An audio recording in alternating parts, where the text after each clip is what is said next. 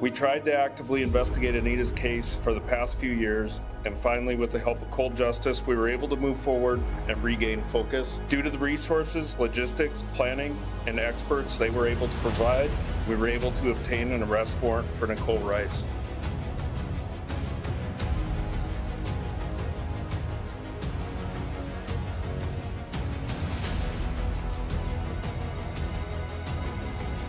There was not one person that had anything bad to say about Anita.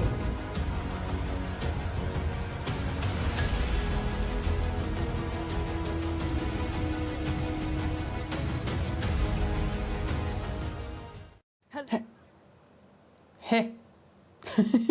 Hello everyone. Sorry, I'm like, what?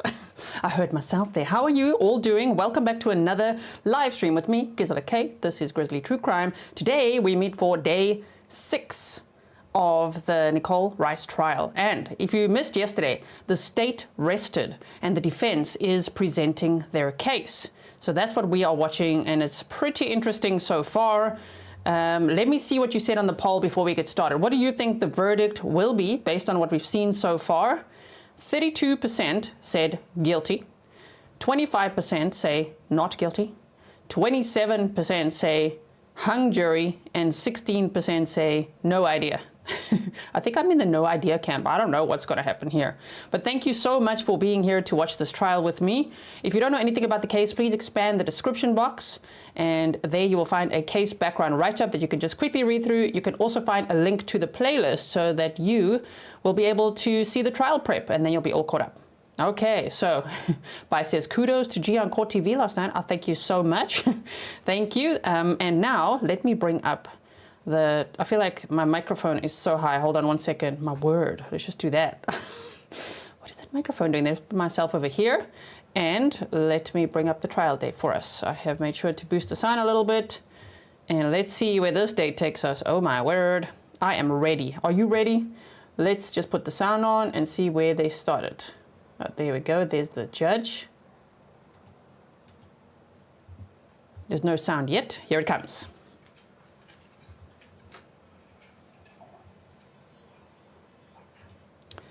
Someone says, Britt Black says, come on, G, what do you really think? I mean, I've been expressing my thoughts the whole way, right? Have you been here every day? Then you know what I think. I think this is tough to convict based on what's been presented. So, yeah, I just think that verdict watch will be quite lengthy. Might be wrong, we'll have to see, based on closing arguments as well. Maybe the state really comes through and ties it all together for closing arguments. We'll have to wait and see.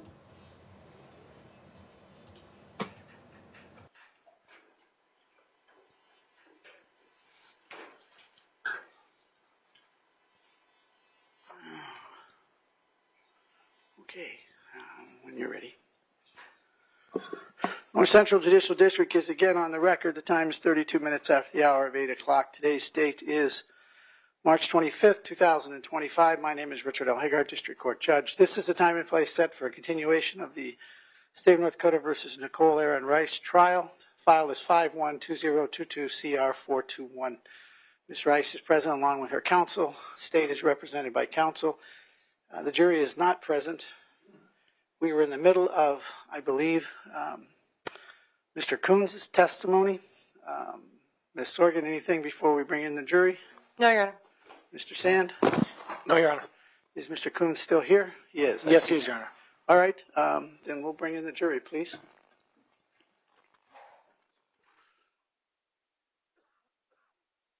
Okay, so I'm just reminding everyone that we start late intentionally, so please don't give us spoilers and update us on what's going on right now in the live court feeds. We are behind on purpose so that we can later very comfortably, very swiftly skip over the lunch break, and that's quite fun to do, you know, instead of staring at the wall for 90 minutes.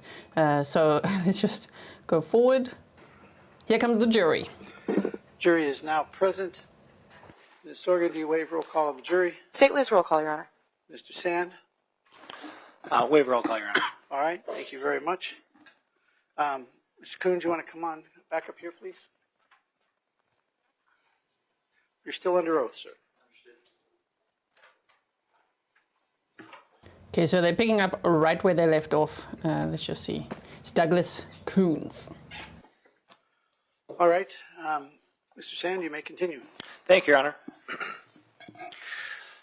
Now, Agent Kouns, we were in the middle of your testimony yesterday when we broke for the day, so I'd like to resume that. We were going through the suspects that you had laid out in your prior testimony. Do you recall that? Yes. Okay. And the last suspect that we had wrapped up with was Michael Van. Do you recall that? I do. And prior to that, we had discussed Ms. Rice and Tyler Schmalz. Do you remember that? I do. Okay. Now, just a couple things regarding Ms. Rice. You were present in the courtroom for Sergeant Asham's testimony, correct? Correct. Okay. And you were present regarding her testimony that had to do with Nichole's interviews? Yes. Now, there's an interview from March 12th, 2022. Can you tell me a little bit about your takeaway from that interview? That was the interview conducted in conjunction with the cold justice investigators. Okay. Were there any, and we had previously discussed the read tactics. Were that used in this interview? Yes, that's the same one. Can you explain that again? So read is a school of thought of interviewing. It's designed in a way that you ask questions to get a specific response, and those responses can Your Honor, I need indicate... to object at this point. There's been no foundation to qualify the witness as an expert in interrogation, specifically the read technique, just in investigations. Those are two very different fields. A little late, Mr. Nelson. He already talked about it at 4:15 yesterday, so he may continue to answer. But you've already covered it, Mr. Sands, so can you move on? Sure. See, the judge is fair. His snark is reserved for everyone. Okay, I like that. So some people think he's biased. I don't know why they think that, because he's very fair, in my opinion. So he's like, you know what, to the state, Mr. Nelson, it's a little late for that, okay? They already went there at 4:15. He already he knows the time. At 4:15 p.m. yesterday. And then he's like, but you know what? Then he just Sommer, that's a South African way of saying it. Then he Sommer snarks at the defense as well by being like, and you asked that yesterday, so move on. It's like, okay, yes. Everybody got a bit of a bollocking. Thank you, Your Honor. Now, you had testified previously that Sergeant Asham took the stand and stated that she wasn't familiar with the entire file. Do you remember saying that? It did not seem to me she was familiar with the file. Okay. Now, in this particular interview from March 12th, there's some statements regarding a bowl in the sink. Do you recall that? I do. In your expert opinion, can you state to the court what your takeaway was from that portion of the interview? The bowl in the sink with the dirty water was present when Nichole was walked through the apartment. Okay, and there's been some testimony about withholding. What is withholding? So withholding is intentionally not releasing information about a case so that it can be used to possibly identify those responsible. Now, there's been a lot of testimony and I just want to clarify that sometimes I'm literally just like, you'll have to lip read. I'm talking along. I know there's no sound, okay? So I'm just like, Michelle says that was very good English, G, and I'm like, yeah. And I say bollocking. That's what I was saying, just so you know. Things presented by the state about withholding, particularly the body, the knife, the stabbing, the bowl. What's your takeaway after reviewing this interview regarding the withholdings? Well, the bowl, for sure, is not something that would have been unknown to her because she saw it there when she was brought in to see if anything was missing from the apartment. Is this something that Case Agent Asham, do you think, should have known before taking the stand? I would think so. I mean, when you're the case agent, you got to know your case inside and out. It doesn't matter if you're splitting up responsibilities with another investigator. You know, you may split it up. I'm going to do these 6 interviews, you do these 6 interviews, but you've got to know your whole case. You've got to have a firm grasp of what you have there. If someone lies to you, how are you going to call them out on that if you're not aware of the entirety? And I'll leave it at that. Well, it's interesting you bring up lying. There's been a lot of testimony about Nichole's inconsistencies. Do you recall hearing about that? I do. Especially about the timeline regarding the weekend of the murder. Yes. Can you please, in your expert opinion, explain to the court your expert opinion regarding the inconsistencies in that timeline. So yes, I agree, as I said before, that there are inconsistencies. However, I feel they are irrelevant. So it boils down to she is in pocket by someone all day until about 11:30 after watching a movie with her cousin. Now at that point, she states she goes home, sleeps on the couch, and the next thing is that she encounters her father early the next morning. So we know from the phone records that Anita was likely killed somewhere around 5 o'clock on Sunday morning the 3rd. Getting my dates mixed up here.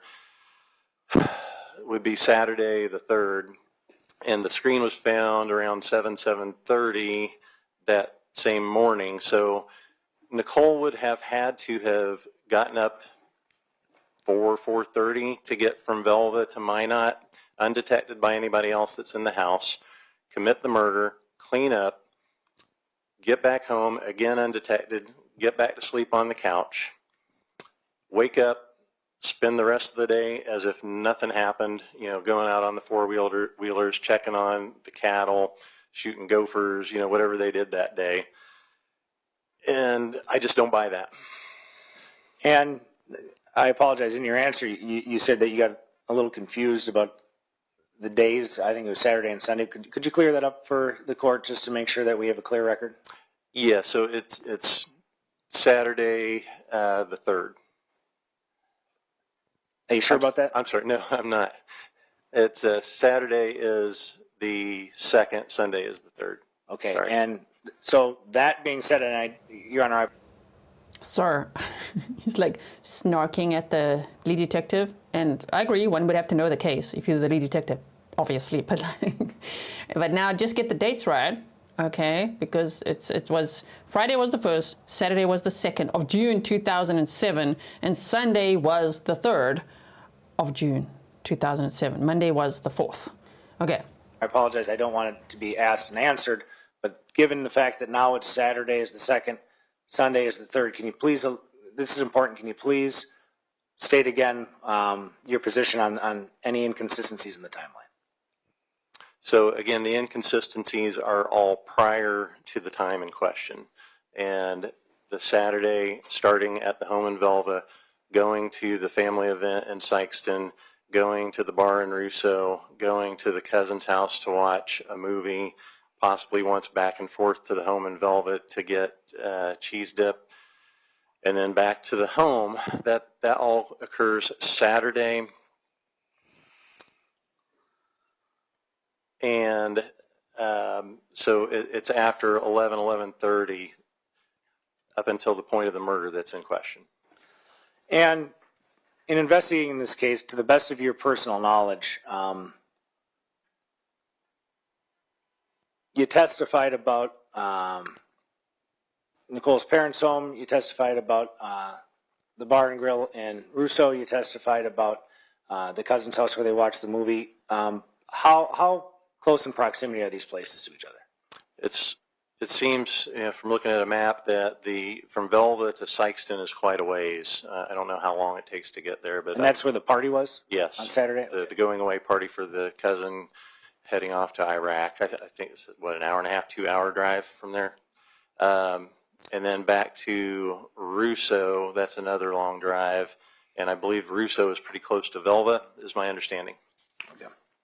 And as far as where she watched the movie and her parents' house, my understanding it's about a 5-minute ride. Okay. Now,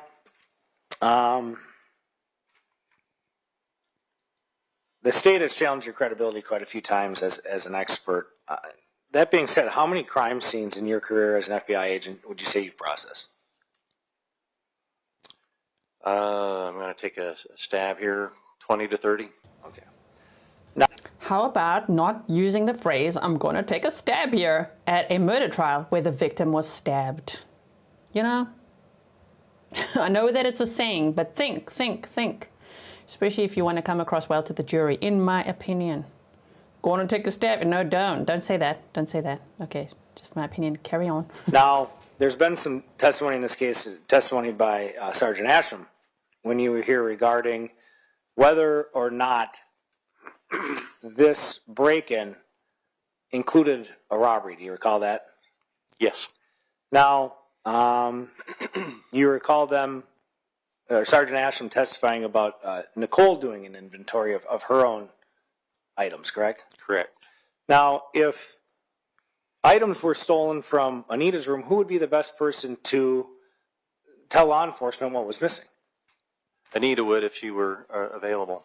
And what type of items, in your expert opinion, you just said that you processed, a couple dozen crime scenes. What type of items would you be looking for to be missing?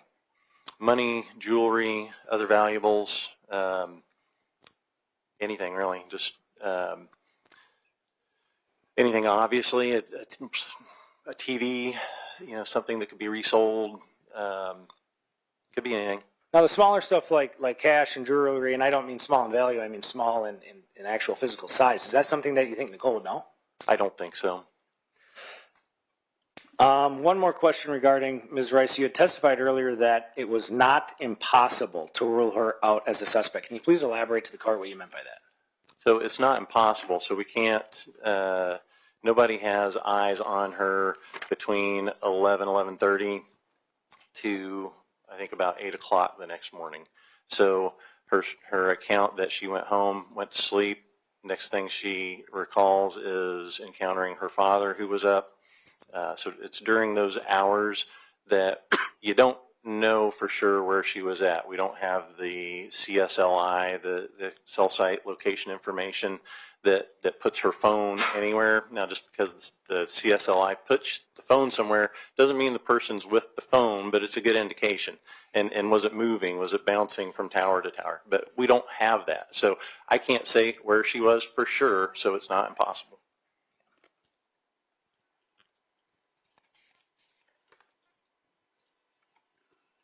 Is it fair to say that, given your testimony regarding the timeline of events that weekend, that it's improbable, if not highly improbable? Yes. Now, I'd like to move back to your list. Like I said, we had gone through Nichole Rice, we had gone through Tyler Smalls, we had gone through Michael Van. There were two more names on your list, the next person being Marty Annell. Do you recall that? I do. Okay, tell me what you learned about Marty Annell through your investigation in this case.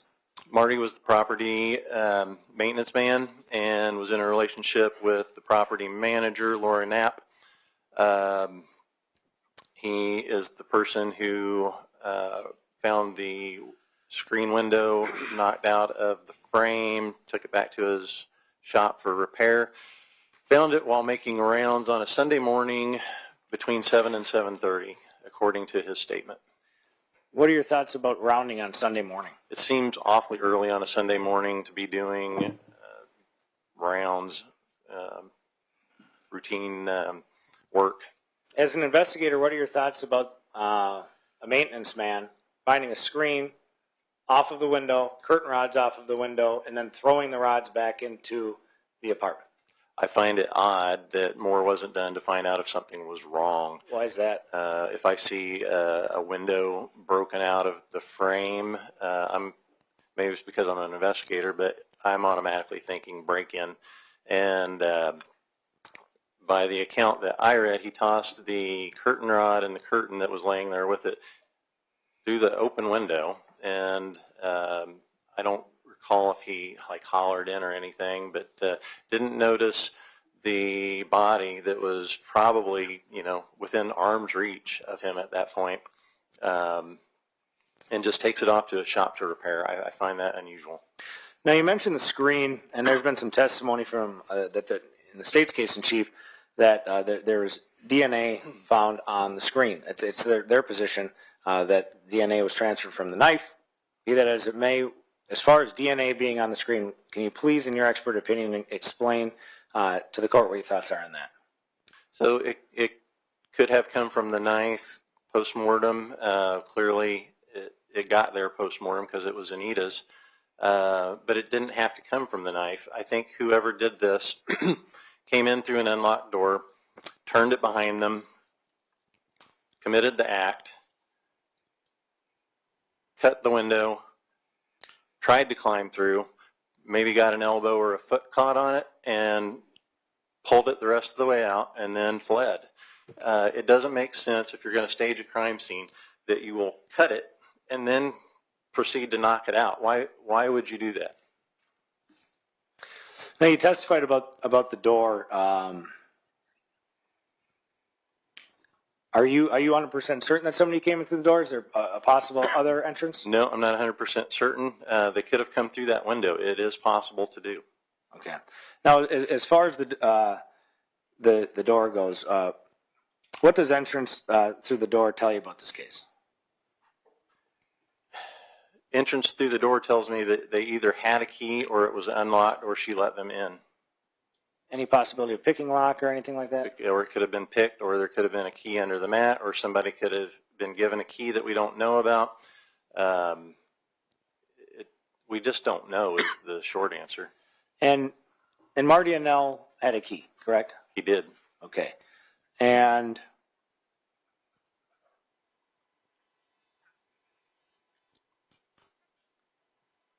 you testified that you reviewed the interviews of Laura Knapp in this case, correct? Yes. After reviewing those interviews, did you learn anything about the doorknob? So when Anita's father came and was trying to get her attention, I have to believe that he checked to see if the door was locked, although that's not clear. He went to get the property manager to help him, who had a key, and she was able to get the door open. But there, in her statement, it's still not clear. She didn't check to see if it was unlocked before she put the key in. Now, it's a deadbolt, which is not integrated with the actual handle, which does not have a lock on it. So you can put the key in and turn it, but it could already be unlocked. Again, I just don't know. My point is that it's possible that it was unlocked. Excuse me. I think it probably was locked, but again, I can't. Why would Anita's father need to call Laura to come and open the door if it was unlocked? For sure. And during your review of the case, you had an opportunity to review the reenactment that police conducted, correct? Yes. What did you notice in that reenactment? And you're not talking about the Spingola reenactment, right? No, I'm talking about the reenactment by Minot Police, where they went in and out of the court has seen it, where they went in and out of the screen. There was a couple detectives, and then they had a female staff member help them with it. Correct. Yeah, it's possible to do. And, you know, there is debris under there, but also, as stated and in the pictures, you can see the bed is right there. You don't have to touch the floor to get in there. And we're going to get into Devin Hall in a little bit, but after reviewing the case, it sounds like Devin Hall's a professional break-in guy. Is this something that would be difficult for somebody like him?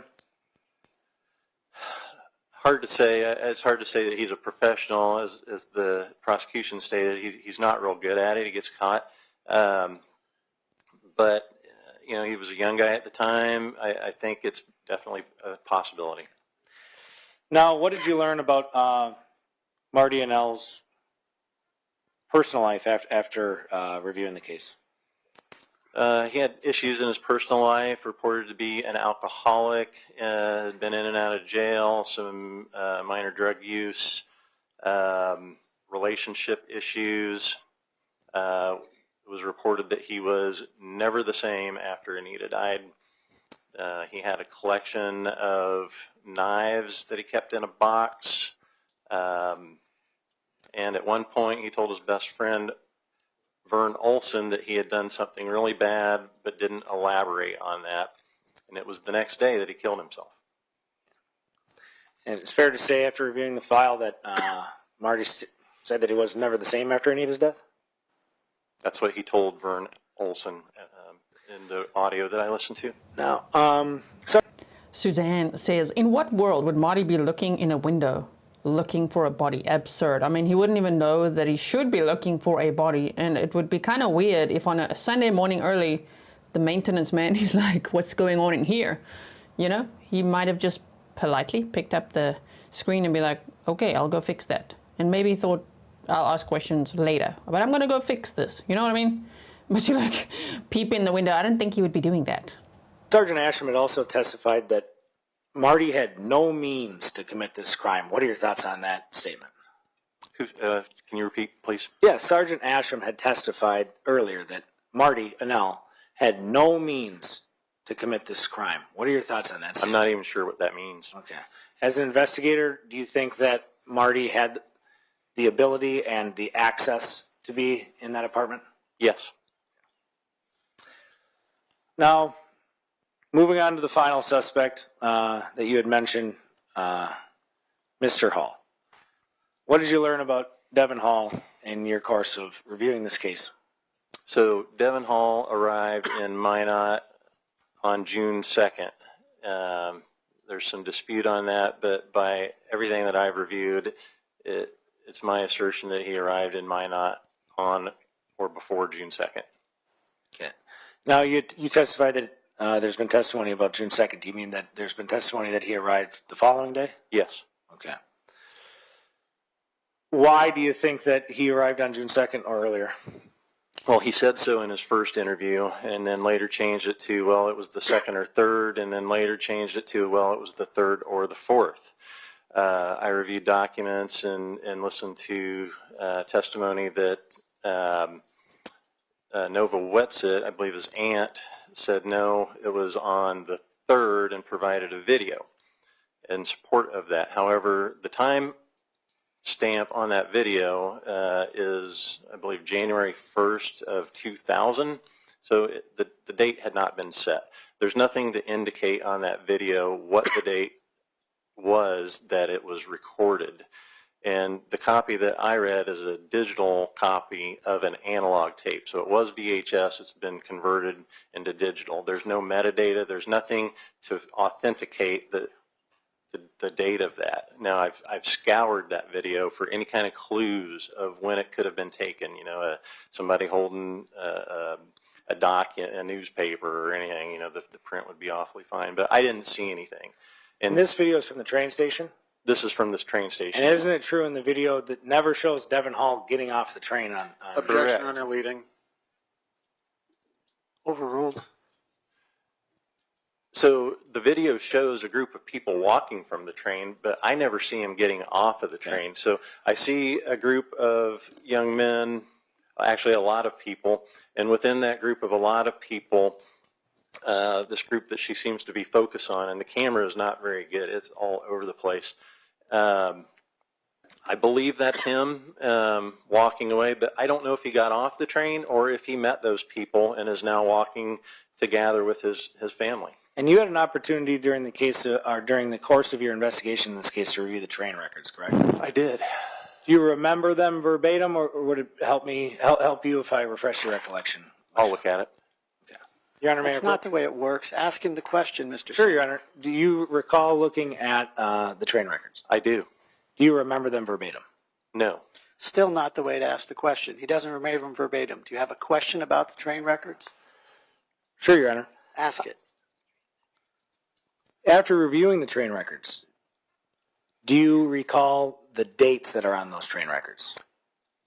There's a variety of dates, one of which is June 2nd and June 3rd. Okay, on June 2nd, do you see Devin Hall's name on the train records? I do not. Do you see other people's names from his group on those train records? I do. Do you recall those names?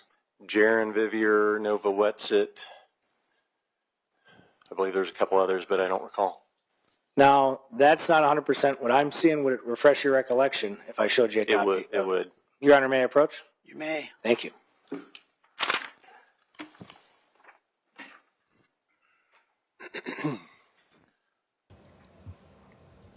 The state is awfully quiet. I'm looking forward to cross-examination. Maybe they're just letting the defense go with it. And then they better grill this guy.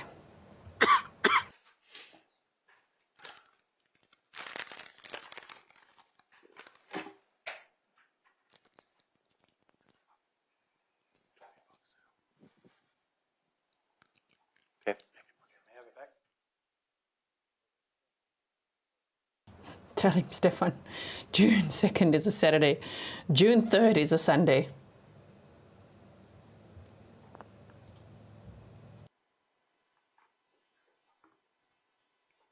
Okay. Did that refresh your recollection? It did. Kouns? You had stated that you had seen Jaron Vivier on these records. Isn't it true that he's on these records in May, correct? Correct. He's not on the train in June, correct? Yeah, correct. Yeah, he's at the very top, and that's a different date. And after looking at this, is it fair to say, or did you see Devin Hall's name on this? I did not. Okay. And did you see anybody's name that you recognized? I did. And who's that? There's a couple of Wetzits on there. I believe there's a Romero that I recognized. I feel like he was one of their friends or family, but I can't recall for sure. And those two individuals were on the June 2nd train, Correct. which is Saturday. Correct.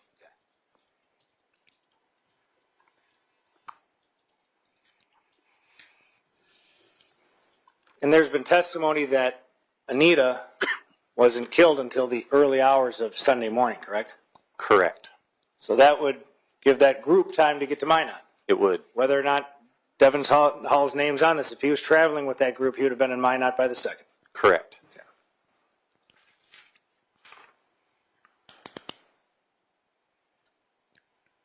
There's been some testimony about Mr. Hall's arrest in Minot a number of days after Anita's murder. Do you recall that? I do. Did you look into that at all in your review of the case file? Yes, I did. And what are your thoughts on that?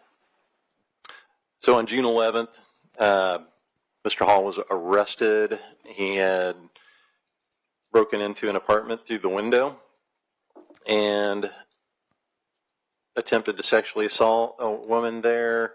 She cried out. Her boyfriend came running in, chased him back out of that window. A fight ensued. He ran away again, entered yet another apartment in the same complex, and was ultimately caught hiding in a closet with a steak knife in his back pocket. Was he taken to jail after that? He was. In your review of the file, did you find anything about jail calls? I did. What did you find out about that? Several jail calls were recorded to family members. I believe there were 2 family members on one call, and then there was a separate call. In both instances, he claimed the knife as his own, and not just any knife. He said that was his knife. Now, during a review of the file, have you had an opportunity to look at photos of the murder weapon, the knife in this case? I have. Your Honor, may I approach? You may.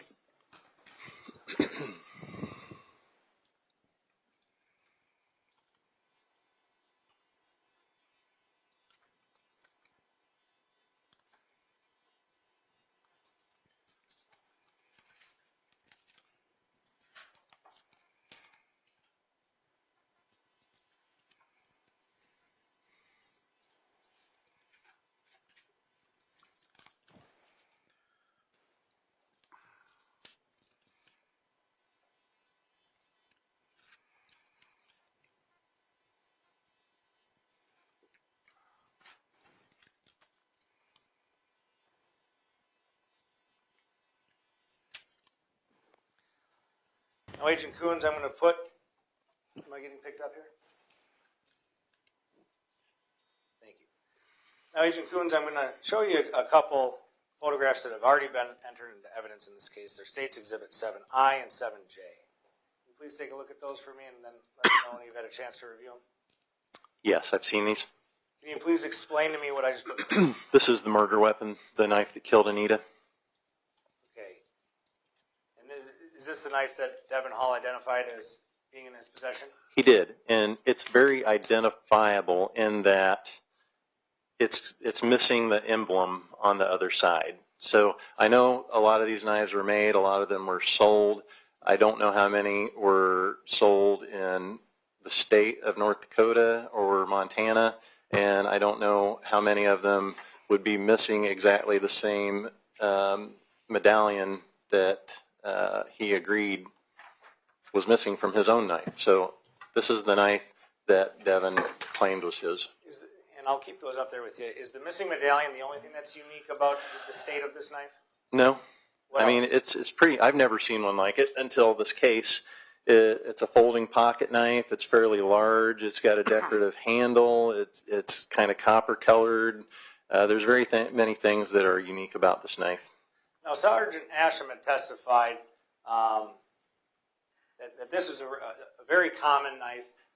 What, in your experience as an investigator, what is the coincidence of something like this, the missing medallion, knife being used in a murder, and then another person possessing the same type of knife that had a missing medallion in a case like this? Astronomical. Can I have those back, please?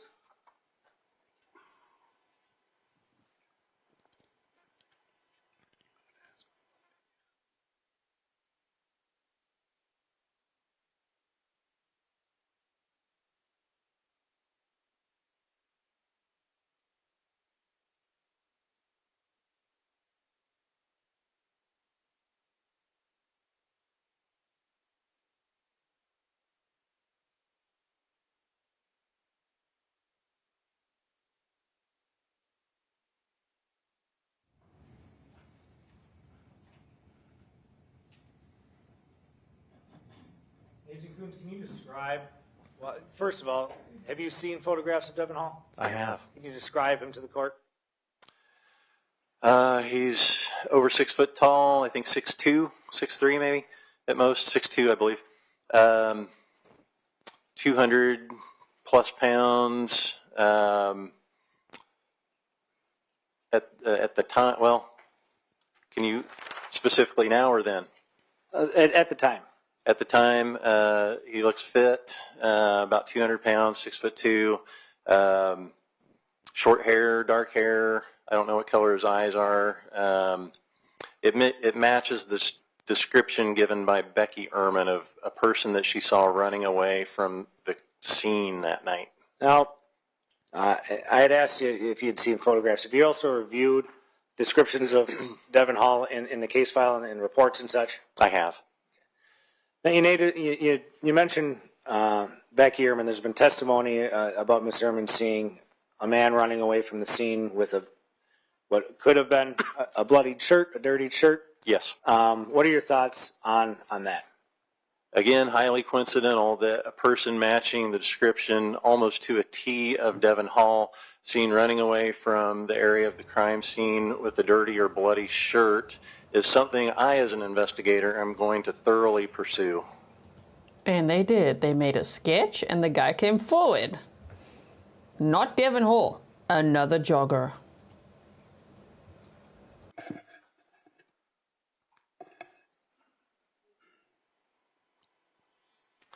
Now, there's been some testimony presented by the state about the criminal history of Devin Hall. Did you have a chance to look into that? I have. What can you tell the court? Since Anita's death, he has been convicted of 4 counts of similar crimes on 3 separate incidences. And what types of crimes are those? Breaking into apartments and sexually assaulting women or attempting to. Okay. There wasn't an attempt to. Anita wasn't sexually assaulted. Nothing was stolen. And you mentioned earlier that when he was arrested in Minot, he was found with a knife. Yes. And different knife, but a knife, yep. Sure. Given everything that you reviewed in this case, well, strike that. I'm going to come back, Your Honor. What law enforcement agencies were involved in the investigation in this case? Multiple. There was the Minot PD, the North Dakota BCI, tribal law enforcement, and federal law enforcement, the FBI. The FBI? Correct. What was the FBI's involvement in this case? FBI was mostly a consulting role. Materials were provided to the Behavioral Analysis Unit, which are commonly known as profilers. They were looking for assistance in identifying who might be responsible for this. Did they have any suggestions? They did. What was that? They felt the strongest suspect in this case was Devin Hall. This is the Federal Bureau of Investigation. It is. Now, you might be a little biased toward... In 2009, and then they changed their opinion later because they got updated information. Even though it was 2009. Okay. The FBI obviously spent 22 years there, but What type of weight did you garner from that when you read that in the case file? A lot. In addition to their assessment, it was my own assessment as well, independently. So just to follow up on that, in your expert opinion,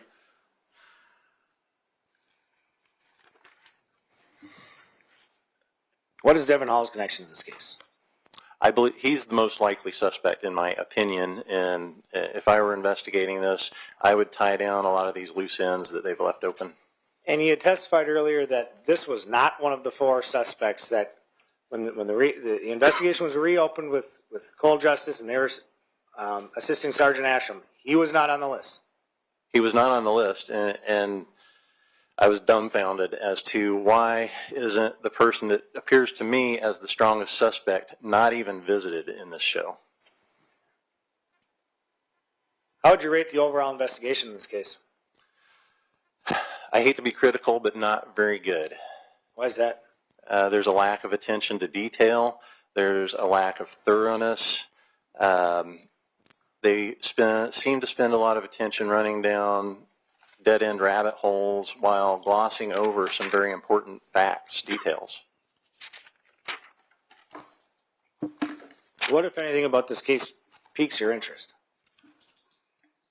I don't think we have the correct person being charged, in my opinion, and being a law enforcement background and a person that investigates for a living, I would like, if given the opportunity, I would like to investigate this further. There's a lot more work to do.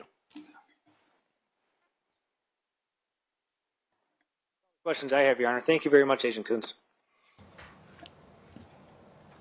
Okay, State. It's cross-examination time. Better have some good questions.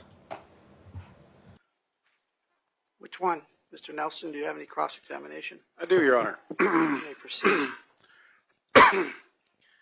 Mr. Kouns, do you have a Twitter handle? I do. Is that at @DKouns? That sounds right. Okay. I was looking at it this morning. I saw a tweet that you sent out on December 1st of 23. I'm going to read it to you, and you tell me if you agree with this, because it was your statement. Okay. A professional investigator seeks evidence, then forms conclusions. Comer, Jordan et al. Form conclusion, then seek evidence. It's like pounding a square peg into a round hole and saying, see, it fits. Yes. That sound accurate? That sounds accurate. Okay. That's also what I see in this case. Oh, okay. I'm glad you said that, because we're going to go through quite a few things here. Now, you testified right at the beginning yesterday that you have done, or did, approximately 100 total investigations in your time with the FBI. It's an estimate for sure. You were an agent for 22 years. Yes. That's somewhere between 4 and 5 a year. That's probably right. It's probably on the low side, putting it that way. Okay. On the low side, meaning that you weren't a very busy FBI agent? No, not at all. Okay. The first 6 years I worked in Sioux Falls. Mr. Kouns, there wasn't a question before you. Okay. You did 15 murder investigations. Roughly, yes. With those, now since you were FBI, I'm assuming those probably took place on native reservations? Most of them did, yes. Okay. Now, were you the lead on those investigations? Some of them. How many were you the lead on? I'm going to say 6. 6 of those? Roughly. Okay. Did you testify in those trials? Yes. Were you called the case agent in those trials? Yes. Did you have to listen to an expert badmouth your investigation? Objection, argumentative, Your Honor. Yeah, but it's a legitimate question. I believe so. I believe a couple times. Okay. So you've heard other people Monday morning quarterback your investigation? Absolutely. Okay. Now, I was a little confused on something that you testified to yesterday, and I'd like you to clarify. You said that you reviewed the entire file. Yes. Okay. But then you also said that some of the pages you felt weren't that important. Is that Correct. accurate? That's accurate. Some of the pages being more important than others. Correct. Okay. So did you personally review the whole file, or did your team veracity IIR review the whole file? I personally at least glanced at every document. Okay. Ooh, that's big talk. Now you're going to get grilled on it. He's like, I personally did, yes. I do like that Mr. Nelson has his snarky pants on today, huh? The state is definitely the snarky strong today. I think the cross-examination is good so far. Okay. Now, you talked about false leads yesterday. Yes. Okay. And that there were quite a few false leads in this case. Yes. Did you listen to any of the testimony from Detective Goodman? No. Okay. So you're not aware that, for example, there was a false lead, and actually it's in the file, about a person who they thought could have done it potentially, but was in jail for 10 days on either side, or 5 days roughly on either side of the murder. I remember something about that. I don't remember the name of the person. It's one of those things that, you have to glance at it to deem it important or not. It's probably something that I looked at, sat over here in this pile. So the answer to that is yes. Correct. Okay. Now, did you listen, as part of your review for this file, or for testimony today, did you watch the Laura Knapp testimony? No. Did you review the deposition that she gave? No. So you're unaware that her testimony was that the door was locked when she got there and she had to unlock the door? Correct. Okay. And that she tried it before and still had to unlock it? Correct.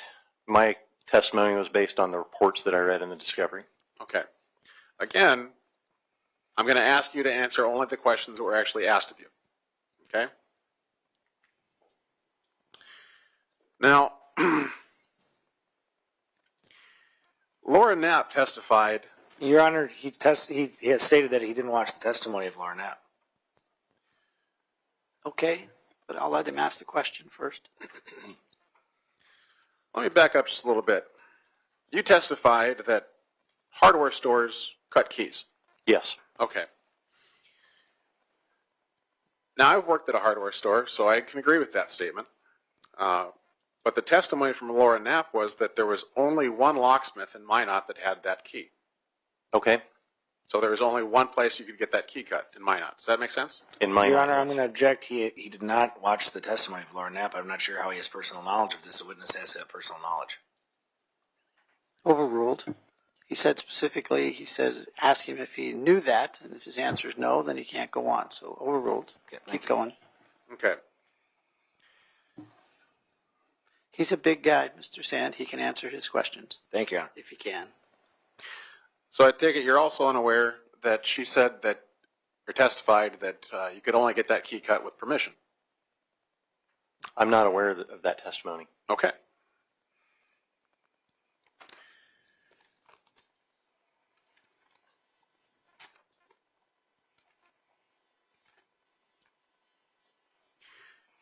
I'm going to come back to something here because something that popped up at the very end of your testimony was that you felt that the Minot Police Department was, I'm not sure if I'm paraphrasing here, but glossing over important facts. Yes. You don't think that you can only get the key cut from one person and it has to be by permission is an important fact in this case? It is if it could be determined. That's factual. A yes or no question. Yes. Okay, so we agree it's an important fact. Yes. And you pretty much glossed over that, didn't you? Yes. Okay. Now, I am loving this cross-examination. Yeah. Ask all the good questions. Go, Mr. Nelson. you've looked at a map of North Dakota. I have. Okay. And you know that Sykeston and Carrington are not the same place. No, correct. I'm aware of that. Okay. Just like Grand Forks, Fargo, Minot, Bismarck, they're not the same place. Correct. Okay. Do you know how far apart they are? I don't for sure, but it's my understanding they're nearby. Is this your first time visiting North Dakota? Probably. Okay. So you're not that familiar with our state? No. All right. Now, you testified about Nichole's statements, and you pretty much have to believe everything Nichole says for her story to make sense, don't you? No. Why not? I concede that there are inconsistencies in her statement. Okay, so the story changed. It did. Okay. Do you think that a person who is potentially suspected of murder would know the story? Yes. Okay. But her story changed. It did. Okay.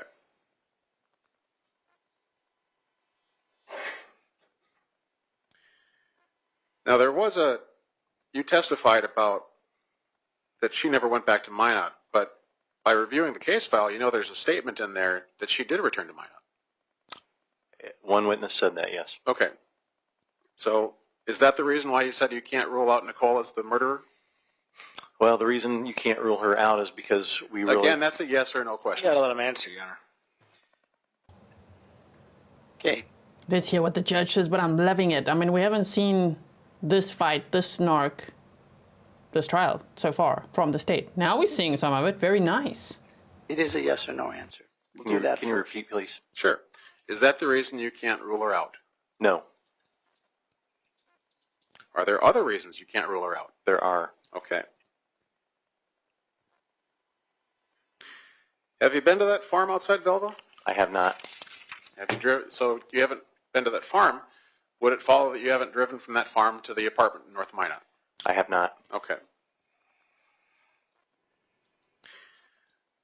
Now, you testified about the statement given to William May and the other people at that party. You recall that from yesterday? I do. Do you recall the statement that the defendant gave to William May and the other people at that party saying, "I did it"? Can you repeat that, please? That the defendant said, "I did it." Yes. Okay. And you discount that because there's no record of that phone call being made to the Minot Police Department as testified by William May. No. I don't discount it. You don't discount it. No. So you believe William May. No. I just don't discount it. Okay. It's a piece of the puzzle. A piece of the puzzle.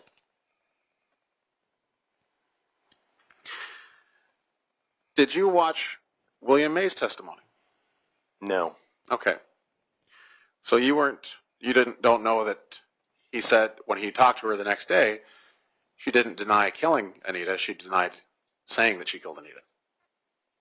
All I know about what Willie May said is from the discovery in his prior statement. Okay. So that's a no, you don't know that. Correct. Okay.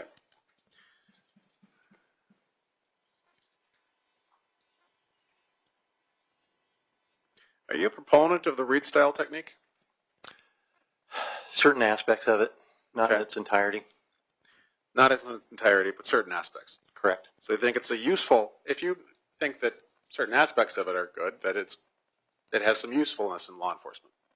Yes.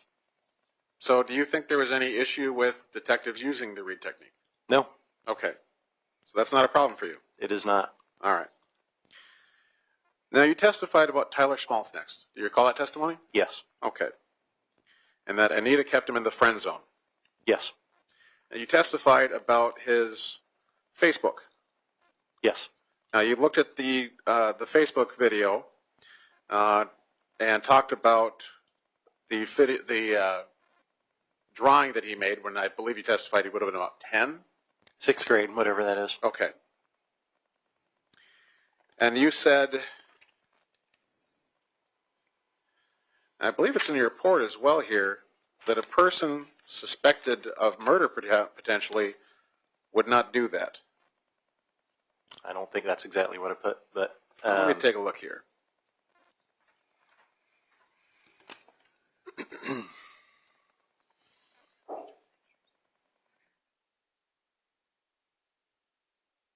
Extremely inappropriate considering he knows he is a suspect of a stabbing murder. yes, That sounds like you? that's me. Okay. You think it's inappropriate to say something about for him to have a stabbing thing? For him to say what? For him to have a stabbing thing that's Friday the 13th or whatever it is? I think it's unusual, yes. Okay. So let me ask you something. When you were on direct there a moment ago, let me find my notes.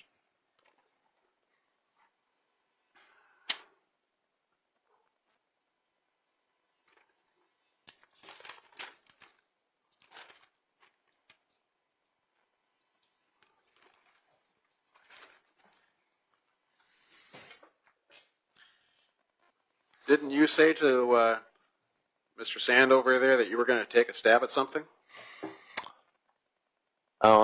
In meaning, I guess, yes. Okay. You think that's appropriate in a case that involves a stabbing murder? That was a poor choice of words, yes. Okay. Oh my word. Wow. Mr. Nelson is on fire today. He even pointed that out, how inappropriate that was to say. Wow. Really? Okay, I'm giving a thumbs up to Mr. Nelson today. Wow. Kathleen says, oh dear, the behavior panel would have a field day with this big guy. Right? But you're an experienced investigator. 22 years as a law enforcement officer with the not with the Minot Police Department, of old habits there, with the Federal Bureau of Investigation, and you would let something like that slip in trial? Apparently. Okay.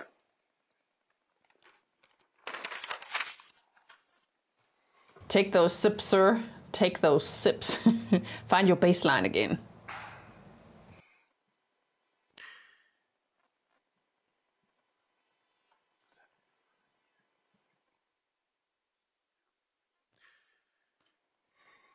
You're aware that horror movies are big business. I don't know anything about that.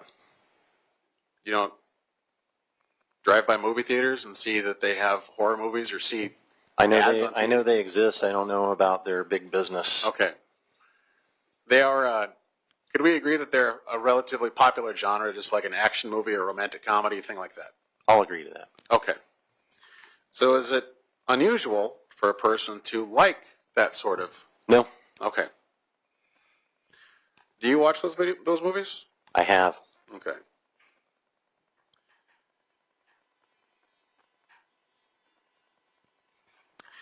Now, you testified at length about self-site location information. Yes. In your time with the FBI, did you procure cell site information? Yes. How did you do that? Did you do that in 2007, let's say? I might have. I don't know for sure. Okay. 2008? I don't know the details. No. I've used it many times. But you can't tell us when. I can't tell you when. Did you get that by subpoena or search warrant? I believe I get those by search warrant.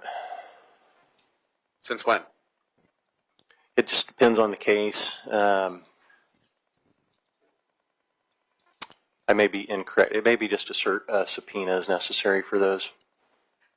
It depends on if you're going to get it from the phone and you're going to extract it using a Cellbrite or something similar. You have to have a search warrant for that. If you're going to get it from the phone company, it's a subpoena. Cell site information comes from the phone carriers. You testified to that. Yes. But Okay. you can also get it extracted from the phone itself. But that's not what we're talking about. We're Okay. talking about the cell site information, which comes from the carriers. Correct. Okay. And you testified just now that you can get that by subpoena. Yes. Okay. You left the FBI in 2018? Yes. Are you aware about the Carpenter decision came down in 2015? No. The Carpenter decision was Your the Honor, U.S. he Supreme Court. testified no. Yeah, and now he's going to tell him what it is, so overruled. The Carpenter decision was the U.S. Supreme Court saying that that information was very private and can only be received through a search warrant. That was 3 years before you left the FBI, and you're unaware of that. I'm not aware of that. So were you violating people's rights in the last 3 years of your FBI career? No. Okay. Oh dear. Very impressive, Mr. Nelson. And it looks like he has a great pen choice as well. They're getting lots of brownie points today. Right? This is an Energel, by the way, now that I'm showing it. And not sponsored, I just love these pens. So you already testified you weren't watching the testimony of Detective Goodman. I take it you were also not watching the testimony of Detective Barnard? No, I was under sequestration at that time. Okay. So you weren't here or watching to hear that that bowl in the sink was emptied when they processed the crime scene? No. That bowl, that they processed the crime scene on the 4th of June. I wasn't here. Okay. But you testified that the defendant saw that bowl. Yes.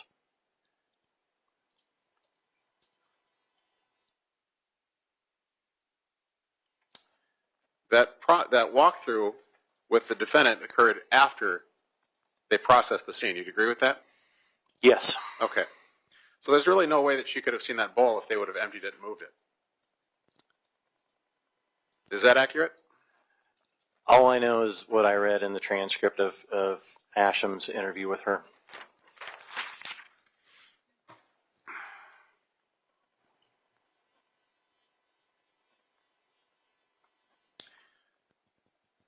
I'm asking you a logical question here. If they dumped that water into a couple of water bottles, as was testified to, and they had that bowl in evidence, would there have been any way for the defendant to see that bowl without knowing that that bowl was there ahead of time? No. Okay.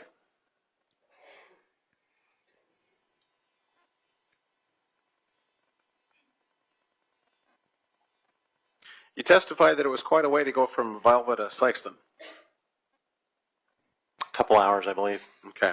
But you haven't personally driven that. I have not. Just like you said, it was a long drive to Russo. Depends on from where.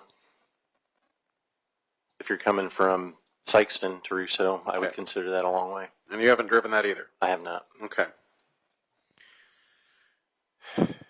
So because you weren't here and didn't watch the testimony, you're unaware that, are you unaware that there was money visibly there in Anita's purse? I don't recall that detail. Okay. That would have been in the file as well. I'm scanning my memory banks here. I believe I do remember that nothing appeared to be missing from her purse. Okay. You don't recall that there was money that was visible in her purse? I don't recall that, no. Okay. Are you glossing over an important fact there again? Yes. Okay. Oh, my word. Mr. Nelson. Are you glossing over another important fact there? Yes. Wow. Now you testified, now I'll just move on here. Let's talk about Marty here. Your testimony was that Marty found that screen on Sunday morning when he was doing the rounds between 7 and 7:30. Yes. Okay. You found that odd. Yes. I found that odd too because he found the screen on Monday morning, Ooh. the 4th. Burn. Okay. You testified it was the 3rd. Shame, shame, shame, guys. I want to hide under the table now. I'm embarrassed for the witness. Oh dear. If you see me disappear, I'm just quickly under the table a little bit. Secondhand embarrassment. Okay. Look at Mr. Nelson's So are face. you getting the facts wrong again? Look at his face. He's like, he's a focused guy, right? He's focusing like an eagle right now. Listen. Huh? I found it odd too because it happened on the 4th. Oh, whoa. Apparently I did on that one. Okay. Let me ask you something. You reviewed Marty's history? Some of it, yes. Okay. Now, Marty had some issues with law enforcement, didn't he? Yes. As far as being arrested a couple times. Correct. Okay. Was he an officer with any law enforcement agency? Not to my knowledge. Okay. Now, you're an expert in investigations. Yes. That means that you have specialized knowledge that the rest of the world doesn't have. Correct. You probably have knowledge that I don't have, and I fully admit that. Okay. Okay. Marty wasn't an investigator, was he? No. So he wouldn't have the same knowledge or basis for understanding things that you have. No. So, based on the fact that Marty clearly doesn't have a law enforcement background, why would you think he should have thought a crime took place here? A screen broken out of a window that's also been cut. I think it doesn't take an FBI agent to feel that something might be wrong.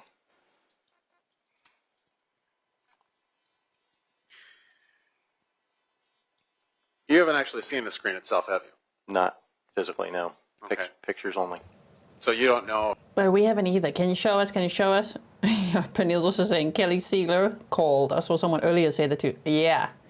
I think Kelly Siegler shipped them a pair of snarky pants and competent pants to be like, listen, you better step this up. I think they're doing so much better today. Oh my word. Okay, yes. If it's a cheap aluminum screen? It appears to be, but I don't know. Okay.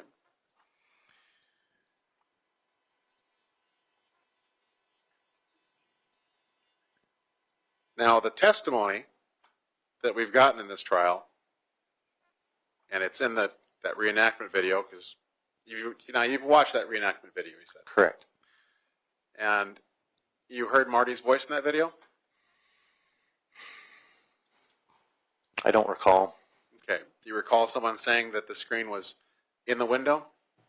I think so, yes. That sounds Okay. right. And that was testified earlier that was Marty's voice. Okay. Okay. So Marty told law enforcement that that screen was found inside the window.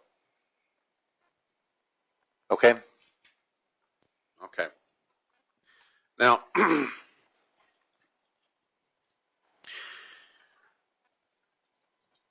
do you have any way of knowing how often Marty would have had to replace screens at that apartment complex?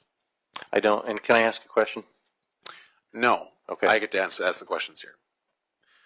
Let me just back up. You would have no way of knowing how often Marty had to replace screens at that. No. Okay. Which means you wouldn't have any way of knowing if that was a common occurrence. No. Based on that, do you think it's possible that Marty didn't think anything of having you replace a screen? Can you repeat that? Based on the fact that you just testified, you don't know how often that Marty had to replace screens. Correct. And you just said it looked like it was a cheap aluminum screen. Correct. All right. You've been down to a Home Depot or Menards, Lowe's, what we've got around here. Yes. You've seen those screens. I have. Okay. And those kind of bend easily, don't they? They do. That's why they're cheap. Yes. Okay. Now it's a rental unit, right? Yes. Landlords typically put the cheapest thing in things that they can. I think that's correct. Okay. You've rented apartments in your life? I have. Okay. In your experience, did they put pretty cheap stuff in those apartments? Often, yes. Mine as well.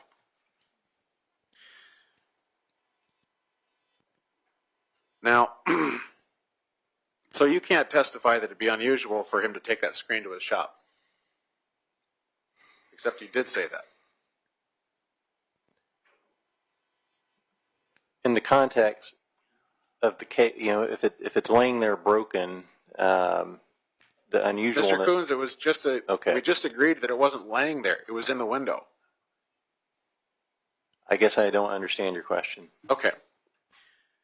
You agree with me that we just established that Marty's statement was that the screen was inside the window. Do you mean the screen was inside the frame, or the whole screen unit was inside the window where it should be? We're talking about the whole unit, bent and all. Marty's statement was that it was in the window. Okay. That was in that video. Okay. So you agree with me that that's what the evidence says, that when Marty found it, it was in the window. I guess I'm recalling it differently. I feel like it was found on the ground. Do you think it's important? Well, you can't feel like or recall it differently. You actually have to go over the case file, like you said, huh? You glanced over it. Yeah, maybe don't glance over it. Look at it, every page. Know the case. Where that window screen would have been? It is. I know he picked up. Mr. Kouns, there's no question before you right now.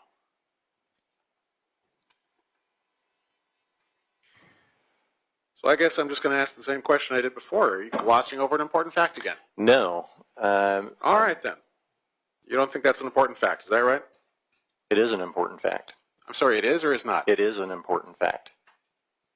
It's an important fact, but the fact that you are discounting the person who found it where they said they found it is not? No. Okay.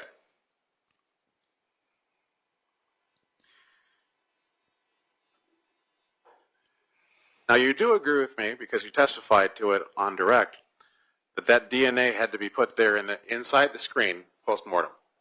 Correct. Most likely from the knife. Possibly. Possibly. Possibly. You've seen the pictures. I have. Was there visible blood stains on that screen? Yes. Were those visible blood stains On the whole window, or whether it was just in the cut? Near the cut. Near the cut? Or in Including the cut? in the cut, yes. Yeah.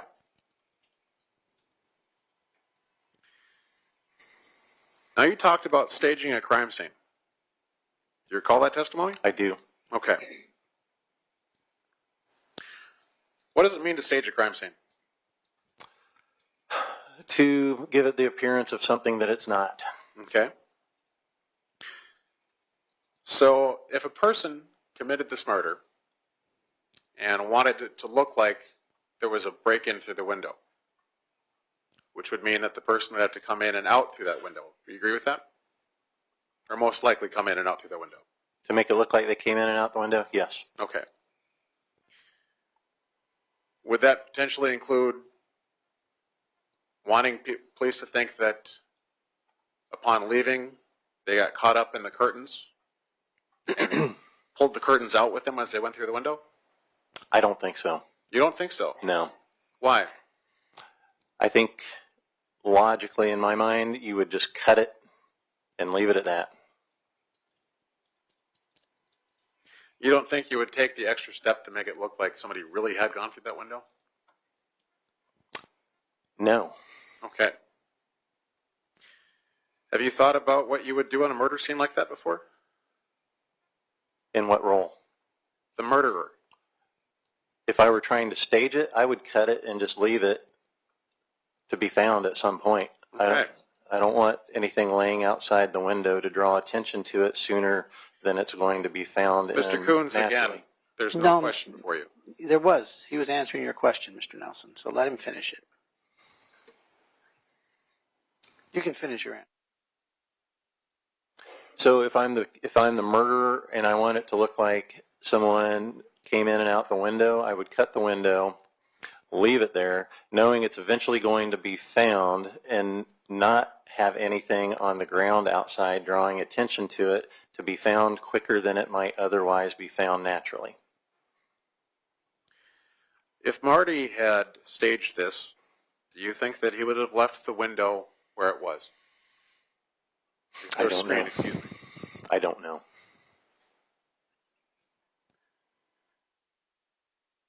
Would it have made more sense than him removing it, taking it to the shop? Your Honor, he testified he didn't know, and then to follow up on an I don't know question. I don't know how he's going to be able to answer that. Overruled. He can answer it, if he can. I don't know, and if I'm wrong on this, I will admit that, but it was my assumption that the frame and all were on the ground. Okay. That was your assumption, but the evidence we have in this case is if it's wrong, I'll own that, yes. Okay. Been wrong on a few things here, haven't you? Argumentative, is that a question? I'll withdraw that, Your Honor. Thank you. Okay. Now, you did testify on direct that you believe that Gordon would have checked the door when he was trying to check on Anita. I would have if it were me, yes. Okay. Are you a parent? Yes. Okay. So if you put yourself in Gordon's shoes, you would have done the same thing? Yes. Okay.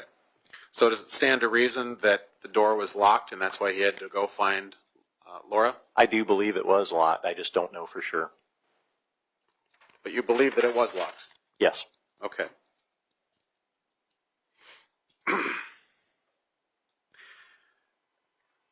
Now, the only statement, we're talking about Marty here, the only statement that Marty had a collection of knives came from a statement from a Vern Olson. Correct. Okay.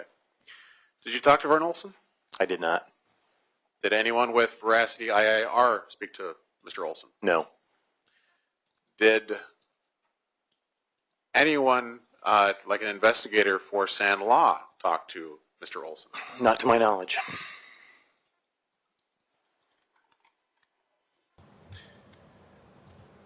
I bet the defense regrets pushing so hard to qualify this guy as an expert, right?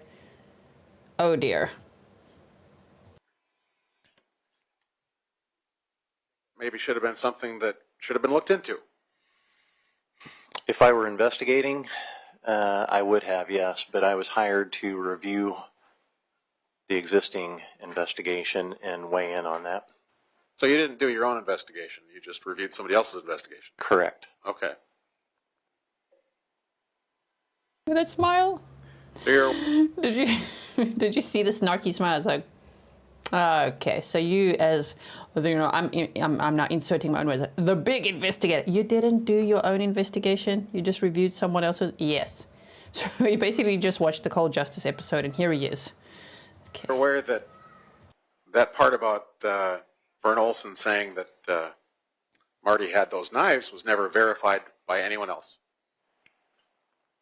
Not to my knowledge. And you were here with when Carmen Asham testified. I was. And you heard Carmen Asham testify that the Minot Police Department was never able to verify that Marty had knives. I heard her say that, yes. Okay. Any idea where those knives might have gone? I have no idea. Okay. So we don't really know if he did have knives or not, or if Vern was even telling the truth. Correct. Okay.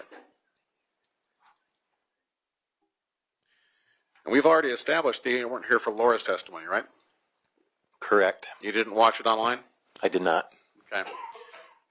Which means you're not aware that Laura testified that Marty didn't have knives. I'm not aware. Okay.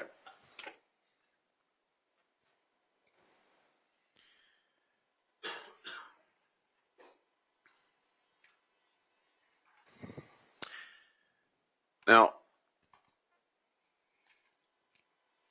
the testimony that Detective Asham gave yesterday, Sergeant Asham, was about Marty not having the motive, means, and opportunity. Do you recall that? Yes.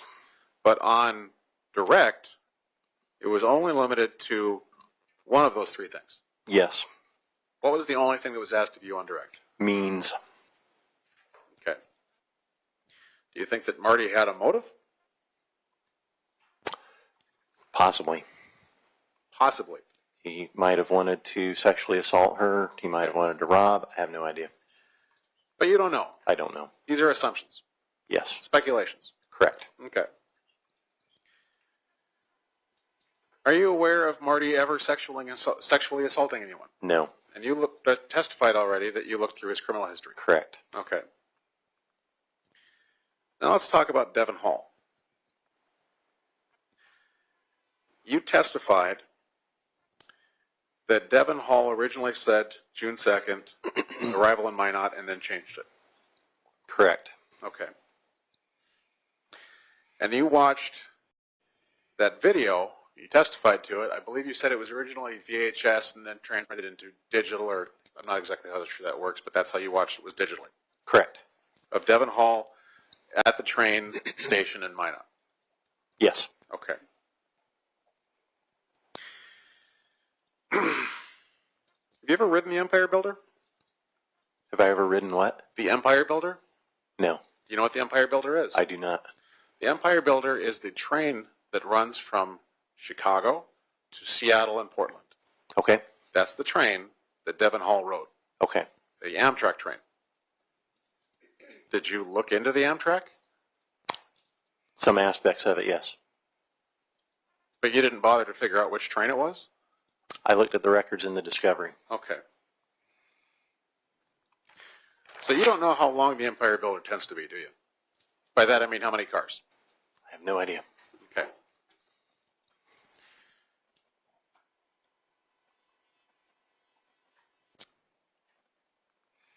Now, I've ridden the Empire Builder quite a few times.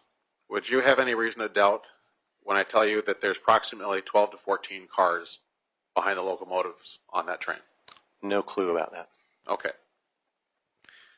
Have you ever ridden Amtrak? I have. When was the last time you rode Amtrak? It was a fall break. My wife's teacher, we went from Chicago to New Mexico. Southwest Chief, I believe it's called. Okay. But I don't believe it. There's way too much detail. the question was when. Oh, I'm sorry. 4 or 5 years ago. Okay. Do you recall when you bought the tickets for that you were able to choose which car you were going to be in, other than the special cars, the special rooms versus the coach? I don't recall a lot about that. I did it online on the app, and I just told it what class we wanted, and I don't think I chose exactly what car or seat. When you got to the train, did the conductor tell you which car you were going to get into? No, I'm sorry? I don't think so. No, The conductor didn't tell you which car to get on? I knew which train to get on. I don't recall being told specifically to get on a certain car of that train. I just don't remember. I wish you would say, you didn't get on that train, did you? No.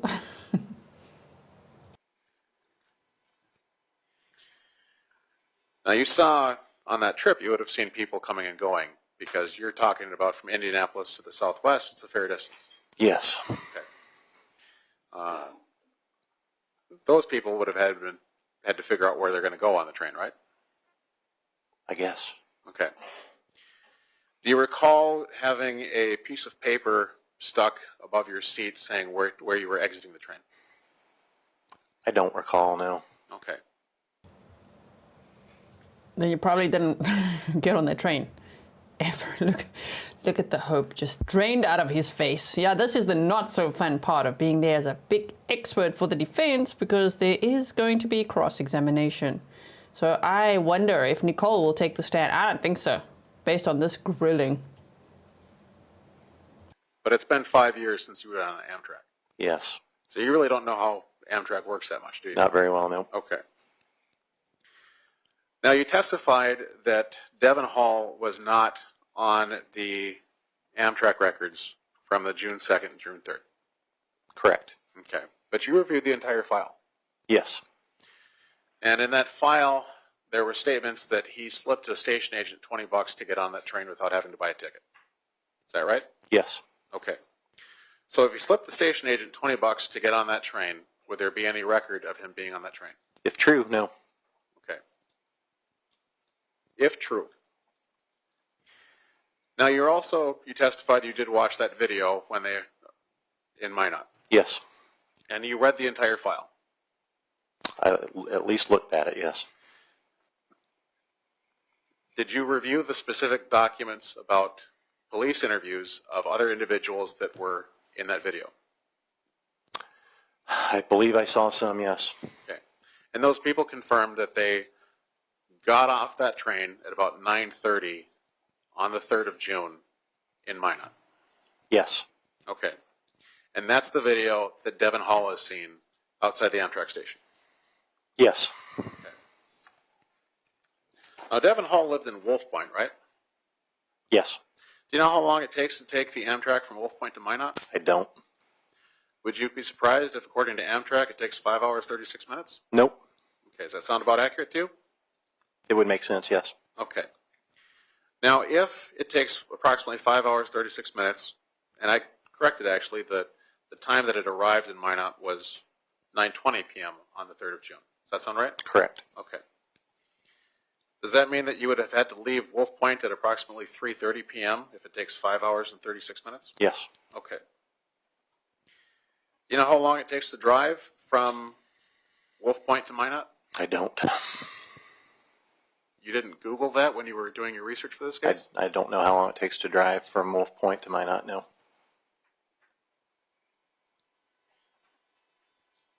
Now, if I Googled it this morning, and Google told me it was 3 hours, 42 minutes to go from Wolf Point to Minot. Does that sound accurate? I have no reason not to believe that, no. Okay. The question is, does it sound accurate? Yes. Okay. Now, if we do a round trip there, so you multiply that by 2, 7 hours, 24-minute round trip. Okay.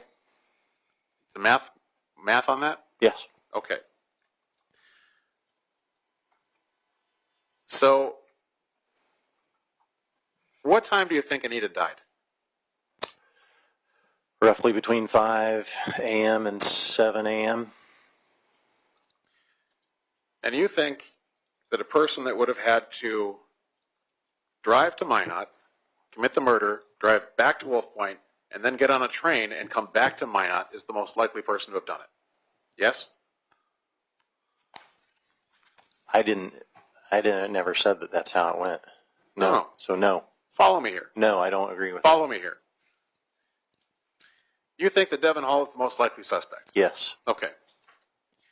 And that's because you're compatriots or former compatriots of the FBI, or part of it, was because they thought it was the most likely suspect? Yes. Okay. If he was on that train, and multiple people gave statements that he was on that train, right? Yes. Okay. Did any of those people have a motive to lie? Yes. What was that motive? Friends and family of his would possibly want to cover for him. So you think that friends and family of a person accused of murder would cover for them? It's possible. It's possible. It is. So statements by the defendant's family and friends about where she was, is it possible they lied about where Nichole was? It is possible. Okay.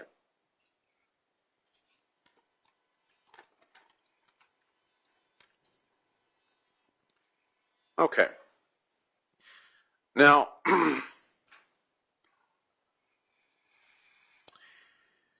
you testified that on that June 11th date when Devin Hall was arrested in Minot, that he had attempted sexual assault. Yes. That's not accurate, is it? Yeah, it was a different crime entirely, wasn't it? Yes. Okay, so you were wrong on that.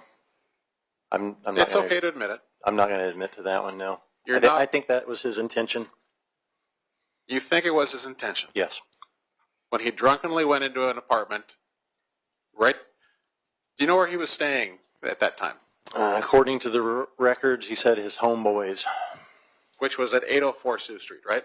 No, that's his aunt's, I believe. Yeah, but that's where he was staying. But that's not what he told investigators. Okay. Now you remember that specifically, huh? I do. Okay. Is that because you thought it was a really important thing? It was, yes. Okay. But there's nothing in the file that indicates that he had attempted sexual assault that night, is there? No. Okay. But you think he did? I think it's his intention. It was his intention. Based on nothing? If there's nothing in the file, what are you basing that on? The entirety of the file. There's nothing in the file. So what are you basing that on? His subsequent convictions for similar activities in which he broke into homes and sexually assaulted women.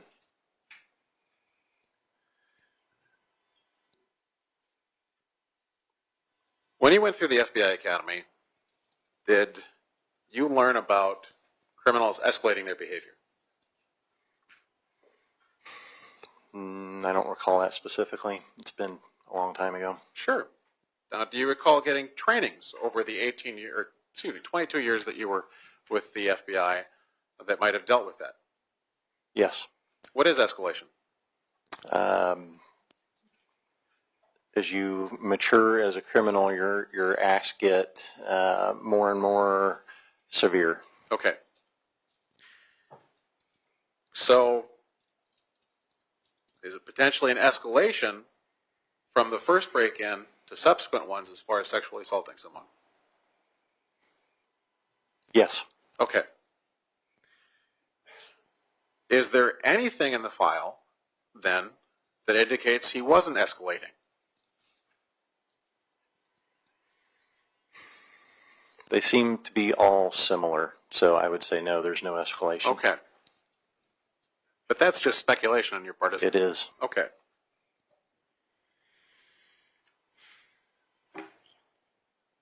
Yeah. Has Devin Hall killed anyone? Not to my knowledge. Okay.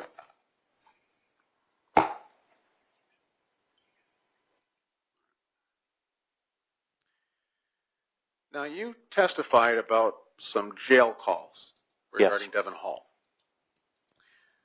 When did those jail calls take place? I don't remember the exact dates. I would have to refer back to the notes. Okay. Now, your testimony was that he said it was his knife. Yes. Okay. Where did you get that information from? There's a transcript in the file Transcript of what? of Devin's phone call to his family members. Okay. Do you recall a interview that Detective Goodman did with Devin Hall out in Wolf Point? Yes. where he showed Devin Hall the knife? Yes. Isn't it true that Devin Hall said it looks like the knife that I had? Yes. Okay. But he never said in that interview that it was his knife, did it? No. He just said it looked like his knife. In that interview, yes. Okay. Now, you were here through Carmen Ashton's testimony. Yes.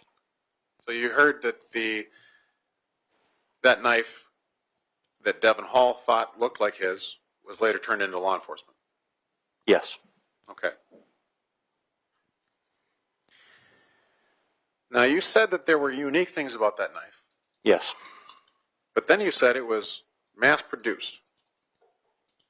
Yes. So exactly, help me understand how something can be both unique and mass-produced. The missing emblem is the big thing. Okay. This is a cheap knife, isn't it? I don't know how much it costs. Okay. There was testimony to that it was a cheap knife. There was testimony to that. I don't know how much it costs. Okay. Do you have any reason to doubt that that was a cheap knife? Nope. Does it look like a cheap knife? I don't know. I haven't seen the actual physical knife. That would be helpful to know if it's cheap or not.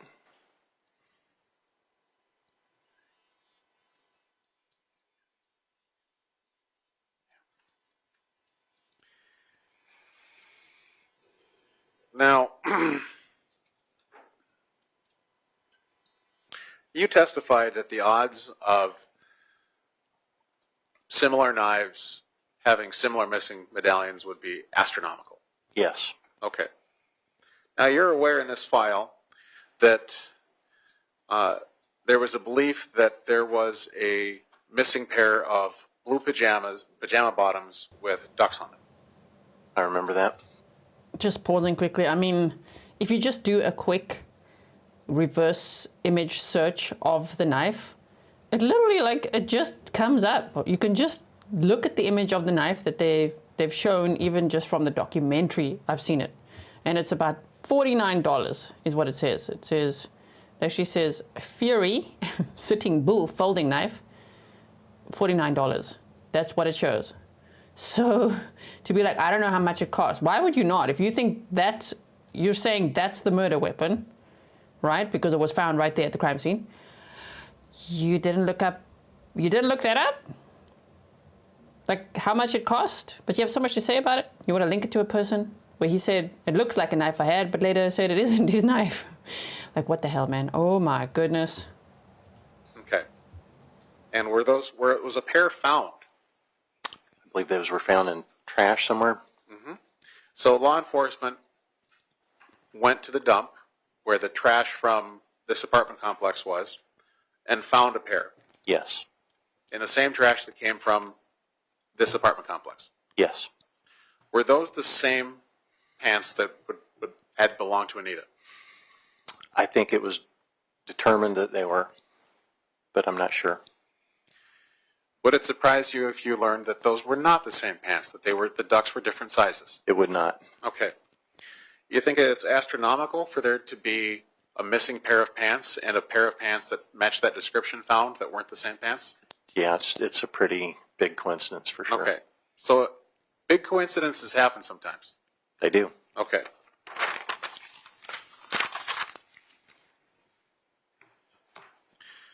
Now, you testified on direct about Becky Ehrman talking about this person running, the running man. Correct. You said that night. That was your testimony. Yes. This murder didn't take place at night, did it? I'm sorry? This murder did not take place at night, did it? It would, if it were between 5 and 7, I believe it would still be dark.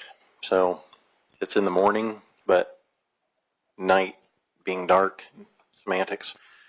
This is June 4 of 2007. Okay. When is the summer solstice? I don't know. June 21. Okay. June 21, 22, somewhere in that range. That would be how many days before this?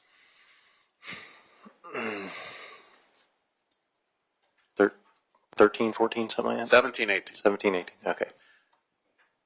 Do you know how daylight works when it gets closer to the solstice? Days get longer. Okay. But my question is, the amount of daylight you gain on a daily basis, are you aware that it gets shorter every day as you get closer to the solstice? I'm not aware of exactly how it works. I don't know what the lighting conditions were at the time. Okay, so this is not something that you've had to figure out in your 22 years as a law enforcement officer? I've done it before on other cases, yes. Okay. He's done it before in other cases. He just totally forgot how it works right now, okay? Can't say. I take it back. I was like, that guy's cut out to be a YouTuber. No, he isn't. Because YouTubers look into that, okay? Most true crime YouTubers will be like, oh, okay, now what time was the sunrise? It's like a basic question. What time did the sun rise? How much would that knife cost? Let's quickly ask Uncle Google. You can even ask ChatGPT, Grok, whoever else. You can look up so much. It's only been 17 years. Like, bro, you didn't look that up? You glanced over the file, okay? So to say, for the defense to push that he's an expert, oh dear.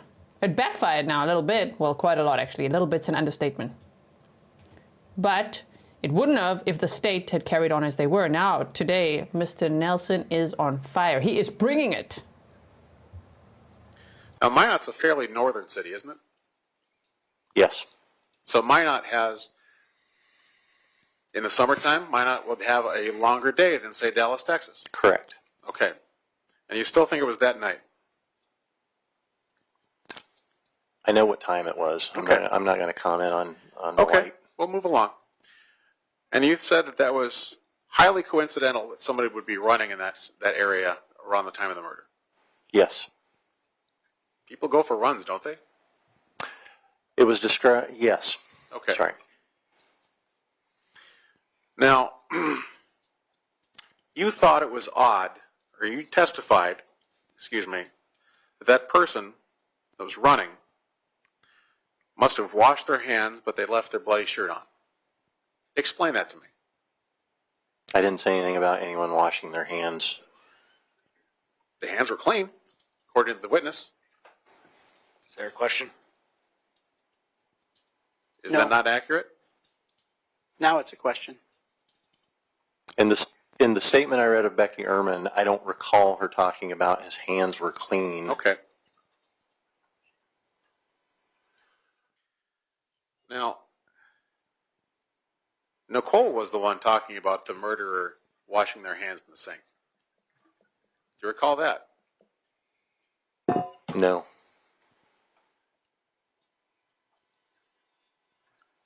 Which would account for the bowl of water in the sink. Okay. Okay. Now, you testified earlier that some of the documents, and there's about 6,000 pages, 7,000. It's a lot, isn't it? It's a lot. Okay.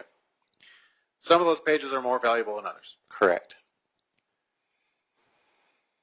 I would imagine, if I was in your shoes, and correct me if I'm wrong, that the statements given by the defendant would be incredibly valuable pieces to go over. Yes. Would that mean that you would have spent more time on those than potentially, say, for example, the page involving the false lead about the person who was in jail the whole time? Yes. Okay. And you don't recall that? About Nichole saying that the murderer must have washed their hands? I do not. Glossed over that one, didn't you? Answer, Your Honor. Sustained. He does not recall. Okay.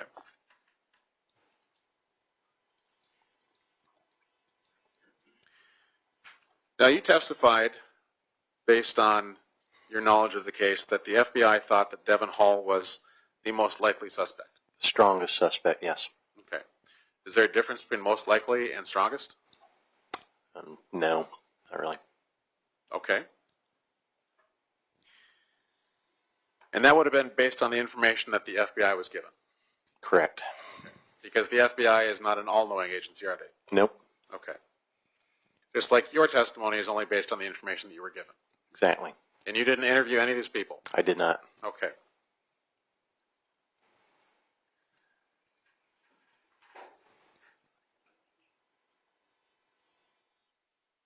Okay. Now, do you recall your investigative report? Yes. Okay. Do you recall saying in that report that the break-in that Devin Hall did on June 11 was in the same apartment complex that the murder took place in?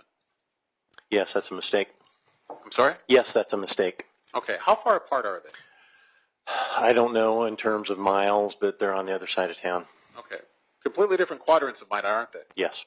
So the murder is on the North Hill, which is the north end of Minot, and Sioux Street is on the southeast portion of Minot. That's correct. Okay. Do you think that's an important detail? It is. Okay.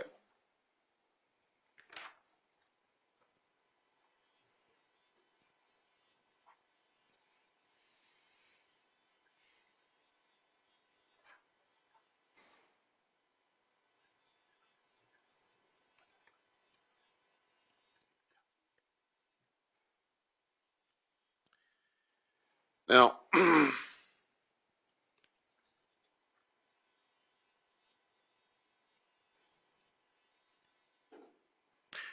you testified, or excuse me, you wrote, let me clarify, because we're talking about the report here. You wrote that you don't think that the defendant would have had a reasonable reason for murder. No. What is a reasonable reason for murder?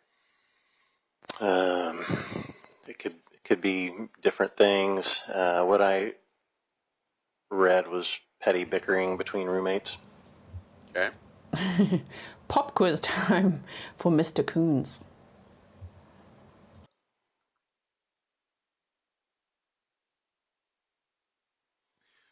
Now, do people, you were involved in 15 murder investigations. Roughly.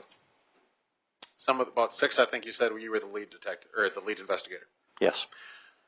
Were all of those murders what you would consider reasonable murders? Some more than others. It just depends. You know, there's infidelity is sometimes a reason. Snitching is often the reason. There's a variety of reasons, but nothing about like your alarm clock wouldn't go off. Okay. But it wasn't just the alarm clock issue that Nichole had. It was that she locked her door, but then her alarm clock was going off. She had an issue with the aquarium, you know, her fish tank or whatever. And then she also wanted to get out of the lease, and she said, one way or another, I'm going to get you out of this apartment. So there was a little bit more than just the alarm clock and the fish tank, you know. She was also jealous and controlling, according to Anita's mother's testimony, saying, well, they say that Nichole was jealous and controlling, basically. If you want to go re-listen to it, everything is timestamped for you on all the days. So if you want to just say, okay, wait, I want to go and see Anita's mom's testimony, you'll find it in the description box, in the pinned comments. It's a very quick way to find it. If you go to like day 1, just go to the pinned comment, expand it, and you'll see exactly who testified and when it was, their direct examination, cross, all of that, right? So yes, I think there's something there, but yeah, him saying it wasn't reasonable. That is not really an absolute statement one can make. Now, we had a murder in Minot a few years back that the reason for the murder was a TV remote control. Would that strike you as a reasonable or unreasonable murder? Yes, unreasonable. I'm sorry? Unreasonable. Unreasonable. So people sometimes kill in unreasonable circumstances. Sometimes. So a situation that you yourself couldn't see someone pulling the trigger, stabbing someone else could go ahead and do that. Yes. Okay.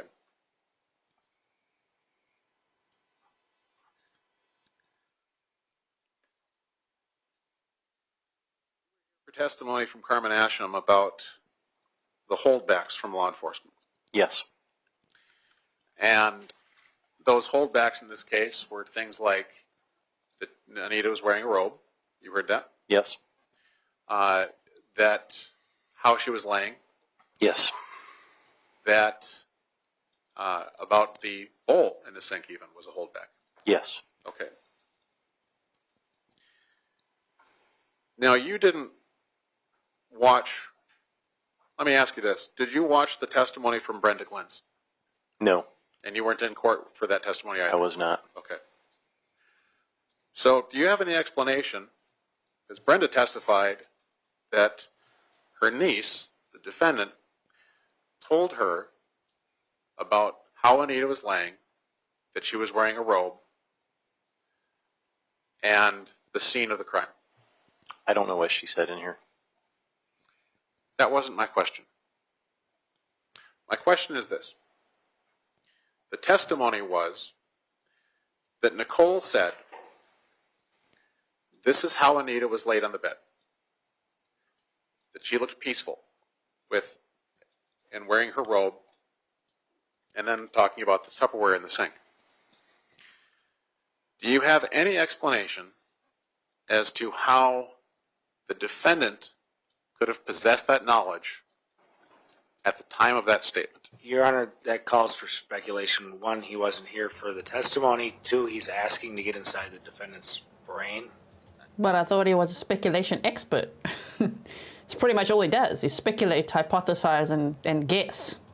Yeah, but we certified him as an expert in investigation. Yeah, So yeah. Answer the question. That's right. Look at the judge's snarky response. Yeah, but we certified him as an expert in criminal investigation, so he can answer the question. Thank you, Judge. Objection's overruled. Okay. If she actually told her that, I can't explain why she would say that.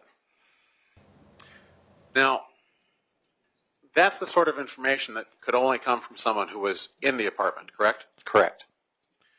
So the only logical explanation is that she had to have been, if that statement is true, you're with me on that so far? I am. If that statement is true and it was testified to, the only logical conclusion is that the defendant was in that apartment before she said she was. Correct.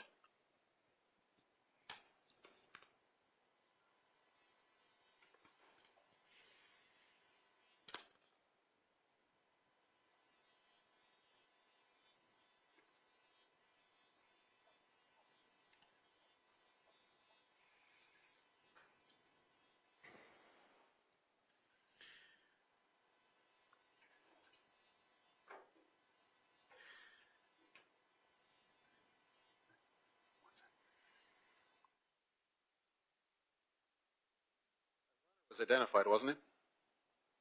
The running man? A runner was came forward.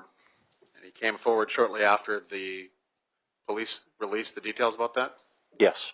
I believe he had the most unfortunate last name I've ever seen in my life, of Raper.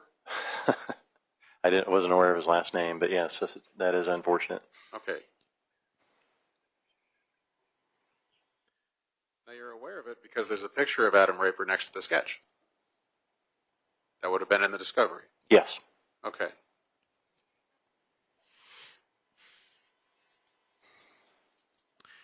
Your report here says that the defendant sent a text message to Anita well after the time of death. Yes. You say it is unlikely Rice would text Knutson if she knew she was already deceased. Correct. Investigators very briefly considered this, but then dismissed the idea. Is that accurate? I think he left part of it out. I can show it to you. Yes. They considered, can I Hang on elaborate? a second. There's kind of a line here of blank. Yeah, it didn't, when I Didn't print converted right? from Word to PDF, it put a line in there. I think we all have that experience of Sure. putting stuff together that doesn't quite line up right. Right. So I commiserate with that.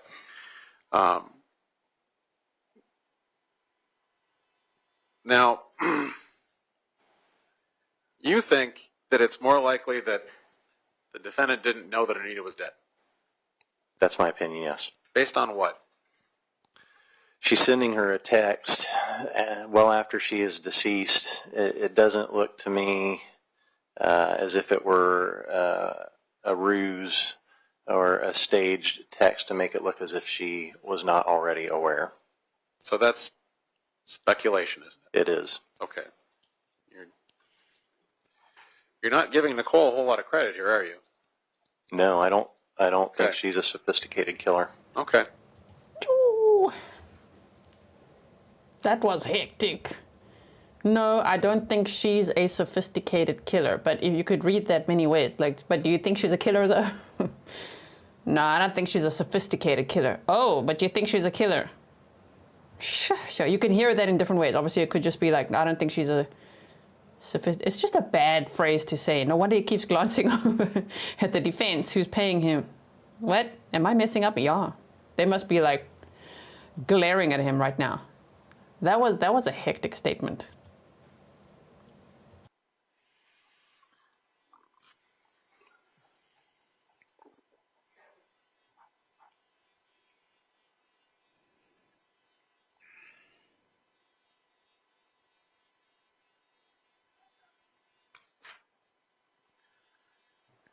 Now,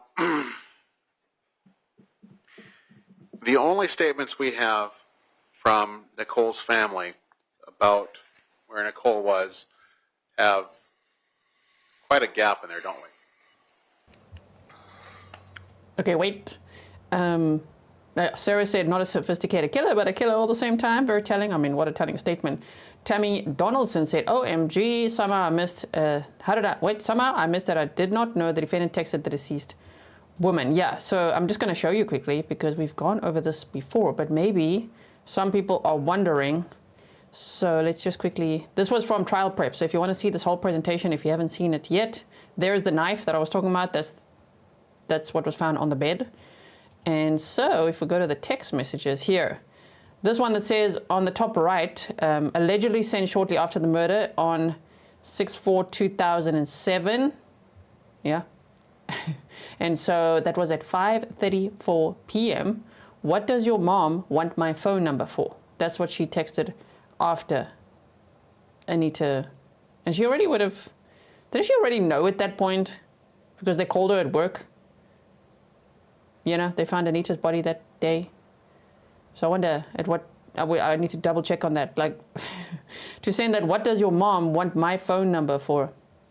That's the one they're talking about. These are the other ones we've gone over before. Some from the 22nd of April of 2007 that you can see just the escalation in her hostility towards Anita. Okay, so that's what we have. Now, let's keep going here. As far as time.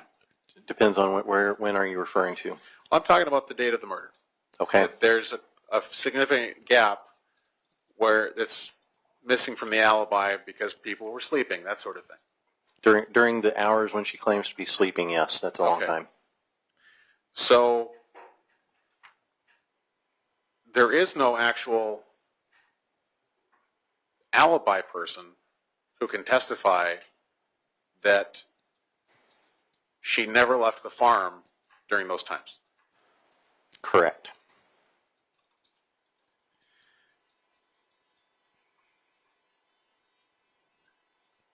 That time frame, was that sufficient for her to go back to the apartment and commit the murder? It is enough time, yes. Okay. So we don't really have an alibi for that time period, do we? We do not.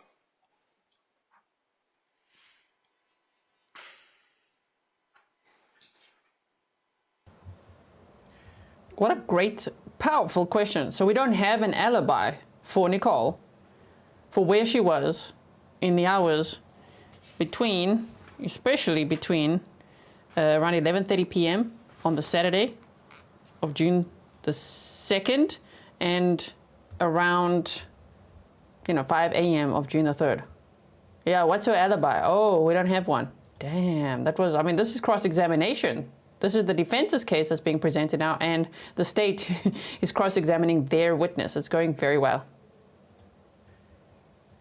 Now you have some information that I don't have regarding a interview done of Brenda Glenn's. Yes. Okay. Who interviewed Brenda Glenn's? The defense has a private investigator that did some legwork. Okay. What was that legwork?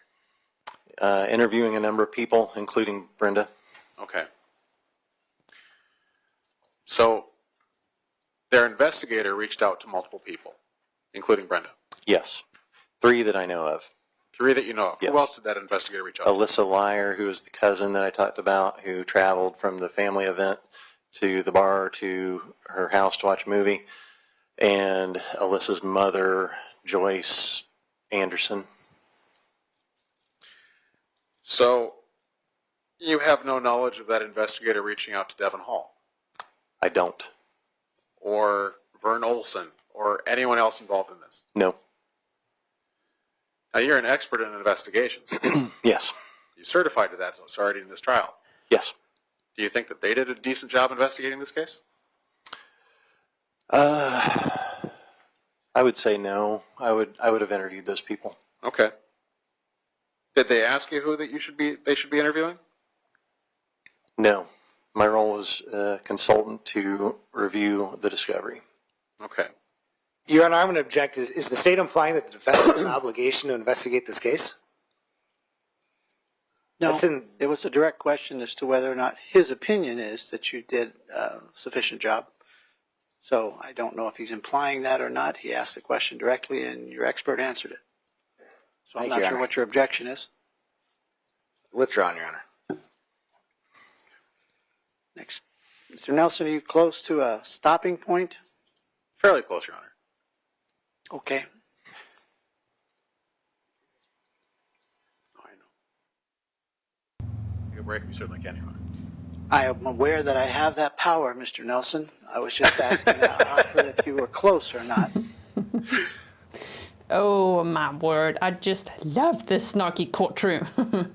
You can take a break if you want, Your Honor. I am aware that I have that power, Mr. Nelson.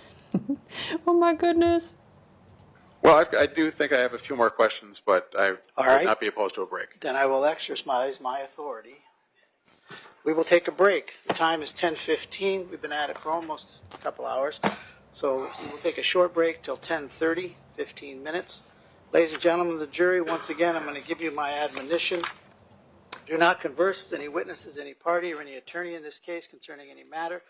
Direct any questions. Okay, let's teleport everybody. Here we go. We're going forward now through this break, and we are back. All right, thank you very much. Mr. Nelson, had you completed your cross-examination? I had not, Your Honor. All right. Mr. Kouns, can you come back up again, please? Once again, you're still under oath, sir. I'm just going to disappear off the screen for a little second here. I just want to go and close our balcony door because I'm freezing now. I'll be right back.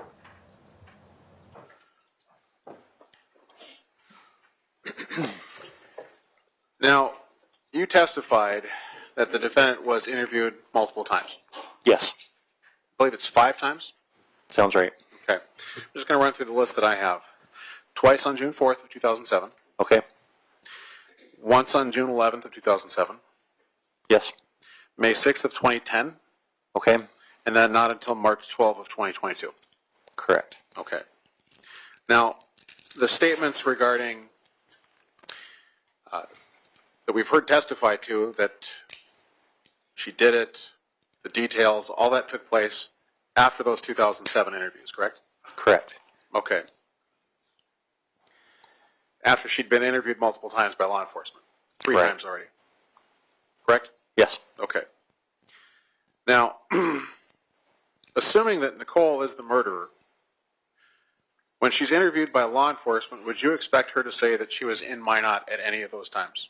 Any of those 5 interviews? No. Why?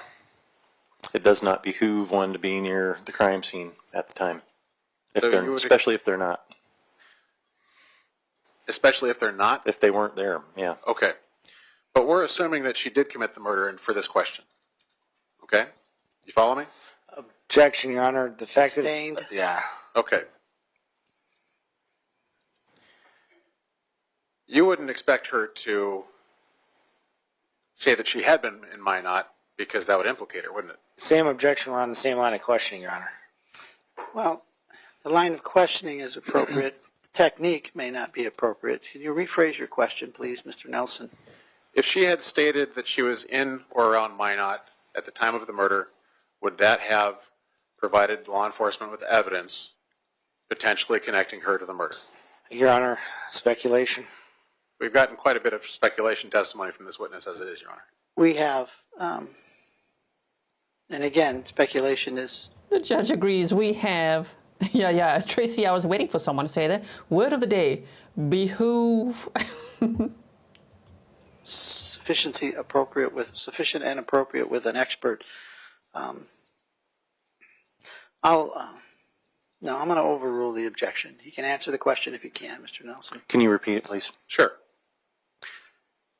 If Nichole had told law enforcement that she would have, let me put it this way, if she had told law enforcement that she was in or around Minot at approximately the time of the murder.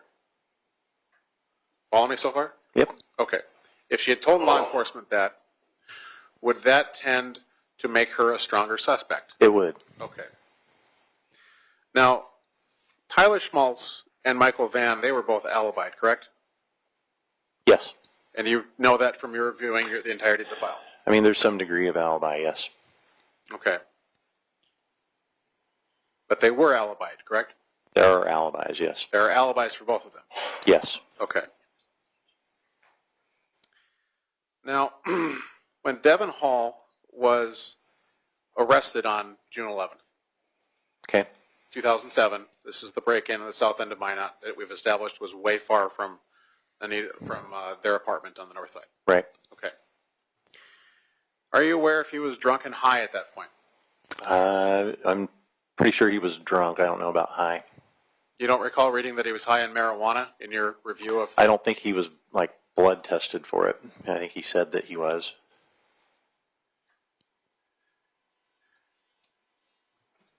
Mr. Kouns, we don't blood test for marijuana. We use urine tests for marijuana. It doesn't show up in blood. Okay. He was not tested for it. So Are you aware of that, Mr. Kouns? Yes. Then why would you say he wasn't blood tested? He wasn't blood tested for the alcohol nor drug tested. The officers noted that, though, didn't they? Yes. Okay. Any reason to discount the officers' belief? No. Now, I took a look at your professional website, and it is a professional-looking website for Veracity IIR. So you did well with that. Thank you. Okay. Thank That was a bit of a compliment. I wasn't trying to trap you with that. Now, Just a little bit of a compliment before we carry on with this absolute grillery. Here we go. on your website, I saw clips of you doing interviews, things of that nature. Yes. Okay. Why do you have those on your website? Your Honor, relevance? Mr. Nelson, you going somewhere with this? I have just one or two questions, and I'll be done. All right, I'll overrule the objection. Please make it connected somehow. I will, Your Honor. I am occasionally contacted by news media to provide my insight into whatever the incident of the day was. Okay. So you put that up there to show that you know things about certain things, right? Yes, It's promoting your own business. it is. Okay.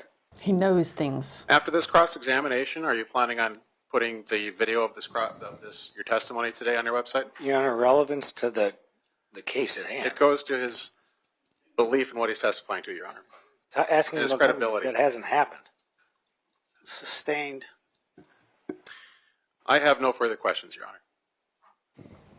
All right, Mr. Sand, do you have any redirect? Yes, I do, Your Honor. You may proceed. Thank you.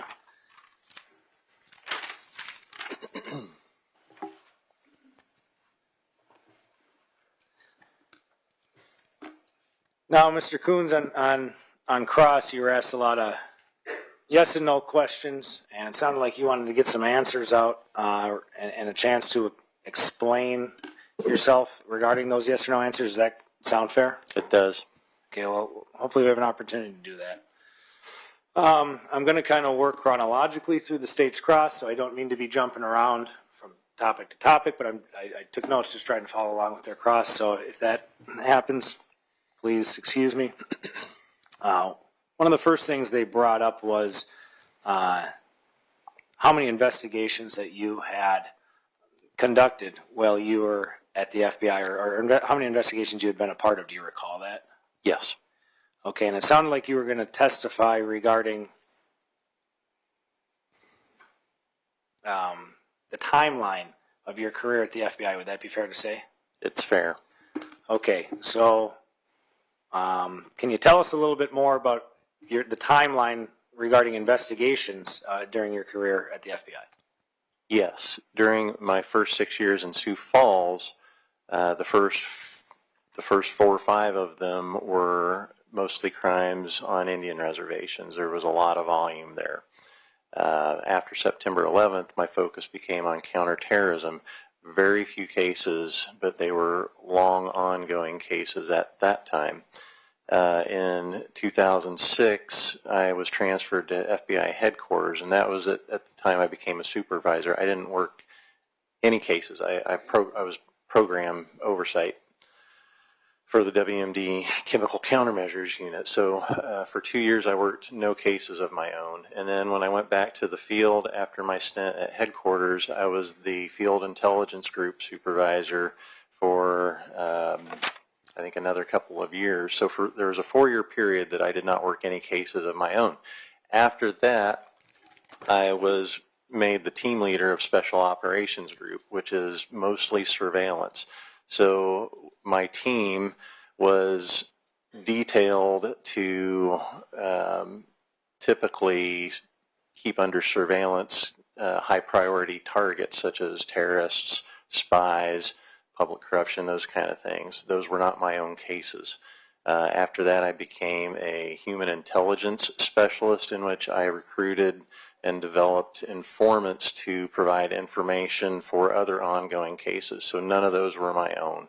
So more than half of my career, I did not have my own caseload. And so just to be clear, your time, you said in the field. Can you elaborate on what that means? So time in the field, it can mean different things, but as a case agent, a regular special agent works cases. A supervisory special agent does not typically work cases. They supervise those who do. And then in the roles that I was placed after being a supervisor, the nature of them did not lead to me having my own caseload either. So when you did have your own caseload when you were in the field, yes. Can you please explain to the court what years that would have been? So that would have been after the academy. I think I showed up in Sioux Falls in the spring of 2007. I'm sorry, 97, and then so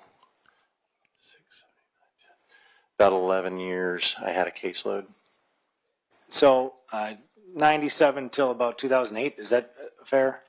Is that the math you gave? 97 to about 2006. Okay. So when you were when the state attempted to discredit you regarding search warrants and the law changing in 2018, you didn't have your own caseload. No, I was not working my own cases at that time. I was not obtaining CSLI for myself at that time. And CSLI, can you please explain again what that is? Cell site location information. And that was used in this case in one particular instance, correct? On one individual, yes. And who again was that? Gio Rodriguez. But it was not used to determine the whereabouts of the accused, Ms. Rice, correct? Correct. What do you think of that? It would have cleared this whole thing up. Okay. Now, the next topic the state went on to was Tyler Schmalz and something about horror movies. Do you recall that? I do. You were asked about your knowledge of the horror movie industry? Yes. Okay.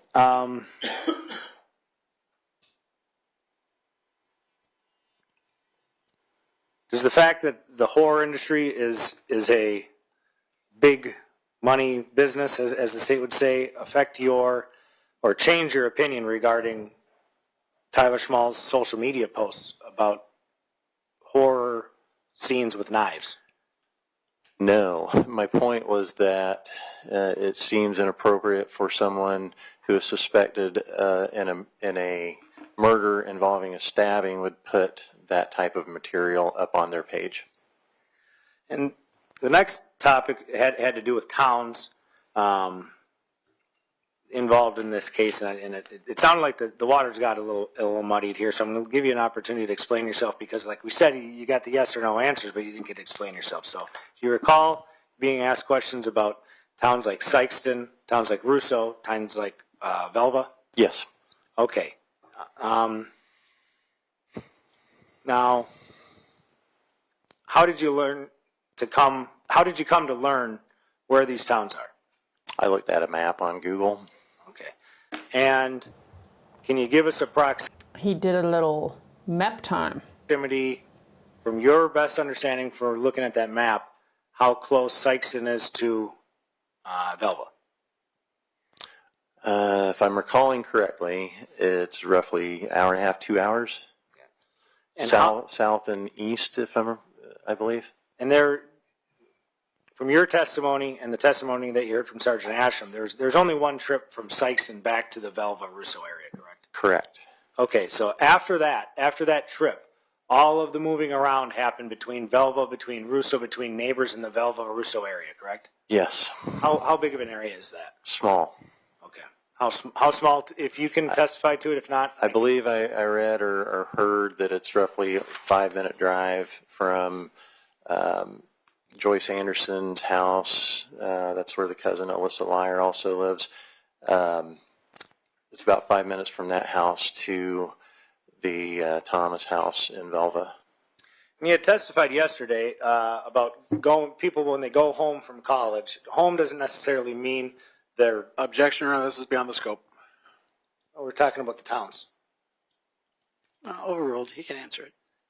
Talking about going home for college, and what does you testified what home meant? Can you state that again? Well, it can mean different things was my point. And home, and I was guilty of it myself when I realized I had made a possibly confusing comment about home. In this case, there are two places she could mean, or that anyone could mean when talking about her home, where she lived in Minot, in the apartment with Anita, and her home where her parents lived and where she was raised. The next thing that was brought up was Marty and Al. Do you remember that? Yes. And the state had asked you if, to the best of your knowledge, if you knew that if Marty had any investigative experience or training. Do you remember that? Yes. Okay. Now, regarding the testimony that was brought up by the state and yourself regarding the curtain rods being thrown back into Anita's apartment. Now, does that make any common sense to do that as just an individual, and let alone a maintenance man? Objection, Your Honor, as to compound question. Yeah, Mr. Sand, can you clarify it a little bit for us, please? Does it make common sense to you for a maintenance man to throw curtain rods and curtains back into an apartment?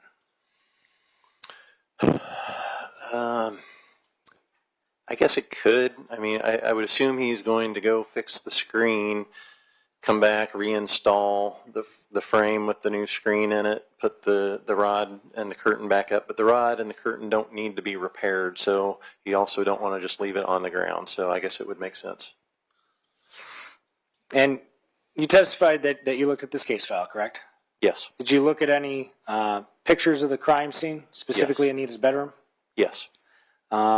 About how far away was Anita's body from the window? Feet. Single digits. Single digits feet. So would it be fair to say that it wouldn't be difficult for Marty to see her body there? Yes, especially if it was already light out, as prosecution mentioned. Do you find it odd to throw curtains and curtain rods into an apartment that contains a dead body? Yes. Why is that? I would think you would stop what you're doing and call 911.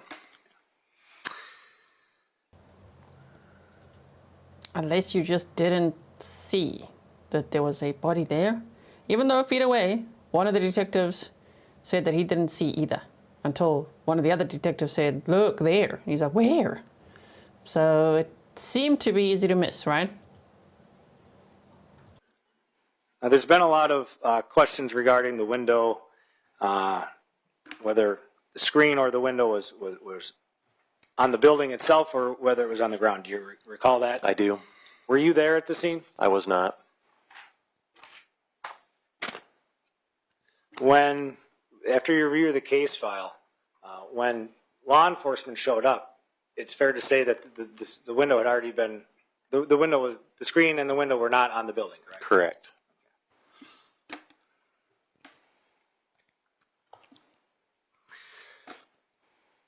There's been a lot of questions from the state to you regarding your, not investigation into the case file that you were provided, but investigation into this case. Do you remember that? Yes. Now, you were hired as an expert witness to testify regarding the contents of the case file, correct? Correct. Were you hired as a private investigator, or were you contracted by the state or any government entity to do your own investigation into this case? No. You weren't supposed to be contacting witnesses or interviewing witnesses? No. Driving from Sykeston to Russo or Velva? No. Driving from Wolf Point to Minot? No. Riding the train? Nope. Your job was to review the case file, review what you think that how their investigation was conducted, correct? Correct. How do you think their investigation was conducted? Not very well. There are many loose ends that could still be. Your Honor. That's fine, Your Honor. I got another question. Okay. What would you have done differently if you were the investigator in this case? In my opinion, there are a lot of loose ends that could still be tied down. I would do everything I could to tighten this up. It seems a little loose to me, and not just a little loose, it's loose. The knife issue, the Marty, all the stuff that we've talked about could be drilled. The knife issue, the Marty, eh? I mean, I do think the state could present it by tying it up. Maybe they will in closing arguments. They're doing much better today. I still can't believe that this witness said Nichole is not a sophisticated killer. Wow. That was pretty huge. Down deeper. Let's go piece by piece. You mentioned the knife. What about the knife? The knife, the transcript of him talking to his family is more telling to me than his interview with law enforcement, because he's got more reason to be deceptive to law enforcement than when talking to his family. And I can almost... Your Honor, I don't know who we're talking about when the witness says he here. Devin Hall. Okay, well, thanks for clarifying. Continue. When Devin Hall speaks to his family, I can almost say this verbatim, but I'm not going to say it's verbatim because I don't have it in front of me, but he tells family members, I had that knife they showed me. I took it from Jaron's house, and I told him I lost it somewhere. That's powerful to me. You also mentioned Marty, and I don't want to put words in your mouth. If I'm mischaracterizing your testimony, please correct me, but it sounds like you said the knife, and then you said that you do a somewhat different investigation regarding Marty and Nell. Can you speak to that? I would have interviewed Vern Olson again. I would have interviewed more of his family members. The interviews are a little superficial, I would say. I know the cold justice people talked to him with the locals. They're giving him the benefit of the doubt, in my opinion. I feel like you could explore that more thoroughly. I wasn't satisfied, and same with some of the other subjects. The next point or topic that the state went over was Ms. Knapp. Do you recall that? Yes. Okay. And you had testified that you weren't here for Ms. Knapp's testimony, but you read her interviews and such?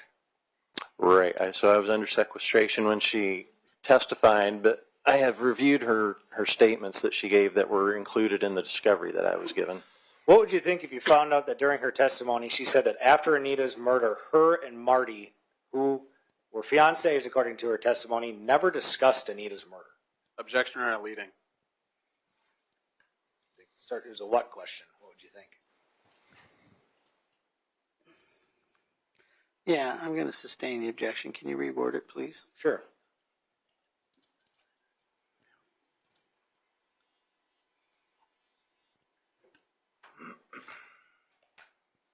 What, if any, thoughts would you have if you found out that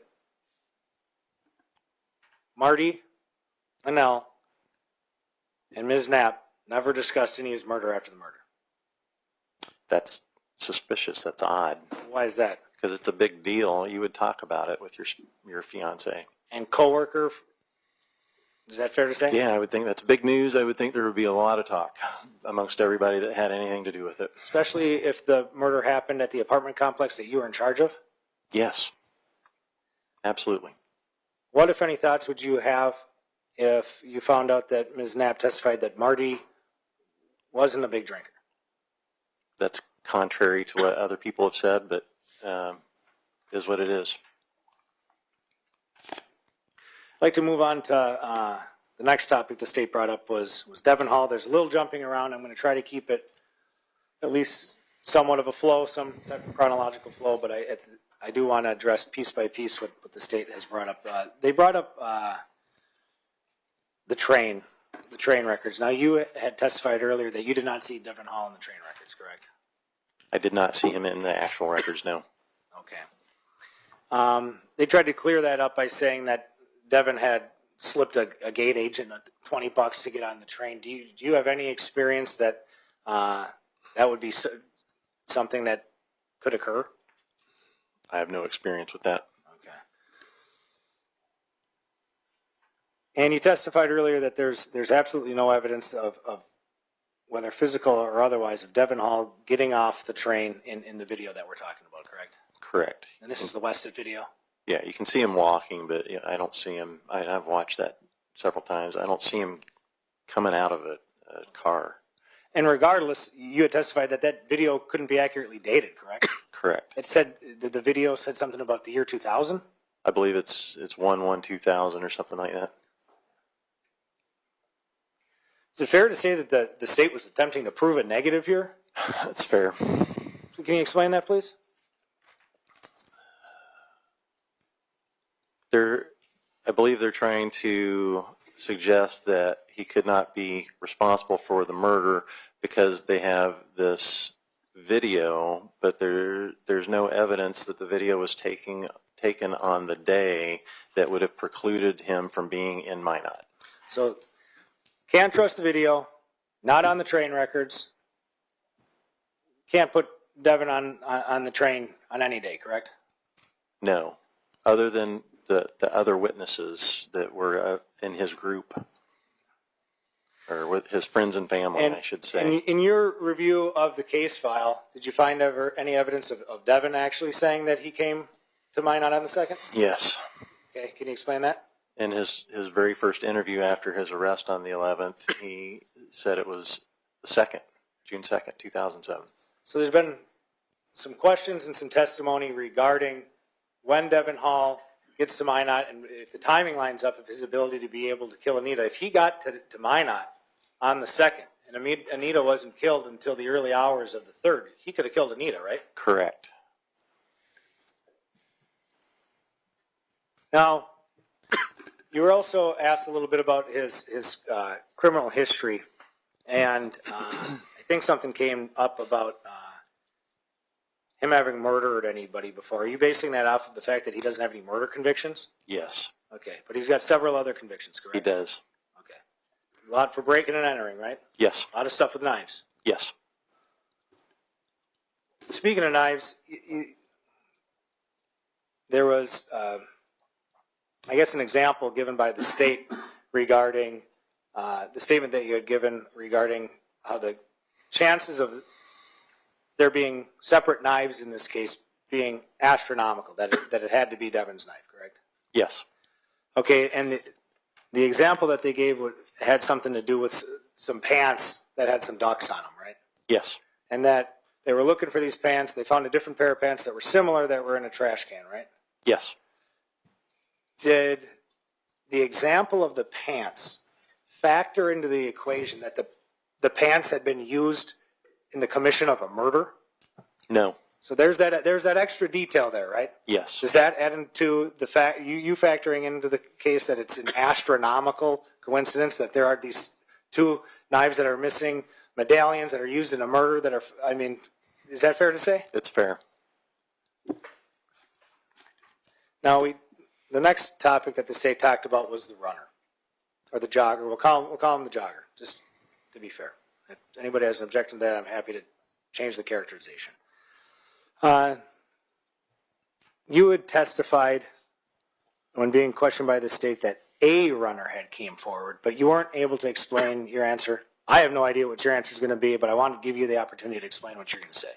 Sure. In Becky Ehrman's statement, part of it was that someone was running hard, like running away from something, not just out for a jog. That's paraphrased. In reviewing Ms. Ehrman's reports, what was that runner wearing or that jogger wearing? White t-shirt, gym shorts, tennis shoes, clean shaven, short but not too short hair in a state of disarray. 6'2", 6 foot to 6'2", I believe, roughly 200 pounds. That's all I remember. Anything on the shirt? The shirt looked like it had blood or dirt on it, on the right side specifically. How about the ethnicity? Native American. Now, aside from the ethnicity, I'm talking about the blood, talking about the attire the person was wearing. Is that typical characterization about somebody out for a morning jog? No. Is it more typical about of a characterization of somebody running away from a crime scene? Yes. Does that description fit any suspect in this case? It fits Devon Hall almost exactly. Next point that the state made was regarding Devon Hall, his location in Minot, from the time of the murder to the time of his subsequent arrest, where he broke into that other apartment. Do you recall that? Can you repeat, please? Sure. That was convoluted. I apologize. So the next topic we talked about was Hall's whereabouts in Minot. Do you remember that? Yes. Okay. Now, the state asked you some questions about the distance between Anita Knutson's apartment and where Devon was arrested, a week or so later? Correct. And you said you had a chance to look at these cities and towns on Google Maps, correct? Yes. Would you state that Minot is a vast metropolis? It is not.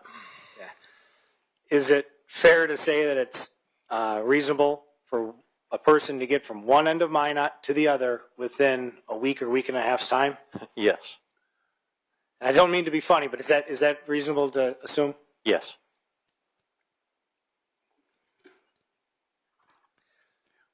The next topic that the state brought up was Brenda Glynn's, and I know that you stated you weren't here for her testimony because you were under sequestration, but that you did review her interview with Sergeant Asham and the representative from Cold Justice, correct? Correct. And you sat in Sergeant Asham's testimony, correct? Yes. And the state had asked you some questions regarding Nichole's statements. Yes. And that was regarding some, what they're characterizing as holdback evidence, but evidence in the case, something about the robe, something about other things from the crime scene, right? Correct. Now, Sergeant Asham testified that this occurred in 2008, correct? Yes. A year after the murder, correct? A year after, correct. Now, Brenda had testified that it was 4 to 6 weeks after the murder, but that got cleared up by Sergeant Asham and by the materials you reviewed in the case file, correct? That was 2008. The materials I reviewed were 2008, yes. And Sergeant Asham's testimony was that the New Mexico trip was 2008, correct? Yes.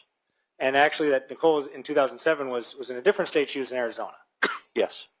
So there's no confusing Arizona and New Mexico. So the time frame had to be New Mexico, 2008. That's my understanding, yes. Thank you. Next topic was statements made by Nichole's family, and the state had brought up some, and asked you some questions regarding alibi witnesses between the hours of that the murder may have occurred, correct? Yes.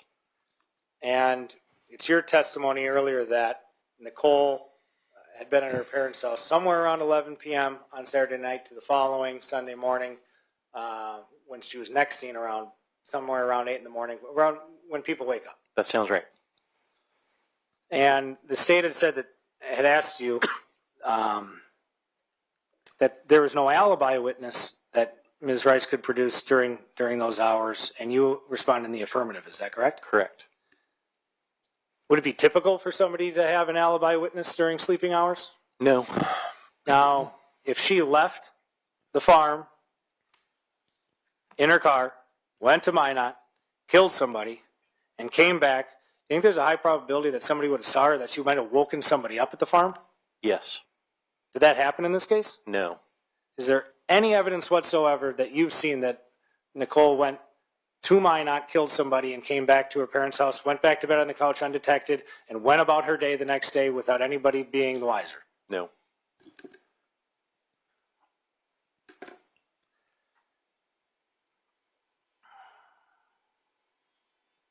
I'm peeping. Next topic that was brought up were Nichole's interviews. I think that the state had asked you to affirm that there were 5 interviews. Do you remember that? Yes. The first interview being June 4th at the crime scene, correct? Correct. Now, you testified that you've been around a lot of crime scenes. Yes. Can you talk to the court about what goes on at a crime scene? Crime scenes are it's not like TV. It's not glamorous. It's not exciting. It's a meticulous, painstaking process of first photographing everything, identifying what might be evidence, marking it, photographing it again, collecting it properly, documenting it properly, and then taking it away. So there's a lot of processing of evidence. Is there a lot of discussion of evidence? There is. Okay, and if somebody was brought to the crime scene and they were around that, is it fair to say that they would hear about the circumstances of the crime? They could, yes. Now, you're given a lot of hypotheticals, but Cornish Les says, bare mischief occurring. Yes, I was peeping what's going on here. We're going to have some more recross, so let's get to that. that state, and there were a lot of assumptions made. There was an assumption about if Nichole was in Minot, could she have done this, could she have done that? Is that correct? Yes. Now, you reviewed the case, and would you say is it fair to say that there's strong evidence that Devin Hall was in Minot during the time of the murder? There is. This may sound like a very basic question. What would you rather rely on if you're an investigator that is recommending charges to law enforcement? Assumptions and hypotheticals, or strong concrete evidence? Strong concrete evidence, of course.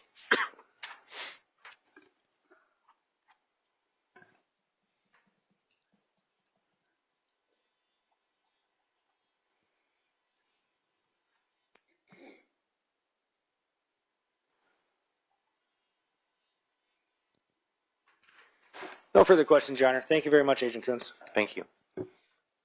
Mr. Nelson, do you have any recross? I do, Your Honor. Something we haven't heard, though, right? Well, stuff that was brought up on redirect here. Which was exactly the same stuff we heard on direct and cross. So, I just need to make sure a few things are clarified. all right. Jody's like, are we going to go over this again? At some point there, I had to check. Did we go back in time? Because they're literally asking the same things. Oh my word! I am quickly going to get a coffee in the kitchen. Okay, I'm taking you with me. So I'm just going to play it, not be on the screen for a little second here. Help me understand your timeline. Sounds like you were an active agent as far as with the FBI for roughly 10 years or so, where you were the one that was actually doing investigations. Let's see, so I started in Sioux Falls in the spring of '97 after the academy, and then I was transferred to Bloomington, Indiana in 2002, and then was there until 2006 when I went to headquarters. So 2006 is when I became more of a pencil pusher. Okay. So 2006 is when you became a pencil pusher. Correct. And then I did that for a while. Towards the end of my career, I stepped down and was working surveillance and human source development. Now, that means that by my math, you haven't been the one responsible for investigations, as least the FBI is concerned, since 2006, which is nearly 20 years ago. Not as the case agent. Okay. I was concerned about something you testified to. You said that you were supervising other agents in 2015. Let's see, from 2006, 7, 8, 9, 10. No, that's incorrect. It's on my CV, whatever the exact years are. Okay. That I was Take a a look here. supervisor.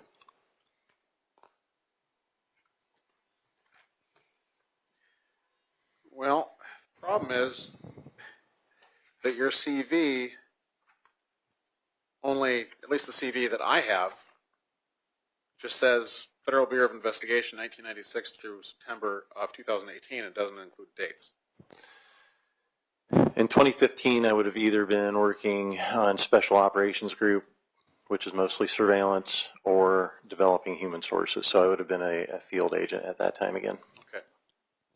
Part of your job being in law enforcement to keep up on changes in case law?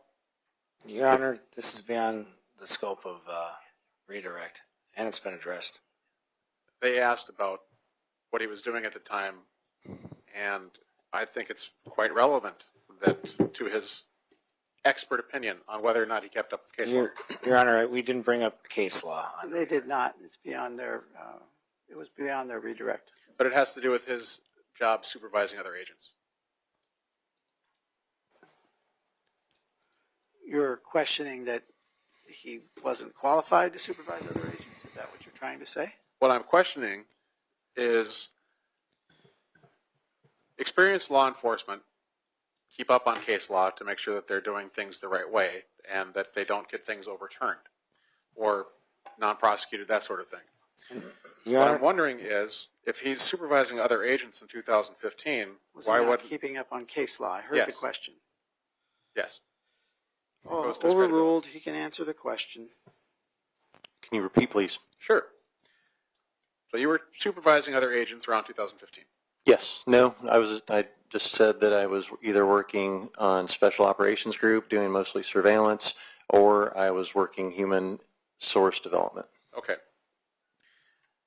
But you weren't keeping up on decisions from the Supreme Court of the United States? As In far those as in those investigation? roles, I would. You need to wait till I finish my question. Go ahead. You weren't waiting, or excuse me. You weren't keeping up on decisions that came down from the Supreme Court of the United States regarding what you could and could not do in investigations? Your Honor, I'm going to renew my objection. This is beyond the scope of redirect. It goes to his training experience, Your Honor. They had an opportunity Again, on cross. Stop.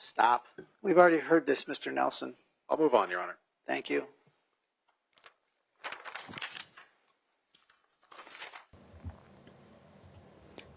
Indie Girl says, gee, I'm loving your reactions today. I'm pretty speechless just watching all of this. I could just glance, snark with a brow, what? And just react. I like this recross and the cross-examination. It's been a very interesting day so far. I wonder if the defense still plans to have Devin Hall testify and who else they will be bringing in.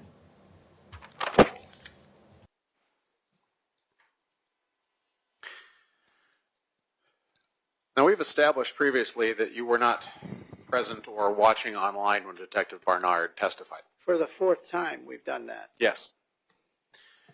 So you did not hear Detective Barnard say that he couldn't see the body inside the window either?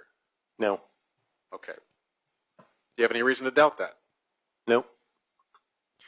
Based on that, would there be any reason that you would expect that Marty would have seen it either when he threw the curtain and the curtain rod into the window?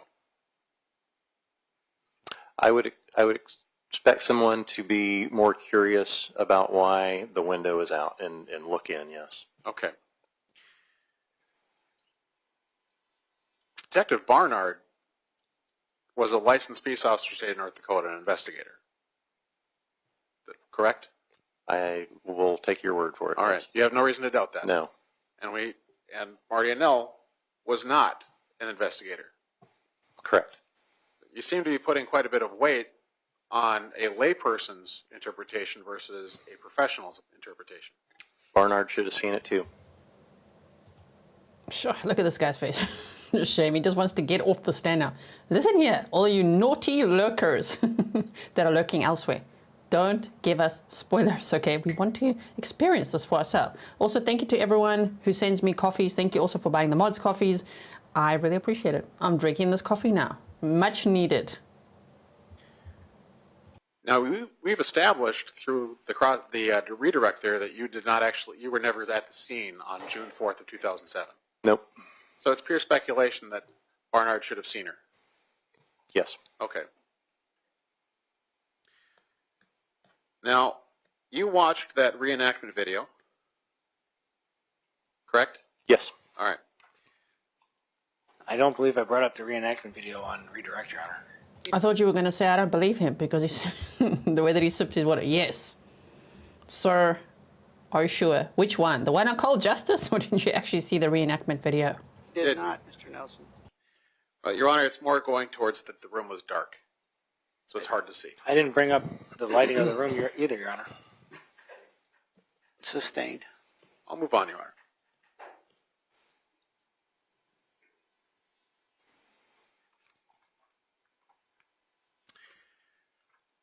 Now, you were present for Detective Carmen Asham's testimony. Yes. So you heard that the murder weapon, which you've got the photographs up there, is currently in evidence at the Minot Police Department. Yes.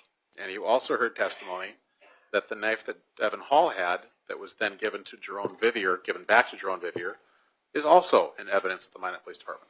Your Honor, I didn't bring up physical evidence during redirect. Sustained. Your Honor, it was brought up about the knife. Testimony regarding the knife was, and phone recordings were, the physical evidence of the knife and its location were not brought up, Your Honor. The testimony on redirect was I took it from Jerome's house. Sustained, Mr. Nelson. This judge's face, I just love it. He's like, oh, Mr. Nelson.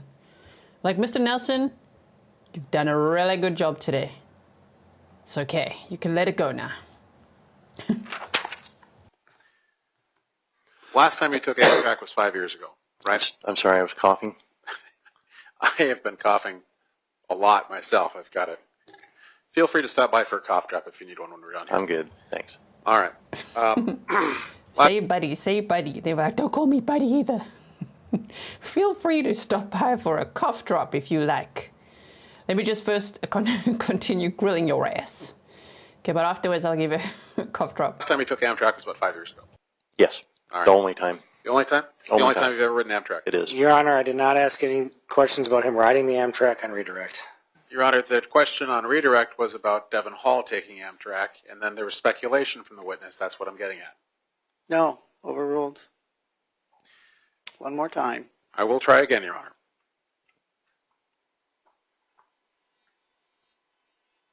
The file says that Devin Hall made a statement that he slipped the gate guy $20 to ride the Amtrak without getting a ticket. Correct? Yes. Okay. Now you said that you have on redirect that you have no experience doing that. No. Slipping 20s? Your Honor, I'd object. That was not brought up on redirect. That was, Your Honor. It No, was. that one was. Yeah, it was. You can answer the question. But look at his face. You've never slipped a $20 bill to an Amtrak person to take a ride without getting in the system. Never. Okay. Which means, can you testify based on your experience and your knowledge if you could or could not do that? No. Okay. So there's no basis for you to know that that's not something you could do. Nope. Okay. Defense was asking about proving a negative about the video. Do you recall that? Yes. Redirect?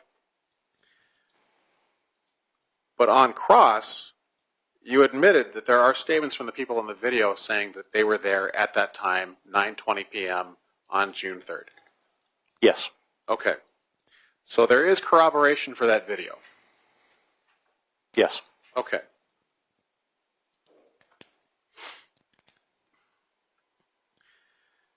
Now that first interview that Devin Hall did that you just testified on redirect on June 11th, you recall testifying about that?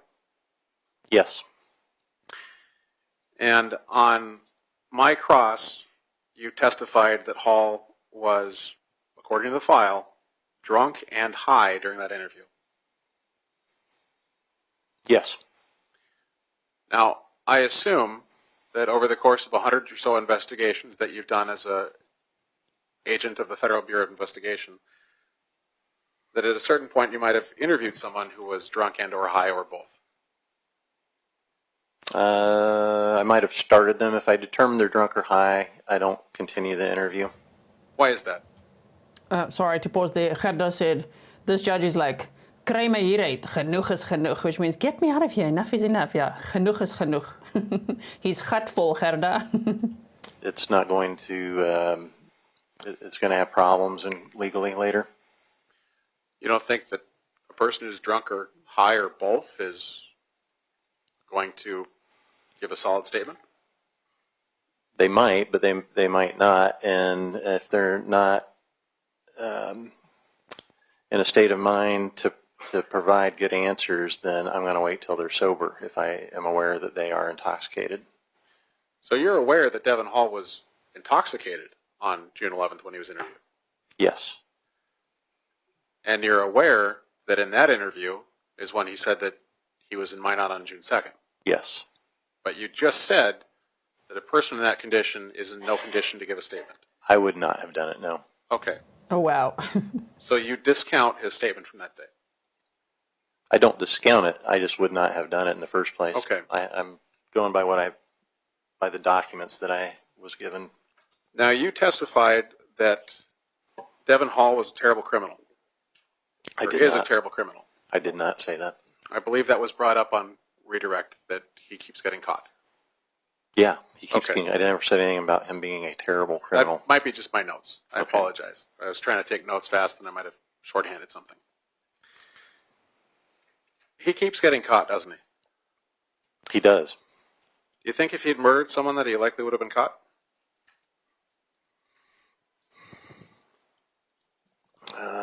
Possibly. Okay. That running man that came forward, did he match the description from Becky's description? Yes. Okay. Can't even make eye contact now.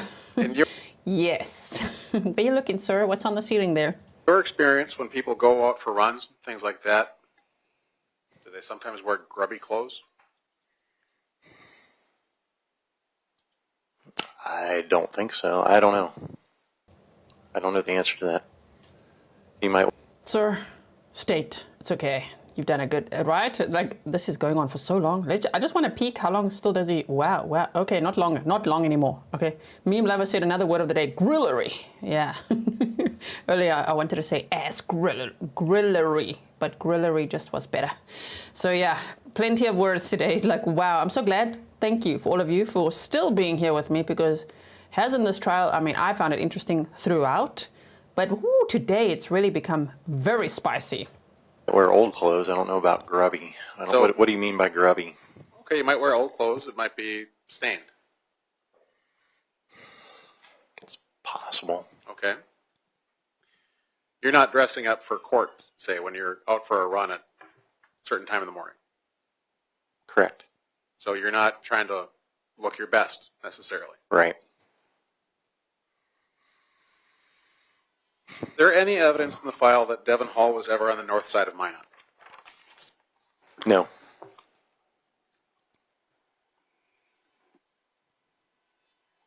In fact, he said he wasn't on the north side of Minot, didn't he? On the 11th? No. Later on when he's interviewed, during the interview at Wolf Point by Detective Goodman, he said Okay. he was never on the north side of Minot, didn't he? Yes. Okay.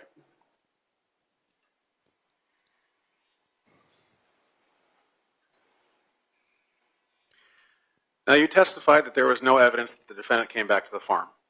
In other words, that she left and came back.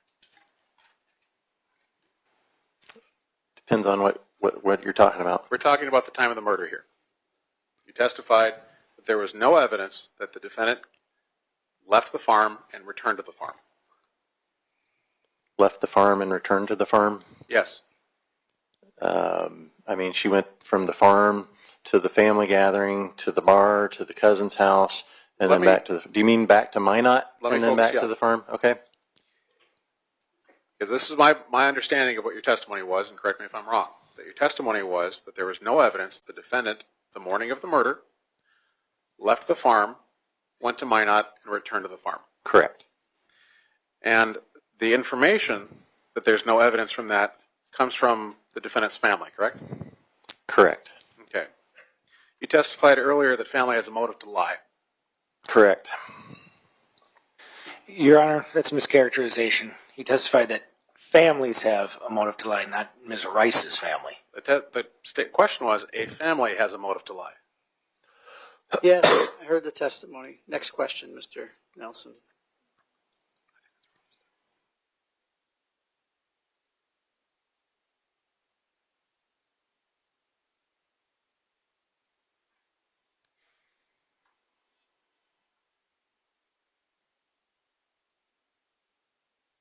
Those knives that we're talking about here, the knife that actually killed Anita and then the knife that was turned in by Jerome Vivier.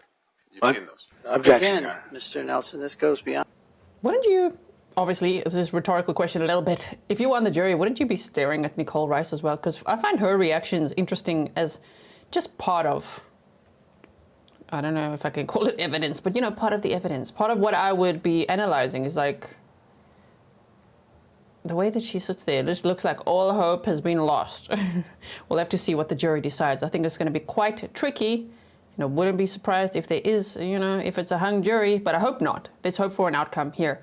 Stefan said, I'm happy they all showed us so many visuals. Otherwise, I had problems understanding everything. Right? Yeah, there's so many visuals in this trial. Beyond their redirect. It does not, Your Honor. During redirect, there was things brought up about the astronomical stuff about the knives. Not the physical knife, Your Honor. Not. All right. No, Mr. Nelson. Next question. No further questions, Your Honor. All right. Is your expert here by subpoena? Your Honor, if I may, I have very brief 3 questions. All right, Mr. Sand, go ahead. You were asked about family members corroborating the video, but didn't you just state that family members have an inherent bias to lie? Yes. Would that be in the case of the video that Nova Westit took regarding the train station? Yes. Next question, you testified, or you were asked regarding whether it was likely that Devin Hall would have been caught, correct? Yes. Do we know how many crimes Devin Hall has committed that he has not been caught for? We do not. Final question regarding the state's question about the farm and the fact that there's no alibi witnesses. Do you recall that? Yes. However, you had testified that there is no cell site data regarding Ms. Rice's location, correct? This is beyond the scope, Your Honor. Objection. No, keep going. He can answer the question. There is no cell site data regarding the location of Ms. Rice's phone. Is it fair to say that if she drove to Minot, there might be some cell site data that she went to Minot? Yes. No further questions, Your Honor. All right, Mr. Nelson, one more chance. Anything else? That cell site information would only be there if she actually had her phone with her. Correct? You would still have it. It would be stationary for a period of time if she didn't have it with her and was traveling, if that's your point. So the cell site information only comes from the phone's interaction with the cell towers. Correct. So if she left the phone at the farm, the phone would show that the phone was at the farm. It would, but we'll never know that. Okay. Now, I do want to clarify something on the video of Devin Hall at the train station on the 3rd of June. That was corroborated by people that are unrelated to Devin Hall, correct? That video took place at that time? Your Honor, that's not what I brought up. I brought up family members. That was, Your Honor. We're deep in No, this. he mentioned specifically the family, so I'll let him clarify it. Go ahead, Mr. Nelson. If you mean unrelated by blood, yes. No further questions, Your Honor. All right. Thank you, Your Honor. And he's here by subpoena. Is he free to come and go? Yes, Your Honor. Any objections, Mr. Nelson? No objection, Your Honor. Thank you, sir. Thank you. Come and go as you please. Now, will he put that on his website or not? Like the state does. I want to go find his website. You going to put that testimony on there or what? Kat says 4.6K in here. Go click the like button. Yes, please. If you haven't yet, just tap the like button. Please do so. It's a really great free way to support the work that I do because it tells YouTube that, okay, we like to watch trials with her. We like this community. And then they can show it to more people so that we can have more in our community, which is great. Stefan said, nobody's interested in the missing pink iPod. Where is it? Okay, let's see what's next. The witness today, Mr. Sand. Your Honor, may we approach? You may. Ooh, we got some sidebar. Okay. No. Excuse me. And then. Well, okay. We're good? All right, just so we're clear on that, we had a little meeting at the bench here. Mr. Sand, is the state calling another witness? One brief moment, Your Honor. You mean the defense? Is the defense calling another witness? Thank you very much, Your Honor. The defense rests. Okay. Wow, look at it. Not a happy camper today. I'm talking about the attorney here. The defense rests. Listen here, so you're not going to bring Devin Hall in? Come on, man. Why? Okay, no, I understand why. I understand why. After that grillery, right? Oh my goodness. So that was the only defense witness? That expert? Shame, shame, shame. You know what? I think the scales have just been tipped a little bit towards the state, right? That I don't know if that went so well. What do you think? The defense rests? You naughty, naughty lurkers who were saying that earlier. Yeah, wait, Sharon said, all future grillings are here too forward to be known as grilleries. Rests. Wow, yeah, so Kelly said you gotta love a good sidebar. Okay, let's see. All right. Ms. Sorgan, is the state going to be calling any rebuttal witnesses at this time? And if you need time to think about that, that'd be fine. But if you have an idea now, I would like to know. I will need a few minutes, Your Honor. All right, I'll wait. You want to talk about it now or not? I could speak with Mr. Nelson and Ms. Asham out in the hallway. The judge is like, I would like to know now. We could discuss it. Okay, do you want to talk about it now? The judge is like, talk to him now. Make a decision now. Any rebuttal witnesses? Appreciate that. Okay. Maybe about a 5-minute recess? Yeah, my thought is that I think I would prefer if we just broke for lunch and then came back at 1 o'clock. Sure, that sounds great, Judge. So the time is 11:30. Ladies and gentlemen of the jury. Again.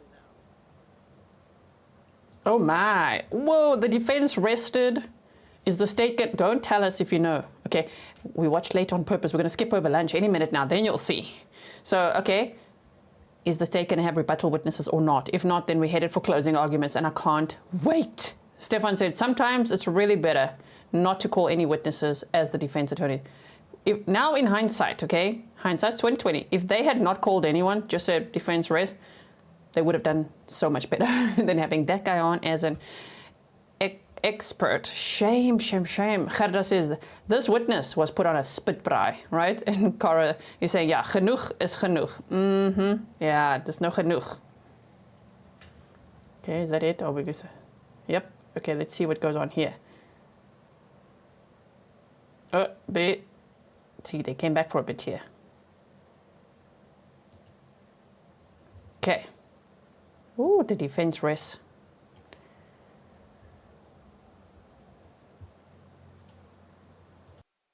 All right, we're back on the record. Time is 48 minutes after 11 o'clock. Jury's not present. Parties are present along with counsel. Both parties have rested their case in chief. The question, the jury's been excused for lunch. We'll be back at 1 o'clock. The only question is to the state. Ms. Sorgan, is the state going to be calling rebuttal witnesses? The state will not be calling rebuttal witnesses, Your Honor. All right. So, next thing I'd like to do then is jury instructions. So everybody had a chance to collect their jury instructions? Yes, we have, Your Honor.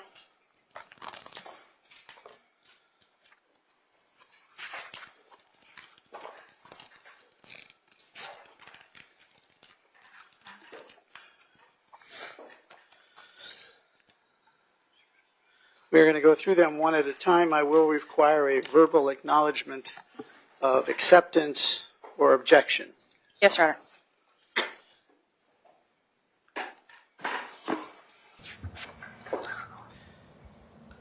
First is the cover page, closing instructions, has the attorneys listed. The first actual instruction is members of the jury. No objection. Let's speed this up. Because they're busy. We're going to skip next over lunch to closing arguments. Oh my word. What? Okay, there's sound. Sort of.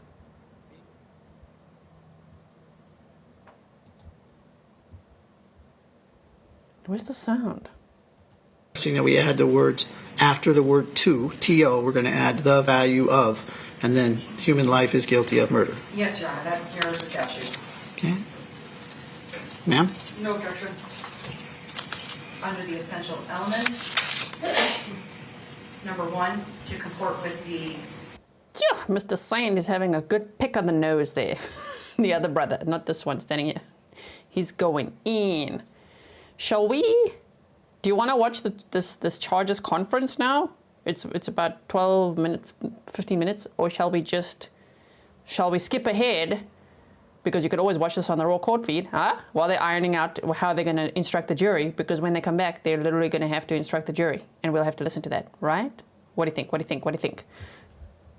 Needs to be June 2nd and June 3rd. Second or third, yes, Your Honor. And Dakota should be capitalized. Yes, thank you. Your Honor, there's been no testimony regarding June 2nd. Well, twist my arm. Skip, you said. Okay, buckle up, everyone. So this is the charges conference. She's charged with Class AA felony murder. Nichole Rice faces life without parole if convicted. Okay, so you're all saying skip. Love that. Teleport. Here we go. Buckle up, everybody. We're going forward. We're skipping over lunch now. And we're going to where they're actually going to, I'm sure, instruct the jury in closing arguments. Here we go. Yes? Okay, you ready? All right. All right, we're back on the record. The time is 5 minutes after the hour of 1 o'clock. Today's date continues to be March 25th, 2025. Parties are present along with counsel, and the jury is not present. I'll start with you, Ms. Sorgan. Did you get your new instructions? We did, Your Honor. All right. Mr. Sand, did you get your new instructions? We did, Your Honor. All right. Anything before we bring in the jury for closing arguments? Ms. Sorgan? No, Your Honor. Mr. Sand? Nothing from us, Your Honor. Okay. Are both attorneys comfortable with what we're using for closing as far as the what they're going to use, the TV, et cetera? I just want to make sure nothing's going to go wacky. Nothing must go wacky, right? Southern Kelly B says, are we going to be on Verdict Watch today? Hell yeah. It seems like it. We might be there for a while, few days. No, I don't know. We will do a poll later. I'm going to quickly change the thumbnail now because closing arguments are coming up. Can you believe it? I was just going to have Bill move. I'm sorry, I'll let them go first. No, she says no. She's shaking her head. Okay. I was going to have Bill move the podium when they're done and I'm up. Okay. Are you going to try and pick it up like Mr. Nelson? No, do you want me to move it now or? Yes, please, because it'll just be in the way.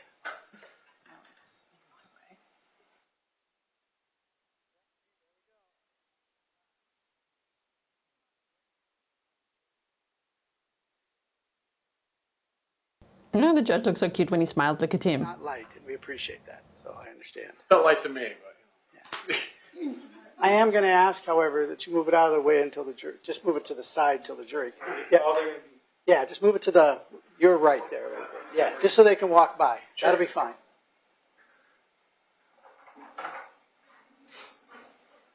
Do we want to make a big thing where we move it the whole way when they come out? Ms. Sorgan, are you going to be using it for your closing? I don't like podiums, Your Honor. Okay, then. If you are, we maybe move it right here just so I think that'll be so far. fine, Mr. Nelson. Just put it there for now.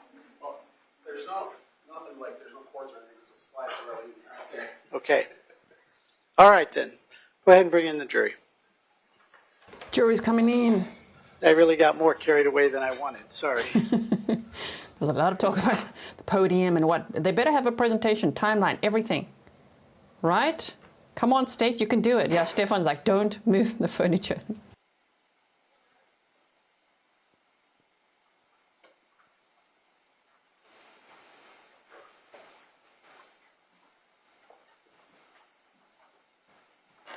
Okay, I've updated the title and the thumbnail because now it's closing arguments. Can you believe it? I did not think we would be here today. I thought the defense would have many more witnesses, but they didn't. Okay, we're just waiting for the jury to come in. Thank you very much. Please have a seat.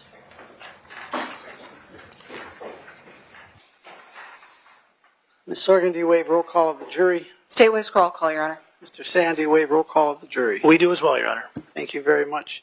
Ladies and gentlemen of the jury, both parties have rested. We are now going to do closing arguments. Ms. Sorgan, do you wish to make a closing argument? Yes, Your Honor. You may proceed. Thank you, Your Honor.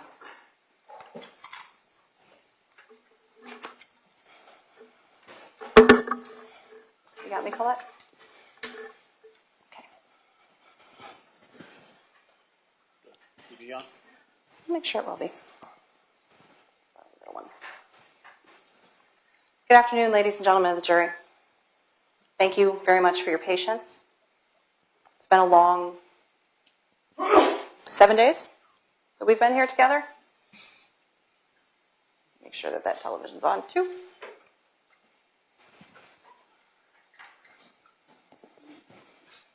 Or not.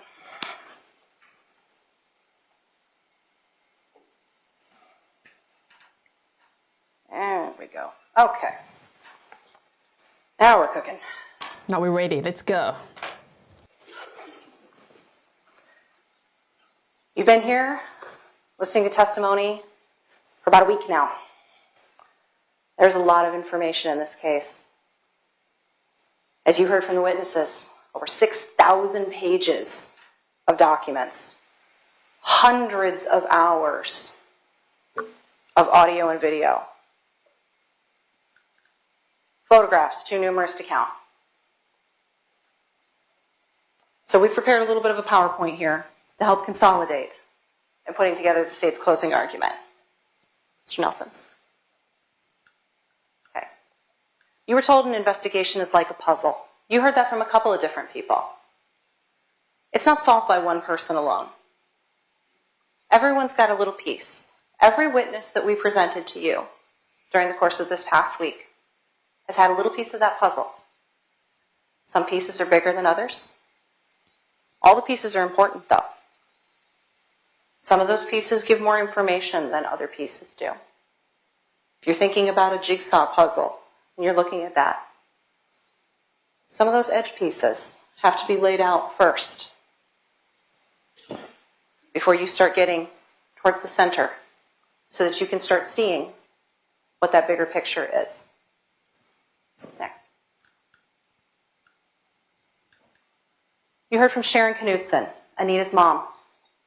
You heard that Anita was attending MSU to be an elementary teacher after she graduated from Thelva High School. She worked 2 jobs, Vanity in the mall and the Fairfield Inn. Anita had a boyfriend in California that she spoke with on the phone. And Anita and Sharon used to go shopping together every weekend, and they spoke regularly on the phone. But that Anita didn't want Sharon to come to the apartment that she shared with the defendant because of the issues that the girls were having. You heard Sharon tell you that Anita seemed afraid of Nichole.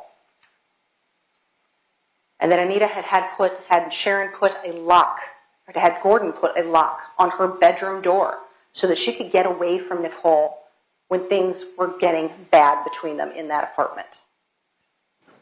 Sharon told you that she last spoke with Anita the Friday before she died. That Anita had been out with her friend Michelle. You heard Sharon say that she couldn't reach Anita. She couldn't reach her in person. She couldn't reach her through work. And she became very concerned. And so that when Gordon went to Minot on Monday, she wanted him to check on her. You also heard Sharon tell you about the devastating effect that Anita's death has had on this family, including the suicide of her brother Daniel a few years later. You heard Sharon herself tell you what her own mental state was like following Anita's death, and that she had a lot of blank moments in those instances. Next, please. You heard the testimony from Gordon, Anita's father, that he drove to Minot on June 4th, 2007. I'm getting a lot of feedback and echo. And then he checked in on Anita because Sharon asked him to, because Sharon hadn't been able to get a hold of him, get a hold of her. That he found Anita's apartment door locked. And so he went to go find the manager of the apartment building. I think she's getting feedback. Yes, we're getting a lot of feedback. Can you just turn that one off?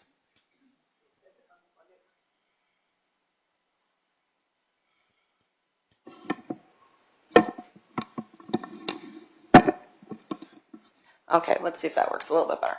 Thank you. Sorry, Ms. Sorgan. That's not a problem, Your Honor. Technology. We've got gremlins. Okay.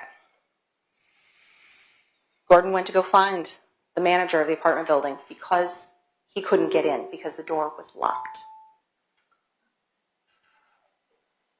That manager was Laura Knapp, who unlocked the door to the apartment.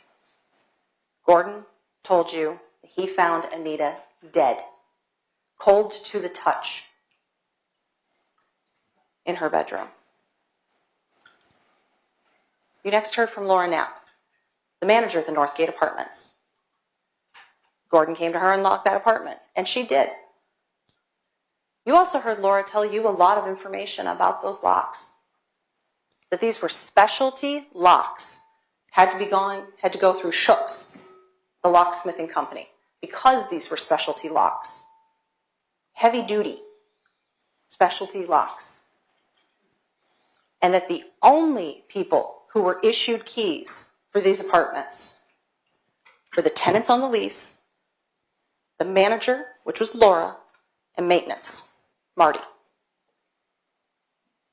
And that in order to get a copy made of that key, you couldn't just go to a locksmith. There were no key kiosks. You had to go through management because you had to go to a special locksmith to get that key copied. And Laura told you that there was never a request received for a copy of apartment number 5. Laura told you that she distinctly remembers hearing the tumblers click in that lock, that she tried the door first to open it, and it was locked, and that she put a key in the lock, turned the key, and heard the tumblers click. And then the door opened. You also heard Laura tell you about Marty, the maintenance man, who was there when Gordon came to find Laura to get the key. And that Marty was there because he and Laura lived together. And they'd lived together for about 10 years. They were in a relationship. Marty was the maintenance man for the location. He lived in the apartment with Laura that she got as a perk of her being the manager at Northgate Apartments. Laura told you that Marty committed suicide New Year's Day 2009. She told you why. He'd had problems at work, hadn't gotten a job that he was looking for, possible diagnosis of Parkinson's, and that he had no health insurance. She told you about the death of his niece a few months prior to Marty's death, that Marty's family was not nearby. They'd all left Minot by that point. New Year's Day 2009. This was right after the holidays of 2008. Thanksgiving, Christmas. You heard Laura tell you that holidays were incredibly important to Marty, that he was usually always with his family. They were a big deal. Would it take much for you to imagine that with all of this coming down on Marty, with the holidays being a depressing time without your family, that there's a question on the timing on his suicide?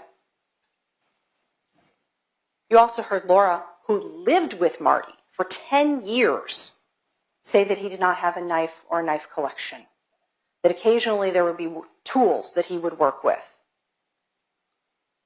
Next. We brought in a slew of officers for you. First officer on the scene. At that point in time, Patrol Officer Plessis, now Captain Plessis. He's been with Minot PD this entire time. He's familiar with the city of Minot. He's familiar with the locations throughout the city. He pointed out to you on the map where Northgate Apartments is. Clear in the northwest quadrant of town, near the airport. You heard the captain tell you that he's the acting chief of the Minot PD currently, and that he was involved in the decision to bring cold justice into the investigation, to allow them to assist the investigation. This is an important distinction here. Cold justice provided resources and time that Minot PD could not allot to this cold case. After 15 years, you heard detective after detective and the captain himself tell you how busy Minot PD's caseload was, and that people just could not catch a break to be able to get the time to sit aside to go through this case. So this was a valuable resource that was available to be able to carve out that amount of time.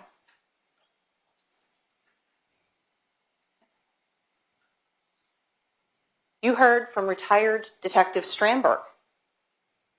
He was the one who was at the scene, taking photographs of the apartment.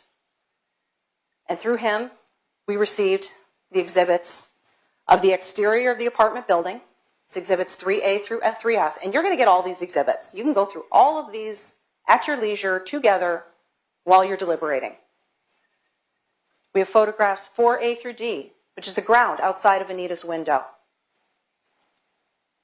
We have photographs, we've only picked a few, of Anita's body at the scene. States exhibits 5A and 5B. And these are incredibly important.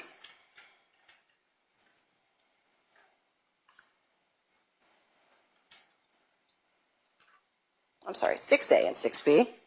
7A. No, 6A.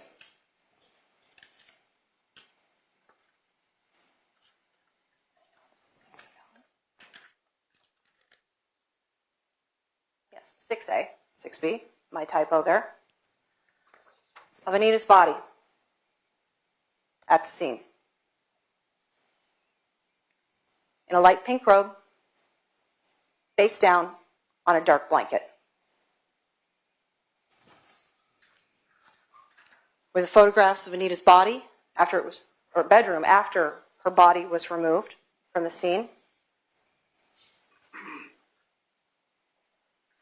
And we have photographs of the screen as was found located in Marty's shop.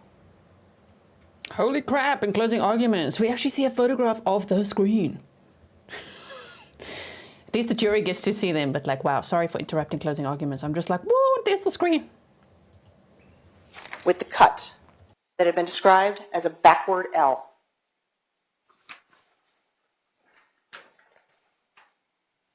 And Lieutenant Strandberg also got the search warrant for Anita's phone bill to show us Anita's contact times. You heard from retired Sergeant Goodman, who was also very active in this investigation, And you learned some very important information from Sergeant Goodman. You learned there was no sign of a struggle or robbery. You learned that Anita's purse was sitting there in the bedroom with visible cash inside it, indicating no sign of a robbery. Because think about it, if someone is going to rob someplace, aren't you grabbing the visible cash out of the purse? He told you about the process of the removal of Anita's body from the scene. And again, this was highly important. He told you about the limited access of anybody to see the body, how Anita was positioned, and what she was wearing. That she was in that pink robe on that bed. Sergeant Goodman conducted a number of interviews. He also accompanied the defendant into that apartment after law enforcement processed the scene to see if anything was missing. And do you remember what he said about her reaction? Immediately, my iPod's missing. My pink iPod is missing. Without even really looking. And that this struck Sergeant Goodman as odd at the time. Sergeant Goodman also provided us with some very important information in the form of photographs that he took of Anita's cell phone. He photographed Anita's incoming and outgoing text messages, including her last outgoing text message and her last incoming text message that went unread. He also photographed the text messages between the defendant, from the defendant to Anita, complaining about that alarm clock and telling her what goes around comes around. Sergeant Goodman conducted an interview of the defendant on June 11th, 2007. And you'll have that transcript, State's Exhibit 13, to review. And he told you during his testimony that he caught the defendant in a lie during that interview about where she was at or around the time of the murder. Even though he had told her, I don't care if what you were doing was not legal. I don't care if you were smoking pot. I want to know. Don't hold anything back. And what did she do? She lied to him about her whereabouts. And she only came clean on it when he called her on it. Sergeant Goodman investigated the knife. He told you it was a cheaply made knife. It was sold in bulk. He also told you, as well as a number of other officers told you, that it was determined that the murder weapon was not the same knife that Devin Hall thought he had. You're going to hear a lot of information about that. Devin Hall thought he had that knife because the medallion was missing on one side. But remember, this was a cheap knife, a cheap folding knife. Would it come as any surprise to anybody, that something that's cheaply made might have more than one of those cheaply made knives, might have a medallion fallen off of it?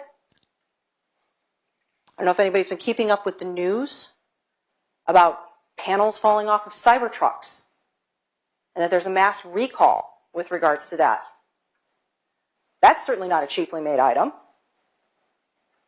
but it's happening on more than one item that was produced.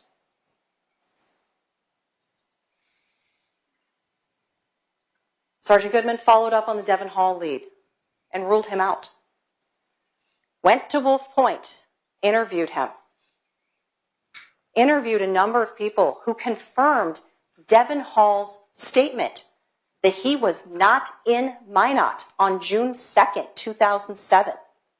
That he did not get there until the evening hours of June 3rd, 2007, by which point in time Anita was already dead. Next, please. You heard from Jordan Thompson, who's now with parole and probation after retiring from the Minot Police Department. You got to see the reenactment video, State's Exhibit 14. And again, you'll have access to that. What did we learn from this? That the window would not have been the point of exit. That it was extremely difficult for them to get in and out. You saw that yourselves. That it was difficult for Jordan Thompson, Dave Goodman, and Evelyn Jones, all three of them, getting in and out. The screen would have been ripped or damaged. The items below or in the windowsill would have been disturbed. You saw Evelyn sitting in the window to get in and out. You saw Jordan have to take great pains to hop around so as to try not to rip the screen out of the frame. But one other thing I want you to remember about that reenactment video. Whenever you saw somebody go into that window, they disappeared. You didn't see them. Remember that when there's a question about whether or not Anita could be seen by Marty as he's dealing with that screen, as he's just quickly plucking it out of the window and taking it back to his workshop.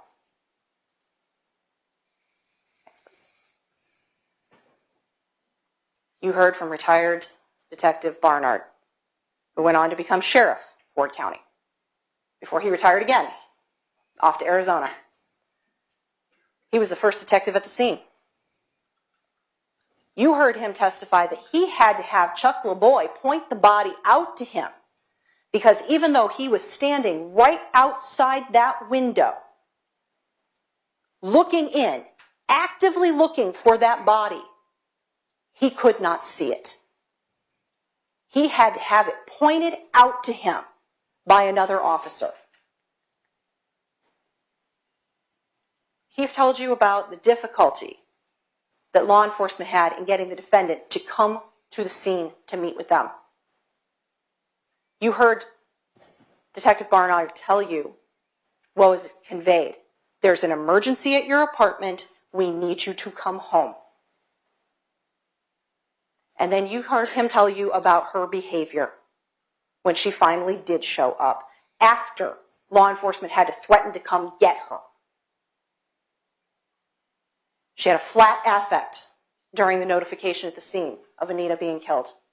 Didn't seem concerned. And most telling to Detective Barnard, she didn't ask any questions. And that normally, when someone is told, there's an emergency at my home. What? What is it? Why are the police at my house? Why do the police need me? What is going on? No questions. Didn't ask who, what, why, what's going on, nothing. Sergeant Barnard was present for the initial video of the apartment, which you, in conjunction with the photographs, you can see this is a tiny little apartment. Tiny little apartment.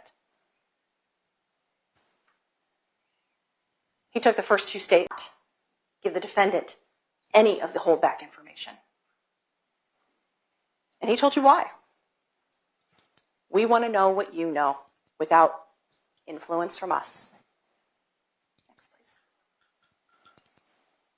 You heard from Dale Meixner, the BCI agent, conducted an interview with the defendant on May 6, 2010. That's State's Exhibit 19. You'll have that transcript too. That also was analyzed by Sergeant Asham. Next, please. You heard from Dr. Marianne Sens, the pathologist who performed Anita's autopsy. And you'll get a copy of the autopsy report. You have it in evidence, the anatomical diagram, the photographs. And I will warn you that these are graphic photographs. And we've refrained from showing them to you thus far. But you will have them. Dr. Sens indicated that Anita had been face down shortly after her death based on the livor mortis, the lividity, the darkening of the body, where the blood pools due to gravity. And that was how she was found. You heard Dr. Sens tell you there were no hesitation marks and there were no defensive wounds found on Anita's hands. That Anita's cause of death was 2 stab wounds to the chest. And that one of the wounds was fatal within minutes. And she told you that that manner of death was homicide. And I also asked Dr. Sens how much force was needed in order to cause these stab wounds. And she told you not much force. It went through the cartilage, the soft part of the sternum. It didn't require somebody to be very strong or have a lot of upper body strength to do this. Next, please. We heard from Amy Gebhardt in the State Crime Lab, who analyzed the DNA. And she determined for you that the blood on the knife was Anita's blood. That gives us the murder weapon. And that the blood, or the DNA from the cut in the screen, was also Anita's. Now, Amy did mention that there was male DNA under one of Anita's fingernails. One fingernail. But that was a sample that was too small to compare. You have also heard testimony that there is no timestamp on DNA.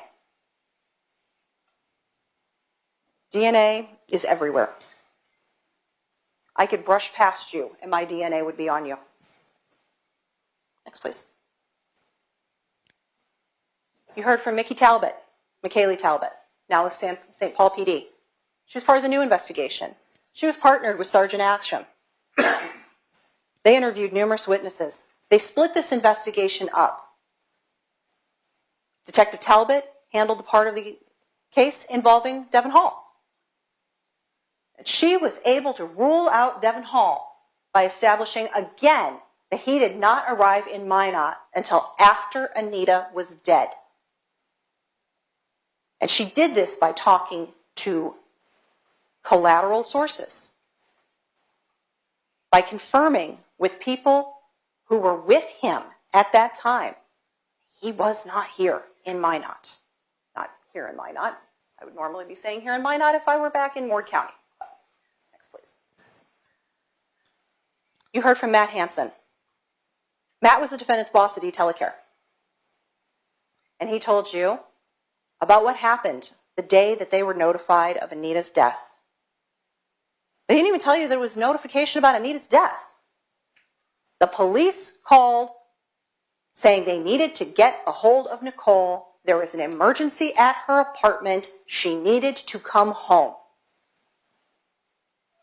What was her response? Not, what's going on, why the police need me, what's happening, or, oh my goodness, I need to get there quick. It was, that's just my crackhead roommate. I'm not dealing with it. Matt didn't tell her anything about her roommate. Why'd she leap to that assumption?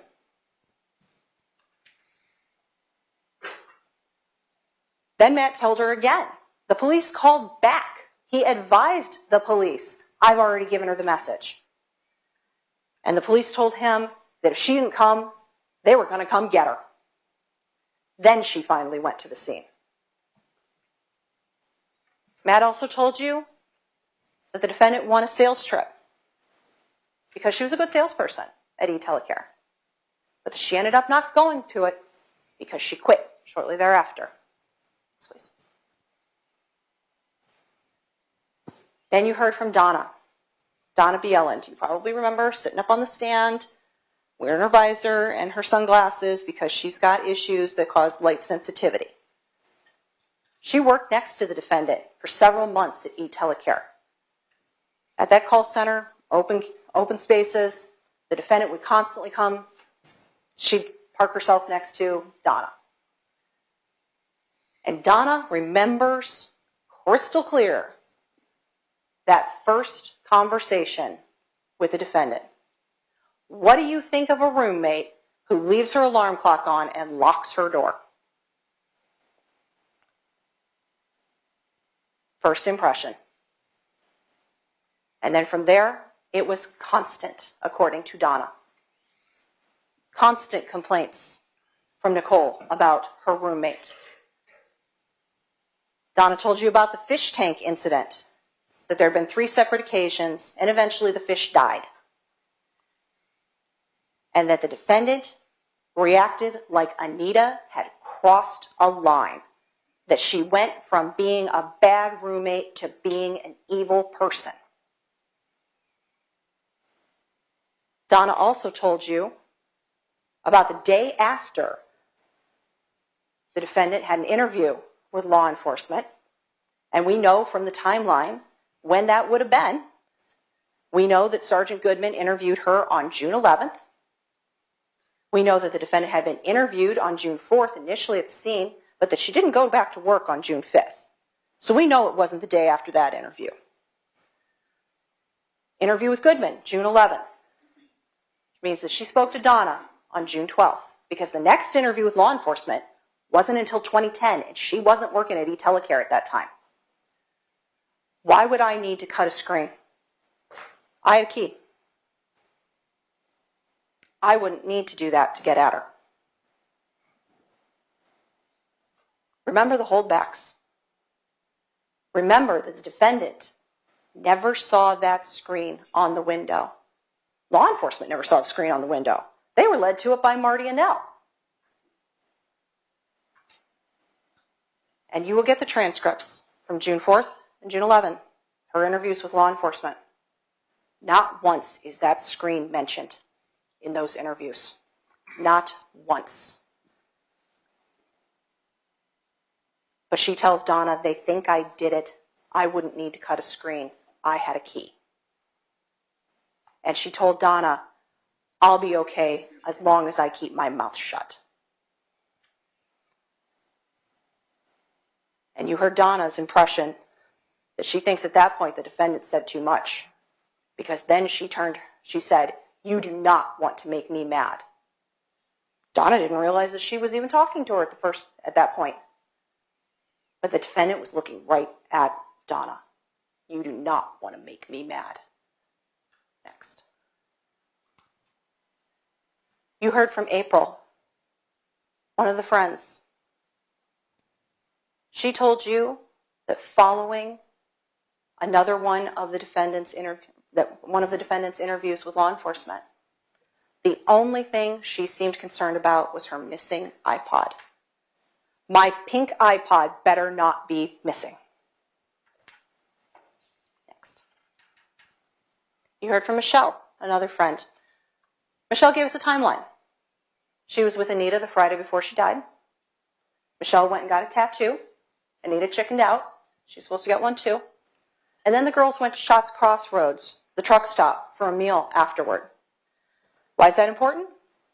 Because when the officers were interviewing and talking to Tyler, Tyler mentioned that Anita was going to a truck stop. She went with Michelle. Next. William May, the defendant's former boyfriend, was present at a party, a house party that he was having. And the defendant was drunk. She was intoxicated. But she said, I did it. I killed Anita. Mr. Whitmay told you about how he went to the police with this information. And we acknowledge there is no record of this interview. We acknowledge that. But he did tell you as well that the next day, he asked the defendant about that statement. She didn't deny killing Anita. She denied saying the statement. There is a big distinction there. Next, please. You heard from Christina Holler, formerly Christina Imhoff. House party, defendant drunk, being picked on about Anita's death. She gave the defendant a ride home, and then they talked in the defendant's apartment, where the defendant told her, I was fighting with my roommate over an alarm clock. She was wearing a white bathrobe. I stabbed my roommate. They had a falling out because the defendant was possessive and angry. Ms. Holler also said she went to the police before. Again, we acknowledge there's no record of that. But this was before the two had a falling out. Now, the defense is probably going to tell you that some of this information from some of these witnesses is largely influenced by cold justice and the airing of the documentary. You saw those pictures of Anita wearing a pink bathrobe. If Christina was trying to comport her information to what was learned through cold justice or to the evidence, wouldn't she have said that bathrobe was pink? She told you what she remembered the defendant telling her, that it was white. That was her memory of what was said to her. Fighting over an alarm clock. My roommate was in a white bathrobe. I stabbed her. Next, please. You heard from Connie Euland. And these were a little disjointed because we had to fly people in from out of town. We couldn't get Connie here until yesterday. Connie's Marty's sister. She also reiterated Marty had no family living nearby in Minot at around the time of his death. Mom had moved away. Connie was living in Minnesota. She confirmed the death of her niece, of Marty's niece, a few months before Marty's death, just like Laura told you about. She confirmed that holidays were very important to Marty, that he was the best gift giver. She told you about their family history of alcoholism and of suicide. But she also gave you some additional information. That Marty was having problems with Laura. That Laura showed up with another man at the funeral, after Marty's funeral. What was Marty losing by that? The love of his life that he'd been with for 10 years. The apartment that he lived in, because that was Laura's through Northgate Apartments. And his job, because Laura was his boss, because she was the manager and he was just the maintenance man. And when Connie was asked what losing Laura would do to Marty, she said it would crush him. It would crush him. Add that to what you already know from Laura of what was going on in Marty's life at around the time of Marty's suicide. All of this compounding itself. Is it any wonder that the man committed suicide? Next, please. You heard from Robin Thompson, another friend that we had to fly in. Friend of both Anita's and the defendants from high school. After Anita's death, she found that the defendant had one of Anita's stuffed toys in her closet and asked her about it. And she also told you that at the funeral, or after the funeral, the defendant told her that Money Mike was talking about that he had killed Anita at the funeral. Next, please. You heard from Mark and Brenda Glynns. This is the defendant's aunt and uncle. Brenda was the defendant's other mama. You heard her tell that. And you could see how difficult this was for Brenda up on the stand, testifying as to this, talking against her own blood, against the girl that she was incredibly close to for a number of years. She told you about a trip that she took back from New Mexico after rodeo finals with Nichole, in Nichole's car to move her back from New Mexico to North Dakota. And they talked about this case because they were in the car together for a couple days. And they were very close. And that the defendant told Brenda that she would never get the image of Anita out of her head, laying there so peaceful in her robe covered up. She told her aunt about the bowl in the bathroom sink and that the killer washed their hands and cleaned up the knife afterward. She told her aunt that the killer laid in wait in Nichole's bedroom for Anita to get out of the shower and then attacked her. And she also told her Aunt Brenda that she had gone back to Minot after she went to the 41 Club to get close. And we know from investigation that the defendant went to the 41 Club Saturday night and was there late. And you could tell that this was incredibly difficult for Brenda to express. The defendant would refer to Anita as a fucking bitch, a fucking cunt.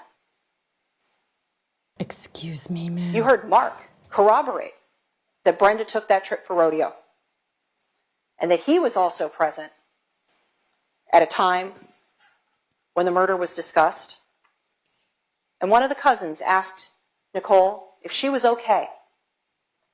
And the defendant's response was, she was fine. I never really liked Anita anyway. Next, please. Last state's witness, Sergeant Asham.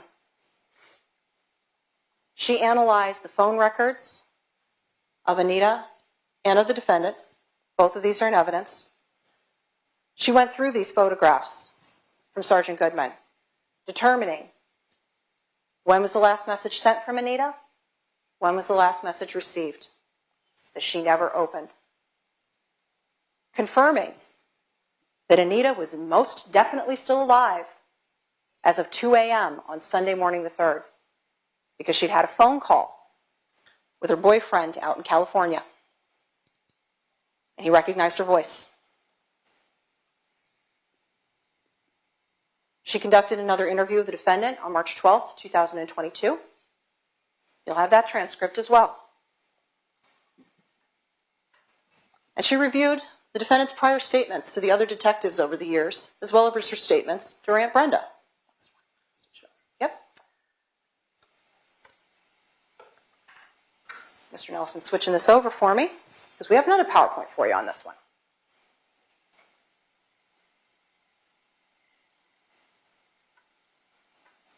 The timeline of these statements. Timeline 1.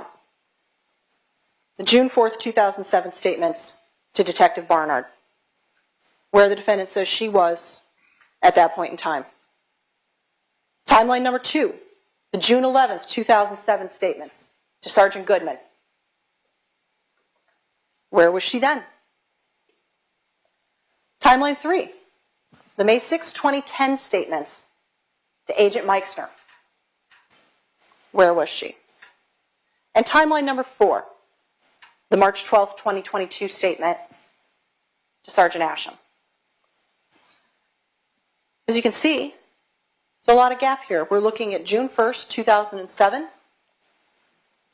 Indicates at about 11:15 p.m. the defendant arrived back at the apartment. On June 4th, 2007, she said she got home. She heard Anita in her room, but didn't see her. June 11th, she returned home from work and heard Anita talking with someone. In 2010, she said she saw Anita at the fridge getting something to eat. And on the 4th, she didn't even remember if Anita was home.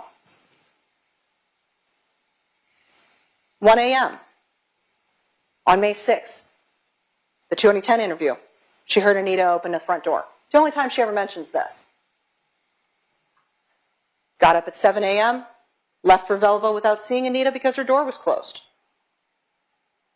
Next one on that, please.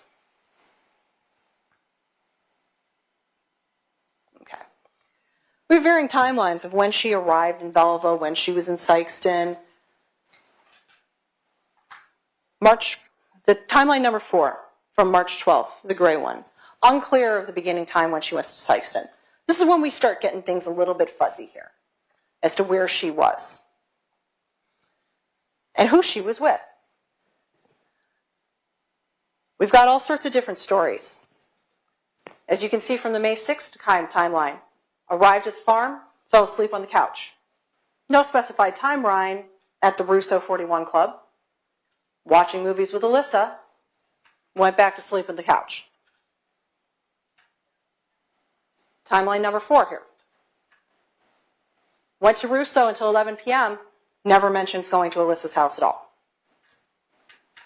Next, please.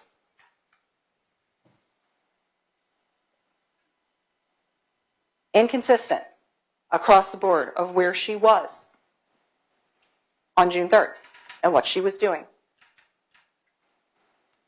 until she went to work to be at work on time on June 4th. If you could back up one more, please, Chris. Oh, could you go back a slide? Sorry. Thank you. Appreciate that. All right. Now, as you heard the defense's own expert testify, no one had eyes on the defendant from about 11:30 p.m. until 8:30 the next morning. You heard officers testify how far of a drive it is from that farm in Belva to Minot, to the apartment. It's about 40 minutes. She had a window of opportunity of 9.5 hours. Go back to the right slide, please. Sorry, I'm making him do all sorts of technical stuff.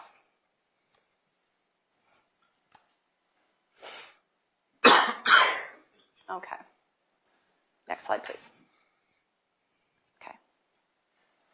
So we're bringing it all together for you. First step, we establish means, motive, and opportunity.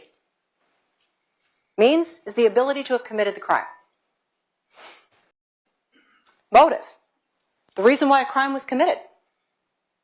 Now, we don't have to prove motive to you, but sometimes it's helpful in determining someone's intent. An opportunity, the time or availability to have committed the crime. Next. Step 2, review of the persons of interest in this case. We look at people's alibis. We look at their means, their motive, and their opportunity. And they are excluded by investigative tools. Please. So person of interest number 1, Tyler Schmaltz.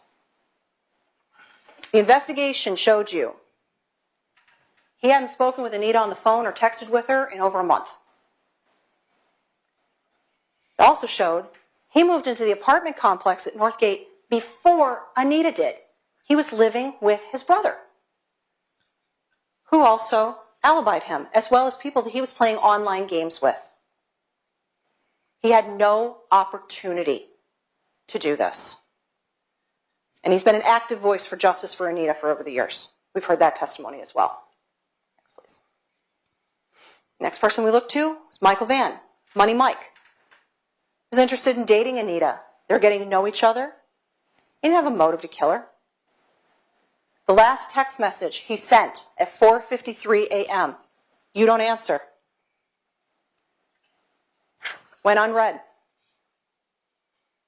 It's the last message was sent to Anita that she hadn't opened. That gives us a timeline. Money Mike, through the investigation, was alibied by his friends. He was at a party. No opportunity to have committed this murder. And no means. He didn't know where Anita lived. The investigation concluded he didn't know where she lived. No means, no motive, no opportunity. Michael Van's out. Next, please. Next person of interest is Marty Annell. Marty led law enforcement to the cut screen. As we already established through defense's expert, if you're going to create a scene, if you're going to stage a crime scene, you're going to cut the screen and you're going to leave it to be found, aren't you? Marty didn't leave it in the window. Marty took it to his shop, where he showed it to Laura and then told law enforcement about it. If Marty were going to stage this scene to look like a break-in, don't you think he would have left that screen in that window for law enforcement to find, or somebody other than him? No. Marty went about his rounds, doing his job, saw a cut screen, damaged screen, takes it, puts it in the shop. You heard about the issues in Marty's life. He committed suicide 18 months after Anita died. The death of his niece, right after the holidays, which were important to him and his family. No family support around. Losing the love of his life, possibly losing his job too, and where he lived. And a family history of alcoholism and suicide. Wave after wave after wave crashing in on this man. But most importantly, Marty was alibied by Laura Knapp that entire weekend. She testified that they worked in tandem with each other. He'd be fixing something while she was cleaning an apartment. There was never any significant period of time he wasn't with her. And they lived together. Now, you heard the defense experts say that you wouldn't expect somebody to have an alibi witness during their sleeping hours. Do you think that that's true of your romantic partner who you share a bed with? Marty may have had means, no opportunity, no motive. Next, please. The jogger, the running man, as we've heard talked about. This came about because of a description from Becky Ehrman based on a sketch that was released in the media in October of 2008. And shortly thereafter, Adam Raper came forward and said, I think that was me. I was run in that area. And you heard the testimony. He matches the sketch. Possible opportunity, no means, no motive. Next, please. And a lot's been done about Devon Hall. There's been a lot of talk about Devon Hall. Devon Hall breaks into people's apartments. Not going to sugarcoat it. It's what he does. But he is bad at it because he keeps getting caught. And including, notably caught, for a break-in on June 11th on Sioux Street. Clear on the other side of the city. Opposite quadrants. That he was highly intoxicated when he was arrested. His aunt lived in the apartment building that he was arrested at over on Sioux Street. But most importantly, he was not in Minot when Anita was killed. How do we know this? Because of the investigation that was done. He was in Wolf Point, Montana for a graduation. The investigation showed there had been police contact at that hotel that they were staying at because the boys were breaking into the kitchen on the evening of June 2nd. June 3rd, they took the train back from Wolf Point to Minot, corroborated by other people in that group who traveled with him, not all of whom were family, as it was acknowledged. Next, please. And Jerome Vivier. You alibied Devon Hall, you alibied Jerome Vivier too, because they were together in Wolf Point on the day of Anita's murder. No opportunity, no means. Yeah, Jerome Vivier, he's been convicted of gross sexual imposition. So that's a possible motive. However, if you remember the testimony, and you'll also see this from the autopsy report as well that you have, Anita was not sexually assaulted. There was no sign of sexual assault. The victim in Jerome's GSI case was known to him. And when did that occur? On May 20th of 2007. You heard testimony, you heard some evidence that that Jerome was at the 101 Club on May 19th, 2007, the same date Anita was. But you also heard testimony that those two arrived over half an hour apart.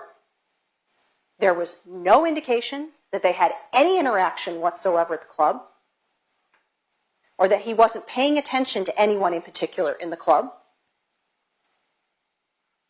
There's no indication that he could have found out where Anita lived, that he'd followed her when she left the club to see where she lived, that he'd interacted with her, that he'd looked at her driver's license to see her address, or anything like that. And then the next night, he's raping someone else in Minot. Not Anita. Next, please. So now our last person of interest, Nichole Thomas Rice. Means she had access to the apartment with a key. The murder weapon was found on Anita's bed. Motive, an extremely toxic living arrangement between these two girls. The text messages from Nichole, I'm not going to live like this. What goes around comes around. An opportunity. Statements from her alibi witnesses and her leave large gaps of time unaccounted for. Even the defense's own expert acknowledges that. She can't be accounted for between 11:30 and 8:30. And that this murder occurred right around 5 a.m., right smack in the middle of that window. And that it is only a 40-minute drive from that apartment back to the farm. You heard the officers tell you she was the only person who could not be eliminated as a suspect. And the defense's own expert confirms that as well. She could not be ruled out. Next, please. So we bring it all together, the final pieces of this puzzle. Next. Suspect, Nichole Thomas Rice. The only person who could not be ruled out. The only person elevated from the level of person of interest to suspect. The only person with means and motive and opportunity. Her rendition of events has changed significantly several times during interviews. No reaction. No questions. No concerns. The only thing that she was concerned about was that pink iPod. Declared it missing before even entering the room, according to Sergeant Goodman. And that struck him as odd. But he wasn't the only one that found her concern over this pink iPod, instead of Anita, distressing. You heard that from Goodman, you heard that from Barnard, and you heard that from April. And then we've got the statements to William May and Christina. I did it. I was arguing with my roommate. She was wearing a bathrobe. We were arguing about the alarm clock, and I stabbed her. Next, please. So we're summing up for you what the evidence shows. That the point of entrance and exit was the front door. The deadbolt was in place. A key was needed to make that entry. And more importantly, a key was needed to lock that door behind you. You could not pull that shut and have it lock behind you. It had to be locked with a key from the outside. Wouldn't that just be muscle memory to do that as you're leaving, if you're the person that lives there? Pull it shut, lock it, keep going. And we know it was locked because Laura Knapp distinctly remembers hearing those tumblers click when she unlocked it. And we know that the killer didn't have Anita's keys because Anita's keys were returned to Gordon by Detective Barnard at a later date. They were in her purse. We know the window was not the point of entry or exit. Anita's blood was in the cut on the screen and nowhere else on that screen. Only in the cut from the evidence that you heard, which means that it was made with the knife that was used to stab Anita, which means that screen wasn't cut before she was stabbed, which means that that screen was not the way into the room. You can't go through a cut that hasn't been made. You heard the testimony that there was dust and cobwebs in and around the window and the windowsill, and that this was not disturbed. That's another way you can tell that no one went in or out of that window.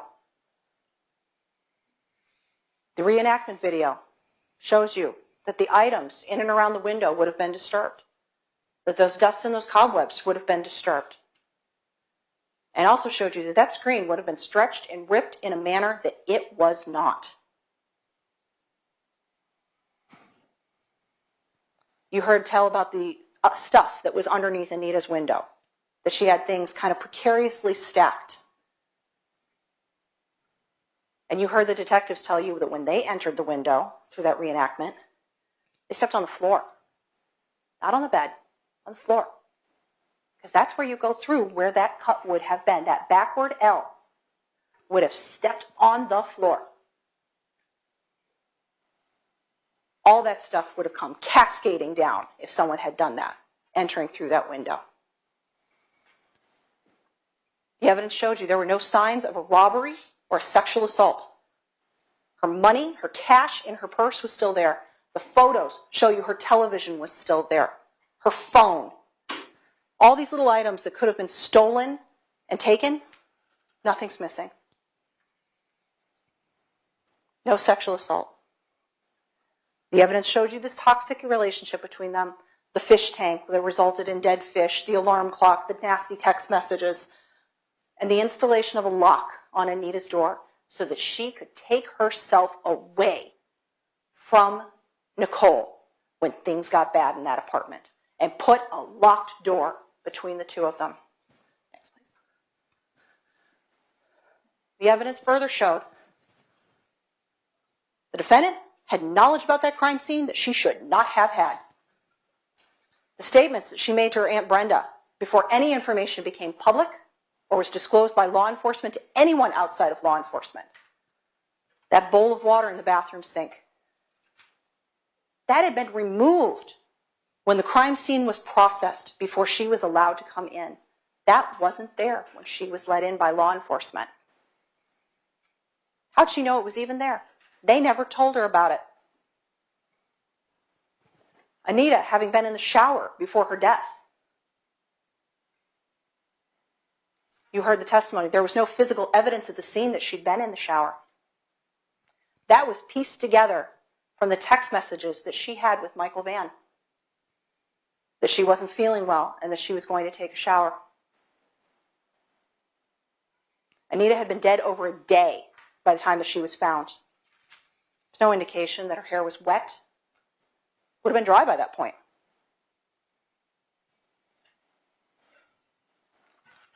Anita being in a bathrobe in the position of her body. You heard from Goodman, from Strandberg, and from Barnard the process for removing this body. And that the defendant had not been in that apartment before that body was removed.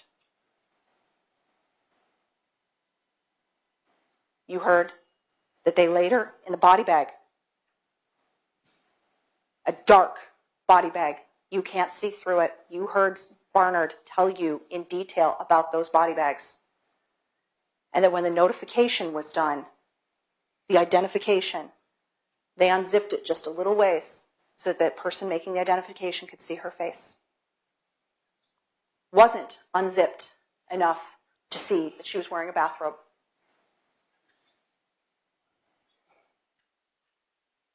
And then you have the statement to Donna Bjelland about the cut screen. But before I get into that, the bathrobe again. She mentioned that to Christina. Remember, my roommate was wearing a bathrobe when I stabbed her. But on to Donna. Talking about the cut screen. Again, remember, we know when she talked to Donna based on the fact that we know when she talked to Sergeant Goodman. Because it was the day after she talked to Goodman, and the Goodman interview was June 11th, 2007. And once again, law enforcement did not tell the defendant about the cut in the screen during those interviews. And that screen was not in the window for her to have seen it herself, even if she was just milling about. And law enforcement was adamant about what they held back in this case. The bowl of water in the bathroom, Anita's body and what she was wearing, her position on the bed, the cut in the screen.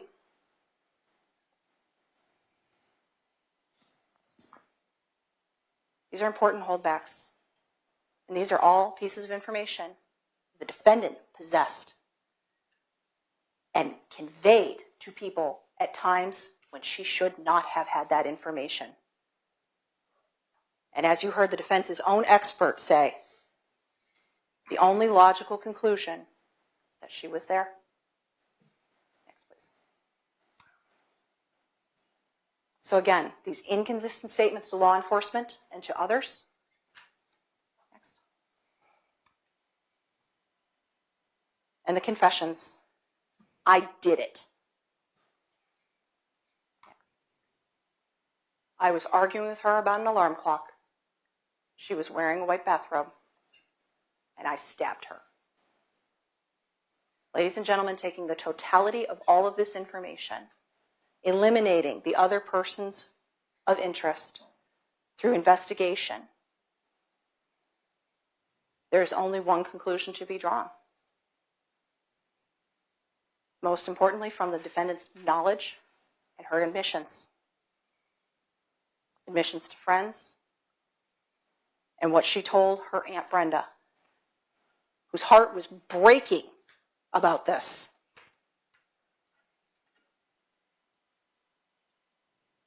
There's only one conclusion to be drawn, and that is that in the early morning hours of June 3rd, 2007, Nichole Rice took this knife and plunged it into the chest of this girl and killed her. The state asks you to find her guilty once you conclude your deliberations. Thank you. Thank you, Ms. Sorgan. Interesting, the poll. I asked if you were on the jury, okay? There's only two boxes to tick. Guilty or not guilty? Which one are you ticking? And 74% of you say guilty?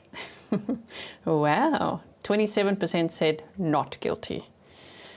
I won't snark too much about the state's closing so far, but what I do want to say is I don't like the distancing language of that body in that body bag and this knife stabbed that girl. Like, could you maybe say the victim's name? You know? Maybe even have the knife there. How about that? Show the screen, show the knife, show the exhibits. But other than that, this girl, that body, I don't like that. Exactly. Stefan says her name is Anita, Miss Sorgan. That was really disappointing because the state is obviously supposed to be fighting for justice for the victim. One would then say her name. Then say, we believe this knife was used to stab Anita Knutson. And we believe it happened on this day, and she lost her life in her own apartment. She was only 18 years old and putting herself through college and working 2 jobs. Everybody loved her. She was a wonderful person with a big heart. Even just that. We didn't hear any of that. It was just like, oh no. Okay, are we actually ready for the defense's closing statements? Here we go. Yeah, and Jeanette says, I didn't know there was another poll. Yeah, it's just a simple one for now. I just want to see where you're at. If you were on the jury, read it carefully. If you were on the jury, what would your vote be? Guilty or not guilty? We'll do some more polls later. Just that one for now. Let's leave it for 5 more minutes or so.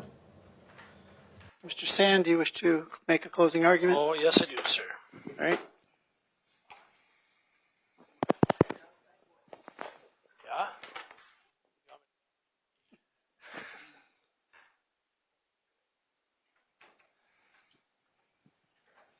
Can you hear me all right? Okay. Can you all hear me? Okay. There's been some issues with that, so thank you. First of all, thank you all for being here. I know this is probably the last thing anybody here wants to do. All the time and energy that you guys have expelled, taking a week out of your life, sitting in on a case like this. It's a lot of stress, and I'm sure your family and your work lives have suffered for it, so thank you very much. It's important as citizens, it's important for Anita, and it's important for Nichole. Now, we just sat through over an hour of slides, trying to go through every piece of this case, every piece of testimony, every witness. And I'll tell you, usually when you're a defense attorney, your job is to try to snake through a hole. You got to make things just work right. This case is totally flipped. They just took you through an hour of slides where they had to go through about 300 elements that have to work perfectly for them. All of them have to be true for their case to work. Devin Hall got on the train at the time some guy in Wolf Point said he got on the train. They don't have evidence for that. She's saying that. The investigation showed. The investigation didn't show that. Otherwise, the FBI wouldn't have said Devin Hall was the most likely suspect. But I'll get back to Devin Hall. They talked to you about Marty Anell. Never left Laura Knapp's side, but she's screwing around on him. They never leave each other's sides. That's not true, and that didn't happen. But it has to be true for their case to work. Their case doesn't work. Their own lead investigator, Detective Asham, told you guys she didn't review the whole file. That's not bad police work. That's insane to bring charges when you haven't reviewed a file. They're trying to say this is a puzzle with many pieces. No, it's a murder case. And everybody in here deserves justice. Anita and Nichole, and this isn't how you get it. And I don't mean to yell at you guys. I'm not yelling at you. I'm blown away by what I'm seeing here. I've been practicing law for quite a while. I've never seen anything like this. So we got a case agent. A case agent who didn't review the file.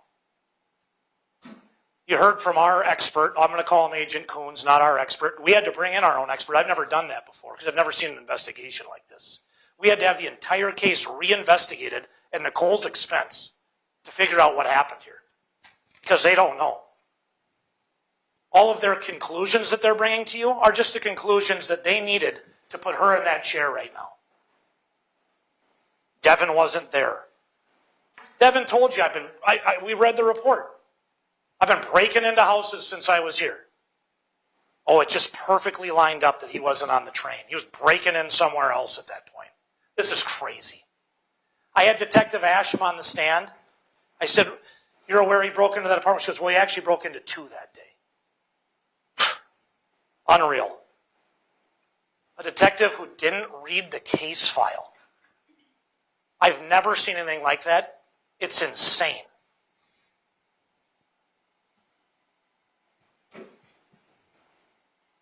We discussed in jury selection and at opening that they're going to tell you that this is a murder case based on an alarm clock and nasty text messages between 2 18-year-old girls. I can walk around this town and find all of those people. 90% of the girls in this town are going to have those same issues that go to UND here. This sophisticated murderer sitting right here, Nichole, was able to scrub the DNA out of that place. They showed you the murder weapon.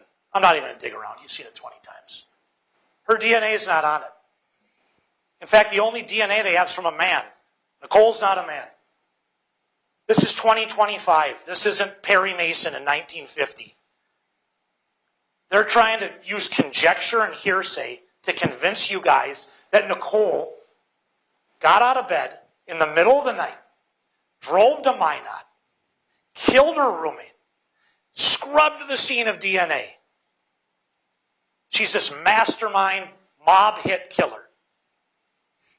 Goes back home, has the intestinal fortitude to just go on with life like it never happened. We're talking about a daughter, a sister, a wife, and a mother. This doesn't happen. This is a load of crap. Now, I talked to you at jury selection. I talked to you on opening arguments. This TV show came to town. What a coincidence. The TV show comes to town, and we're getting charges. They came to town for 7 days. They're telling you in their closing that the Minot Police Department's so busy, they can't get things right. And there's a whole heck of a lot more we heard about the Minot Police Department that I'm not going to get into because we don't need to relive some of the accusations and the things that have gone on with the Minot Police Department. But they bring in a television show for a week, and they're going to blow this case wide open. You heard from Agent Kouns, the show came in, it had an agenda. The agenda was to put Nichole in that chair right there, because that's what gets people watching these things, and that's what they care about. They don't care who did this. They care who's watching that TV. You see all these cameras in here. And when this is over, you'll find out a lot more about what's going on here. This is a media circus. And it's a media circus because they can put her in that chair, and these people helped them do it. And it's garbage. And they should be ashamed of themselves, all three of them. Objection. Sustained. I'll back off. Thank you.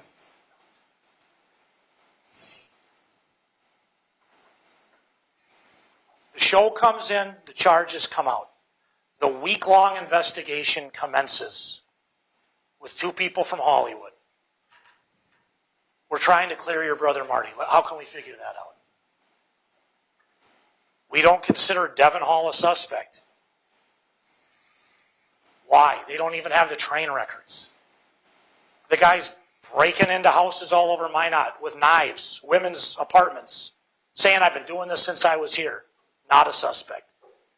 Because these cameras wouldn't be in here if he was. If the dead guy was the suspect, these cameras wouldn't be in here. These cameras are in here because we can have a nice North Dakota mom sitting there. That sells. And it's disgusting. And it's not our system of justice. It's greed. And that greed's putting pressure on these people.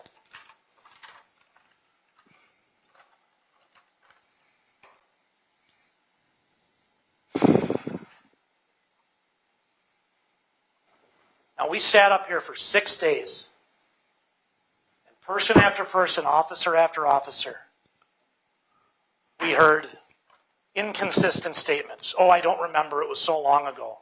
I don't remember. Can you show me the report that I never looked at, that I never read before we brought charges? Sure. I spent half my week up here. Yep, here it is. Here it is. This is what happened. You should have reviewed it before you put her sitting in that chair. But when that happens, oh, it's been a long time. It's an inconsistent statement. When Nichole, who comes in for every interview, talks to law enforcement every time they ask her, when she makes a mistake, when she can't remember something just right, she's guilty. We're putting her in that chair. And here come the cameras.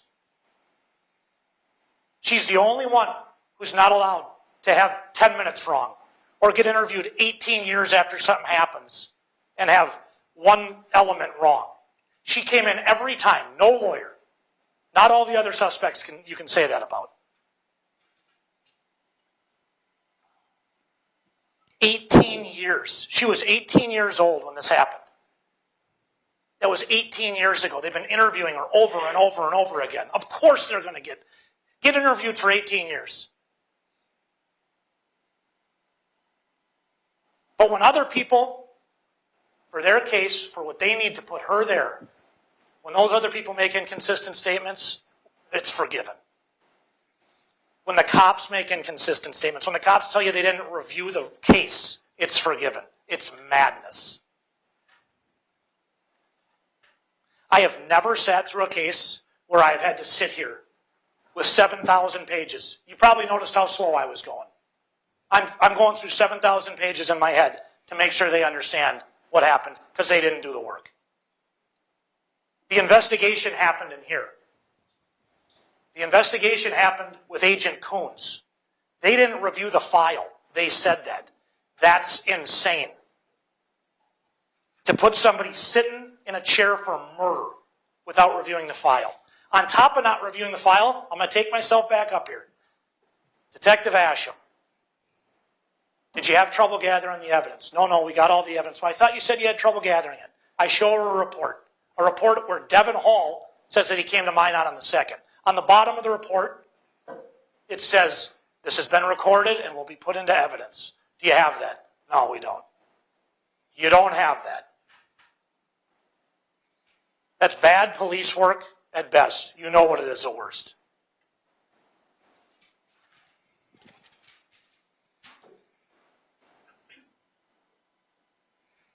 The state brought in a bunch of witnesses. It was a cast of characters. The TV show comes out, the phone starts ringing. You have two people who all of a sudden have an admission, an alleged admission. I did it.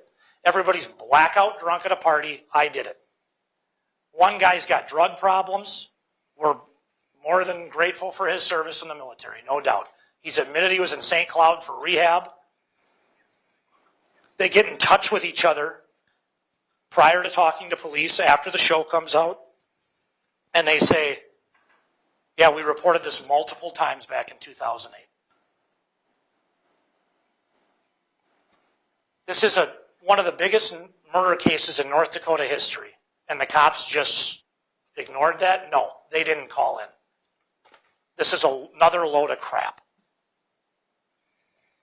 Donna Bieland can't remember when she worked with Nichole. She can't remember where the office is.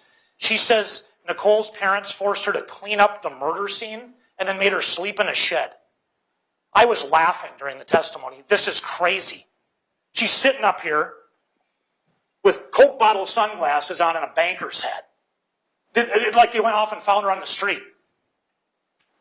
And they want to put her in prison with that crap? Are you kidding me? They sit here talking about holdbacks. Aunt Brenda, she proved the holdbacks about that trip. Aunt Brenda said the trip was in 2007, 4 to 5 weeks after Anita died. She was totally wrong. She was a year off. Those holdbacks had most likely been given to the press at that point. Michelle Grubb, when she testified, if you can keep all this straight, had said she knew Nichole was stabbed. This stuff comes out in these towns. They're basing all of these holdbacks on this testimony of Aunt Brenda, good old Aunt Brenda. She's not sitting in here right now, I'll tell you that. Aunt Brenda had it a year off, and she was so sure of it. We were going to my son's rodeo in Farmington. We took my husband's plane. You're a year off, Aunt Brenda, sorry.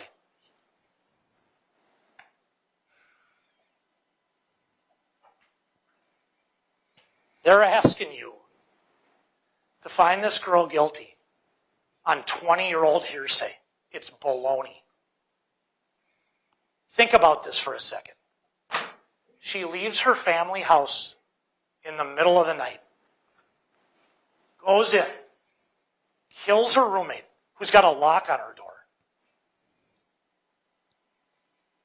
Like Dexter cleans the scene. No DNA. Scrubbed. Nichole lives in this apartment. There's no DNA. Her DNA is not on the knife. Her DNA is not on Anita. And then she texts her after. Long after. The state expects you to believe that she did that and came home and went on with her life. You see her sitting here. That's not James Bond. This didn't happen.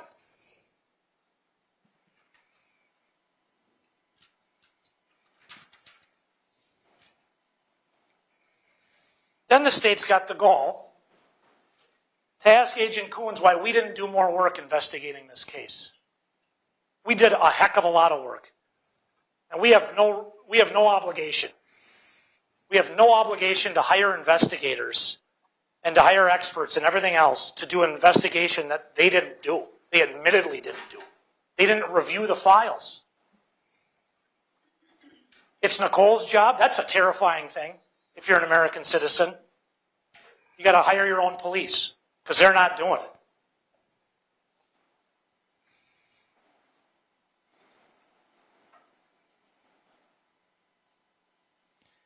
You heard from a few witnesses that were law enforcement from Minot back in the day. You heard from Agent Kouns. The FBI fingered Devin Hall. He said, that's who we're going to look into. Who's the one suspect that they didn't look into when they reopened the case when cold justice showed up? Devin Hall. You know why? Because it would have been a problem for them. They wouldn't have been able to get Nichole in that seat. And these TVs wouldn't have been lit up and people wouldn't have been making millions of dollars.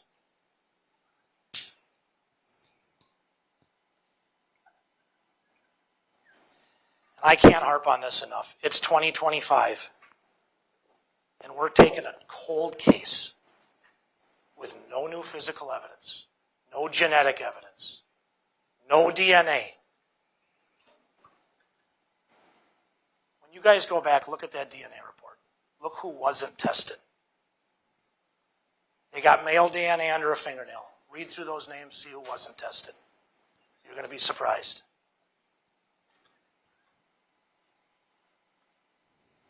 In their opening, the state's attorney said, crime loves silence. Nichole went in every time the police asked her to come in for an interview. She wasn't hiding from this. There were people that were. What you're seeing here is a totally unprepared police department and state's attorney's office. You're seeing baseless charges, and they're going after an innocent woman because they're pressured. You have no idea what these TV cameras do to these people. And I'm not blasting police. Police are good people. But what you're seeing in this case is garbage. It's absolute garbage. It's insanity. You heard it from Agent Kouns. I can't state it enough. They didn't read the file before they charged her. We read the file before they did. They keep telling you that their big issue is this hunch on Nichole because of her behavior.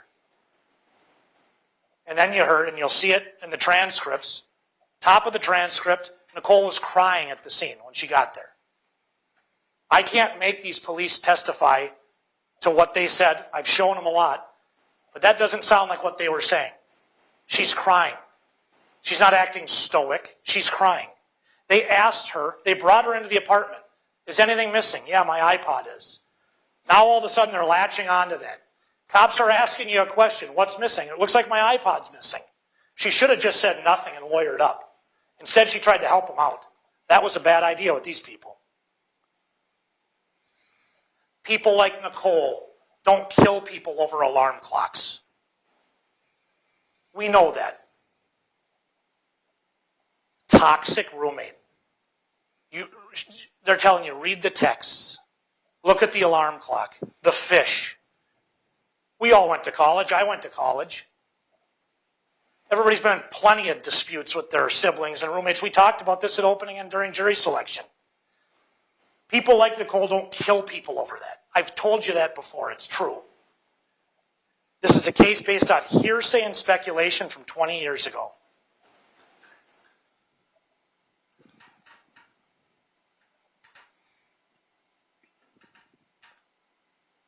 I don't think there's anybody in here that doesn't want justice for Anita. She deserves it. There's no doubt, but there isn't justice for Anita in here. Nichole didn't do this. And on jury selection, we talked about guilty go free or innocent go to prison.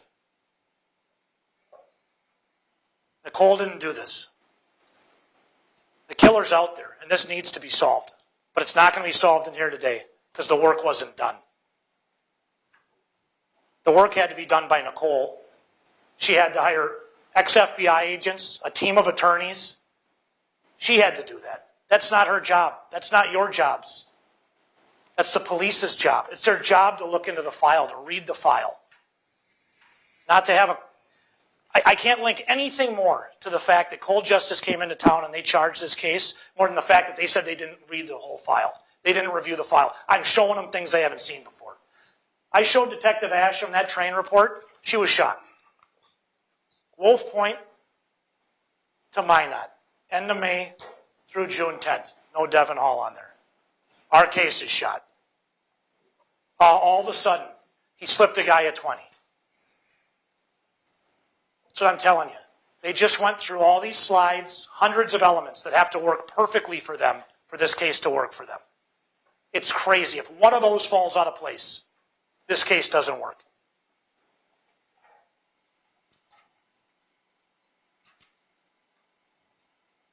Crime loves silence. Nichole participated all the way along. This is madness. State's Attorney Sorgan told you DNA is everywhere. DNA is in the air. If I touch this, my DNA is there. Not Nichole's. I don't know what, she's got special DNA, I guess. She lives in the apartment. They don't have her DNA. No DNA on the murder weapon.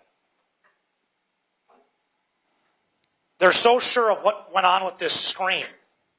Their detectives never saw it. Their investigators never saw it. The only person here that testified it was Gordon. He said it was out in the yard. Marty's dead. We can't talk to him.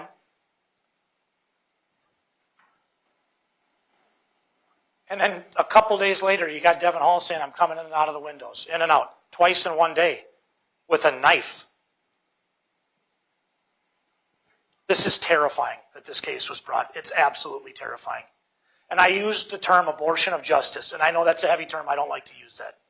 But that's what this is. This is madness. This never should have happened. We shouldn't be sitting here today.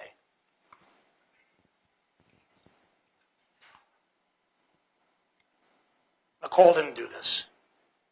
Nichole Rice, the sister, the daughter, the mother, and the wife, who's sitting here with her whole family right now. It's a ranch family from Velva, North Dakota. She didn't sneak out of her farmhouse in the middle of the night, get Devin Hall's Indian head knife, and stab someone in the chest. She didn't do that. And go back home like nothing ever happened. Just take a step back. Let's walk away from the slides. Let's walk away from 8,000 things that have to go right for us to be sitting here today. All these other people. This is madness. It's a horror movie. I don't think after any of this there's any option to come back with a not guilty verdict. Nichole didn't do this. Thank you guys so much for your time. I know this has been a lot. I know this is a lot out of your lives. This is incredibly stressful. We appreciate you. Nichole appreciates you. Thank you all. Sure. Okay. That was interesting. The credit I will give is at least he's very passionate. But I do want to say that I think he's a very clever communicator. Because how many times did he want to say that, oh, like she's the sophisticated killer? He said that at least twice and then saying, oh yeah, right, like she's James Bond. Because I think he's trying to undo the damage that his own expert did by saying Nichole's not a sophisticated killer.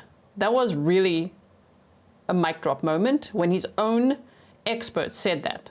Nichole's not a sophisticated killer. And he didn't say Nichole's not a sophisticated killer.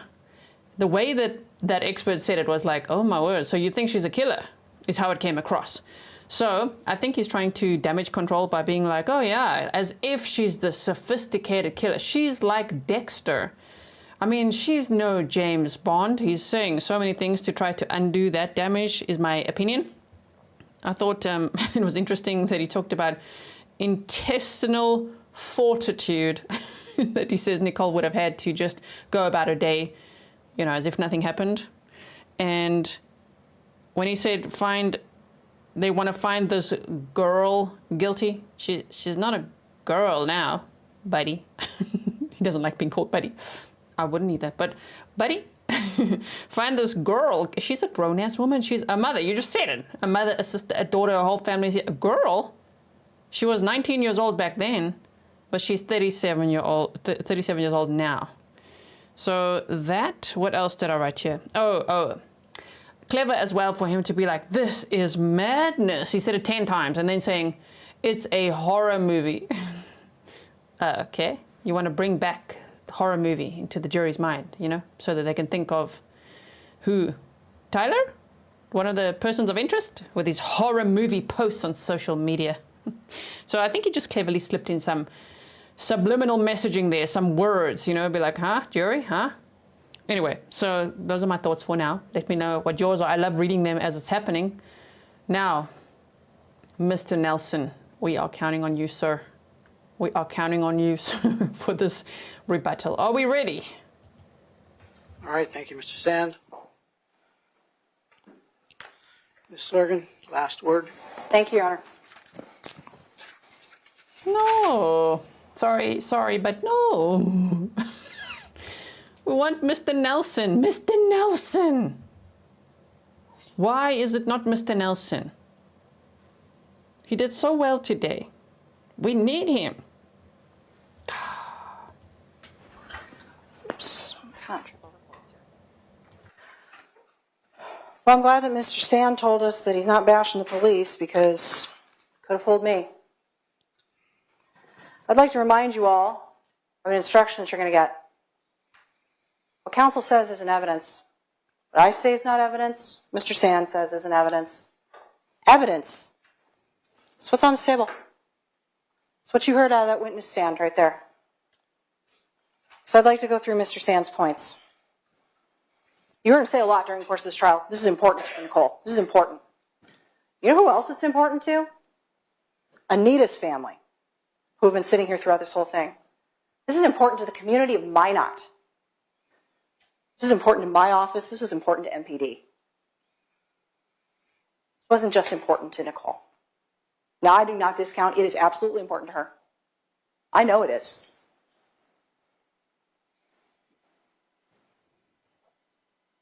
Mr. Sand told you about, it's got to be like 300 elements. It's got to all line up just for everything to work. That's life, folks. Think about using your common sense and experience. How do things have to line up in order for something else to happen? Every step we take in life leads to something else. He questioned about Laura saying that she was with Marty the entire weekend. The weekend of the first weekend of June of 2007.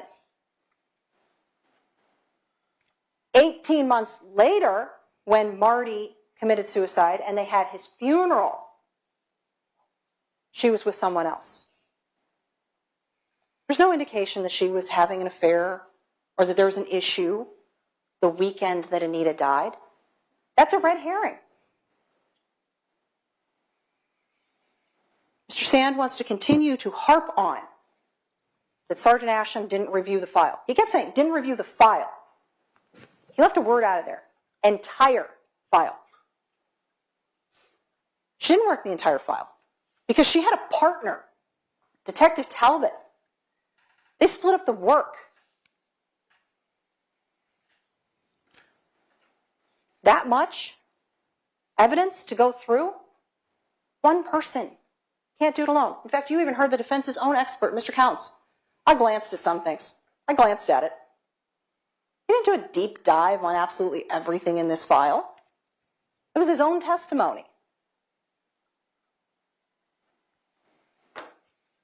Now, nowhere did you hear that the state's theory of this case is that Nichole went to sleep at the farm, woke up in the middle of the night, made a mad dash to Minot, killed Anita. From the timeline that you saw, and from the statement that she gave to her Aunt Brenda, she left the 41 Club in Russo and went back to the apartment in Minot to get clothes, where she encounters Anita. Anita, who thought she had the apartment all to herself that weekend because Nichole went home every weekend. Anita was not expecting Nichole to show up at home. So her bedroom door was not locked. You heard the testimony from Gordon. Anita's bedroom door was open when they went into that apartment. It wasn't closed. And I'd also like to get back to another point about Gordon's testimony. Mr. Sand told you that Gordon told you the screen was in the yard. Gordon didn't know that because Marty had picked up the screen during his morning rounds and taken it to his shop before Gordon showed up. Gordon wouldn't have seen it in the yard.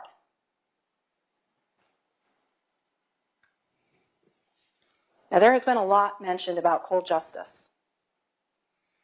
That they came to town for 7 days. And in 7 days, cracked the case wide open. That's what we just heard. You heard Sergeant Asham tell you that they had the case filed a couple of months ahead of time so that they could review everything. They came to town for 7 to 10 days for filming and for some interviews. But that this was a collaborative effort and that cold justice was not calling the shots. Cold justice does not make charging decisions in Ward County, North Dakota. Minot PD doesn't even make charging decisions in Ward County, North Dakota.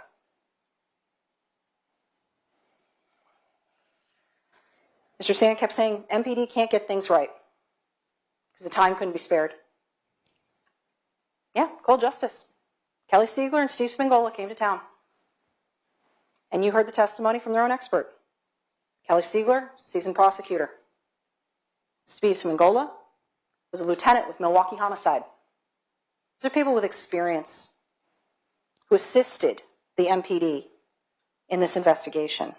These weren't just two random people from Hollywood, not two Hollywood people or Hollywood personas that came in.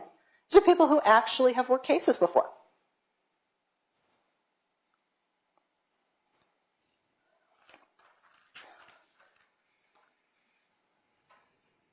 Mr. Sand tells you that greed is putting pressure on these people, that there's millions of dollars to be made. Not in my paycheck. Not in Mr. Nelson's paycheck, certainly not in Sergeant Asham's paycheck. The only person that you've heard has any financial benefit from this case so far is Mr. Kouns. Got his $10,000 expert fee. It's the only person that you heard has made any money off of this. And you heard Mr. Sand saying, I spent half my week up here going through with witnesses. You're right. On cross-examination, when you were asking them about things that were extraneous to the case. It is not improper to prep witnesses. In fact, that's trial tactics 101. They teach you that in law school. You don't ever ask a question to which you don't already know the answer. So you prep your witnesses. You meet with them. This trial could have been a whole lot longer if we'd have had the witnesses testify to absolutely everything that was in this case file. But we didn't. We had to boil it down to what was relevant and what was important. You've already been here long enough without having to get through that. So he's refreshing witnesses' recollection for investigations that they did 18 years ago. Are you surprised? And then he asks you, oh, but they get forgiven for that, for not remembering something 18 years ago when they've worked how many other investigations since then? But Nichole, not remembering something is a bad thing. Okay, let's explore that. If you're the suspect in a murder and you know that your alibi is important, that your whereabouts are important, wouldn't you know that information cold, no matter how many times you're asked about it? And again, let's look at the timing of these interviews. June 4th, 2007, the date that Anita's body was discovered. June 11th, 2007, a week later. Not enough time for a loss of memory. And remember, in that interview, that's the one that Sergeant Goodman said she was not telling him the truth, and he had to confront her on it. May 6th, 2010. Not even 3 years later. And then the last interview, March 12th, 2022. 15 years after the original interview. So the relevant, the main interviews, when it was fresh and it was new and there was no time to forget. And you would expect her, wouldn't you, to know where she was if she knows that she's a suspect for a murder? Are you going to expect Detective Barnard to remember something 18 years later when he's retired twice and worked how many cases in the interim? Same thing for Sergeant Goodman, Detective Thompson.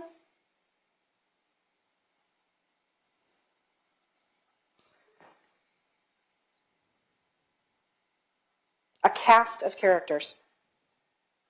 I would like to correct something that Mr. Sand told you. 2 people coming in after, one of whom having drug problems. If you remember the testimony, William May went to St. Cloud for PTSD treatment, not for drug treatment. He tried to make Brenda Glynns out to be a drug addict. She went to a rehab facility to be weaned off of pain medication after she broke her back because she was having seizure activity.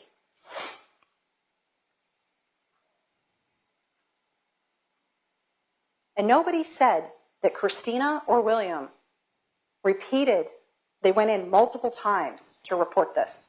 Nobody said that. They didn't testify to that. They went in once. Nothing came of it. What are they to think?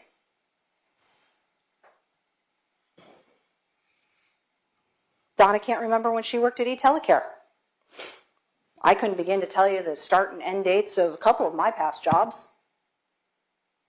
But Donna remembered those conversations with Nichole because they stuck in her memory. Remember what she told you. The level of concern that she had is what ingrained this into her memory. That she was concerned about how this is escalating between these 2 girls.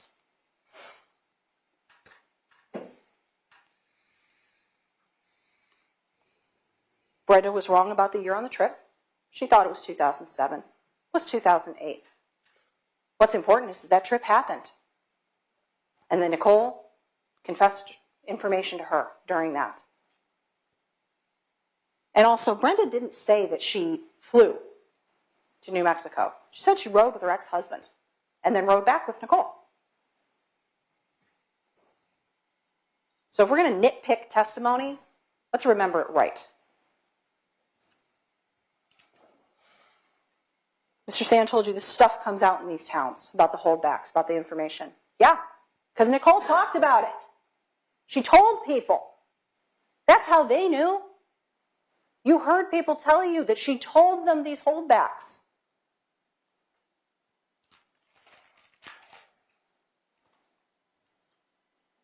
Mr. Sand is correct. The defense has absolutely no obligation to investigate. But they did. And their own expert didn't even really review the file particularly well, did he? He acknowledged several mistakes that he made in that, such as Devin Hall broke into the apartment complex that's the same building as Anita. You heard him admit, nope, I screwed up. I made a mistake on that. I was wrong. Wasn't the same building. You also heard him say he didn't hear the testimony of these witnesses. And he also didn't review prior deposition testimony from them. Mr. Sand told you, look at the DNA report and look who wasn't tested. You're going to have one heck of a time figuring out who wasn't tested. This lab report is 35 pages long. And you will see that Devin Hall's name is in it. He was tested. They got in a sample from him to review against.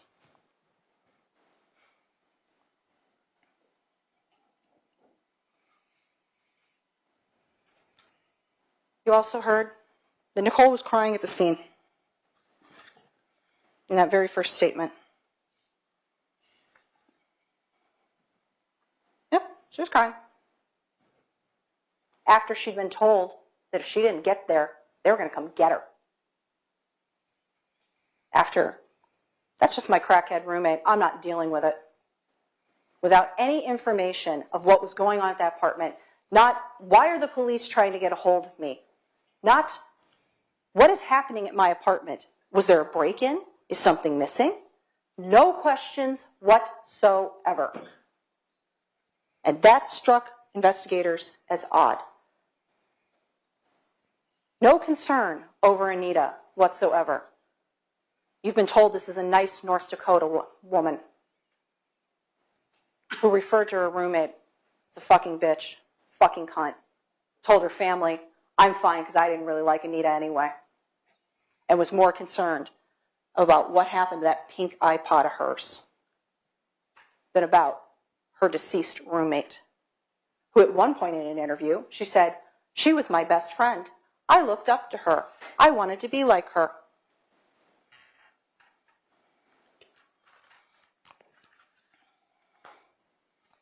Mr. Sand told you that Sergeant Asham was shocked by the train report. No, she wasn't. But in any event, you can judge for yourself what Sergeant Asham's reaction to that was. But I would like to remind you, she had a partner. That would be Detective Talbot. She worked the Devon Hall angle. She's the one who reviewed the train reports. She's the one who reviewed that video, spoke with those witnesses who confirmed that Devon Hall was in Montana and didn't leave Montana until that train departed to head to Minot, which did not arrive until 9:20 p.m. on June 3rd, 2007, at which point in time Anita had been dead since 5 a.m. that morning.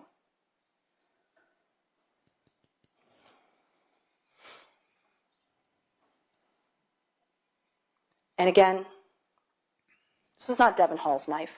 Lastly, that was one of the last points that Mr. Sand brought up. Devon Hall, in an interview, said it looked like a knife that he had taken from Jerome Vivier's, but that he had returned to Jerome's house after having it about a day.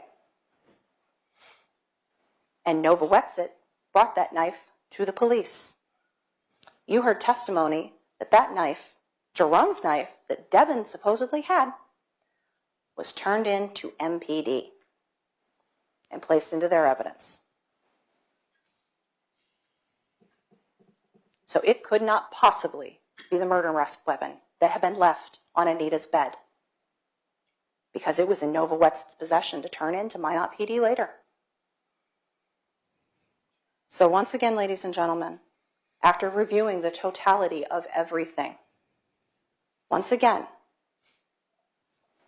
we urge you to find the defendant guilty. Thank you. All right, thank you, Ms. Sorgan. Still, her face is interesting. Sure, this is really going to be interesting what the jury's going to decide. I mean, I think obviously the facts that count against Nichole would be her own confessions to people, even though, you know, one could argue, if you were to argue from the defense side, is that reliable? Like a drunk party, her saying it, but she said it to multiple people. So if she's confessing to multiple people, I stabbed her, I did it, she deserved to die, that is counting against her big time. Secondly, knowing things about the crime scene that others didn't know, big time counting against her. Thirdly, changing her story, where she was, changing that timeline the whole time, and eventually putting herself at the scene, which still makes no sense to me. Why would she ever say, well, I went back there to go and get clothes? Why did you go there to get clothes if you left on Friday night to go to your family's farm for the weekend? Why the hell would you drive back there to get clothes the very next day? Why? So why'd you put yourself there, lady? Those are my questions, right? I would be like, huh. So that's 3. I mean, then you can add on top her demeanor, you know, not wanting to go talk to the police when they said, look, man, something's happened at your apartment. We need you to come here. She had no fear. She didn't say, like, what happened? Was there a fire? Was there a break-in? Did something happen? She didn't know what happened, but she didn't want to go talk to the police. That's sus. I think number 5, if I were on the jury hearing all the closing arguments now, I'd be like, you know, the fact that her DNA wasn't found anywhere in Anita's room is pretty weird because she lived in the apartment. So I don't know if she rinsed, if she did it. Did she rinse the knife? Did she wear gloves? Like, what the hell? I think I'm on point number 6. If I made bullet points for my own closing arguments here, I'd be like, yeah, it did seem like the window screen. It seemed staged to me. And it's pretty dumb. It's definitely not a sophisticated killer that would do that. And the defense's own expert said Nichole is not a sophisticated killer, right? Then we also have to consider that Anita had a door that she could lock to her bedroom, and it wasn't locked that night because Nichole had said she's going to her family farm for the weekend. In fact, Nichole said that she hadn't even spoken to her for like 3 weeks, so that's weird. Either way, I would assume that Anita felt safe, you know, especially that was not like just 8 p.m. or something. It's like, you know, in the evening, and she's still alive in the early morning hours, 2 a.m. on June 3rd. Considering all that, is that enough circumstantial evidence to convict someone of Class AA felony murder, where she's facing life without parole? I think it could be. Depends what the jury decides. There are, as I just told you, the jury makeup is 11 men and 5 women. So totaling 16 jurors, which includes the alternates. So that there's a lot of men on this jury, so that also, it's going to be interesting. What will the men decide? Right? Interesting. Now, Ali B said, plus she hasn't spent 1 day in jail. Now, let me tell you, I want to tell you a couple more factors. You know what's interesting is that her mother and father didn't testify for the state. I don't know why. Why did the state not call them? Why were they not subpoenaed to be there? Why did they not fight for her? Where's your mom and dad? If they're still alive, where are they? I mean, Mr. Sand said her whole family is there. We didn't see them on the stand. Why doesn't she take the stand? If she truly is innocent, take the stand. Tell us your story. Cry. Say why you're innocent. Take that risk then, because if you're innocent, why wouldn't you, right? So, that's interesting too. And then the last fact I'll say is just her own demeanor in the courtroom has just been weird. You can't convict someone of murder based on just her demeanor, like in a courtroom or how she looks or something, but just like the vibe has just been weird. Okay, like she looks from day one like she was pretending to look really, really sad. It didn't really come across right. And now, I don't know, she just looks devastated to me. So what is that all about? Is it just because you're being put through this all these years later, or what? Are you feeling like this because you feel like there's a chance you're going to get thrown in prison for the rest of your life? I don't know. I don't know. So, yeah, Misty said, I only saw a husband and daughter today. Right? Where are the parents? I would like to know. So, with all of that being said, I don't think, the investigation, it was a little bit, I don't want to say the word sloppy, but I don't know what other word to use. It wasn't great. It sucked that it became a cold case. And thankfully, though, Kelly Siegler and her team came in and could relook at it and get something going. Is this the something? Do you believe that Nichole did it? Many people probably would, because who the hell's going to confess to the murder so many times to so many different people? She can't stop talking about it. If you hear the testimony over the days, holy crap, she brings it up a lot, hey? Even at birthday parties. They're like birthday parties with the kids. I don't know if that's her cousins or who, but like, why are you talking about it so much? And offering a narrative. Like, Anita looked so peaceful lying there in a robe. What the hell is that? What are you saying? So when I put all that together, well, she might just be found guilty. But we'll have to see. I also won't be surprised if she is found not guilty, and I also won't be surprised if this is a hung jury. So I have no idea what this outcome will be. Sometimes we have a hunch. This time, I really don't know. We'll do another poll when we go to the verdict watch, but now let's watch the jury instructions first.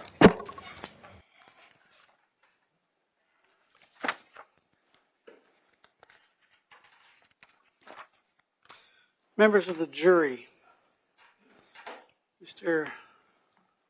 Nelson, can I have you move the podium for me, please? Yes, sir. Just slide it underneath the pole there. Sure. Thank you. Perfect. Thank you very much. You will recall at the beginning of this trial, several instructions were read to you on trial procedure, on your duties, and on some of the law to be applied to this case. Those instructions should be considered by you as part of the remaining instructions that I now give. Officer, please don't let anybody in that door while I'm reading these. Thank you.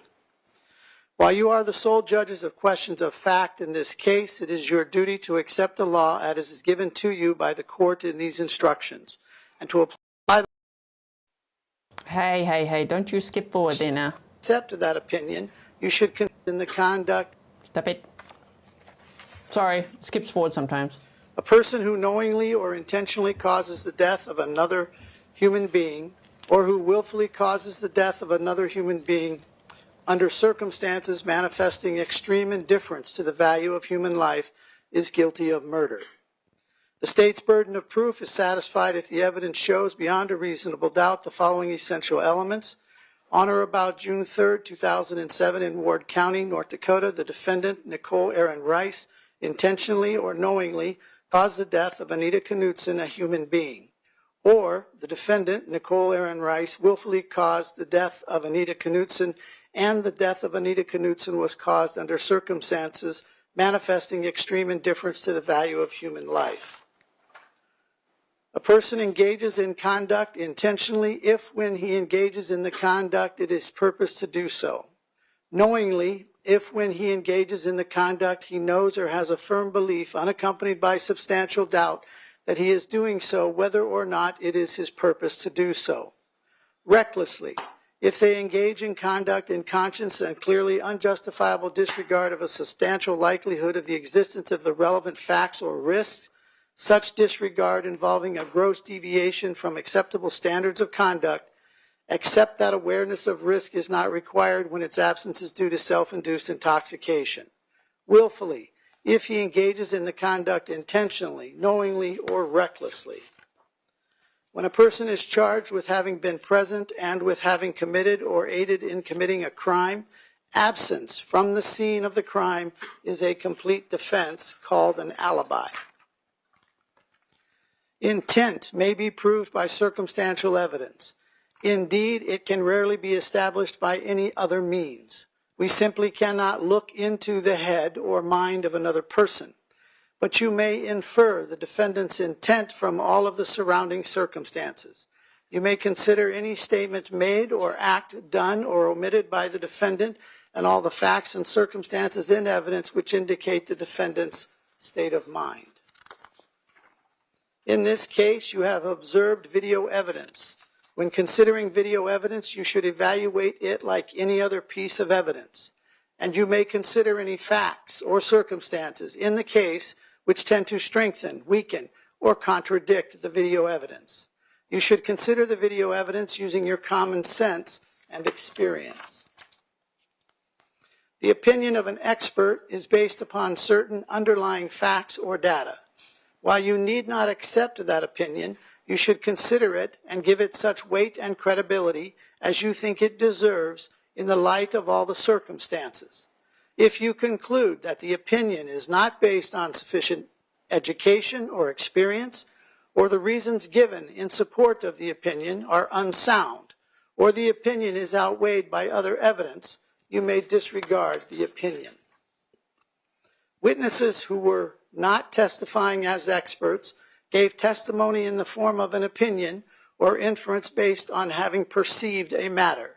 In deciding the weight and credibility, if any, to be given a witness's opinion or inference based on having perceived a matter, you may consider the witness's opportunity to have perceived the matter, the witness's reasons for the opinion or inference, and all other evidence related to the issue. The weight of the evidence is not determined by the number of witnesses testifying on either side. You should consider all the facts and circumstances in evidence to determine which of the witnesses, if any, are worthy of belief. You may find that the testimony of a smaller number of witnesses on one side is more believable than the testimony of a greater number of witnesses on the other side. Any fact in dispute may be proved by the credible testimony of a single witness. However, before finding any fact to have been proved solely by the testimony of a single witness, you should carefully consider all of that witness's testimony upon which proof of fact depends. A witness, including a party, may be impeached, meaning that the witness's testimony is discredited by contradictory evidence you find to be true, or by evidence that on a former occasion the witness made a statement or acted in a manner inconsistent with the present testimony, or by evidence of conviction of a crime, or by evidence of character for untruthfulness. If you conclude that a witness has been impeached, You may give the testimony of that witness such weight and credibility, if any, as you think it deserves. If you conclude that a witness has been impeached by an earlier contradictory statement, the statement may be considered by you as evidence only if the statement was given under oath, in which event you may determine which is the truth, the present testimony or the earlier statement. If you conclude that a witness has willfully, knowingly, or intentionally testified falsely concerning a material fact in this case, you may wholly disregard the witness's testimony unless it is corroborated by other credible evidence. A defendant has a constitutional right not to testify. You must not draw any inference of guilt from a defendant's silence.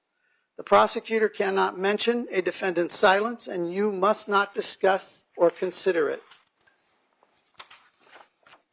If you find from all the evidence in this case, beyond a reasonable doubt, that all of the foregoing essential elements of the crime charged in the information viewed in the light of the law have been proven, then it is your duty to find the defendant guilty.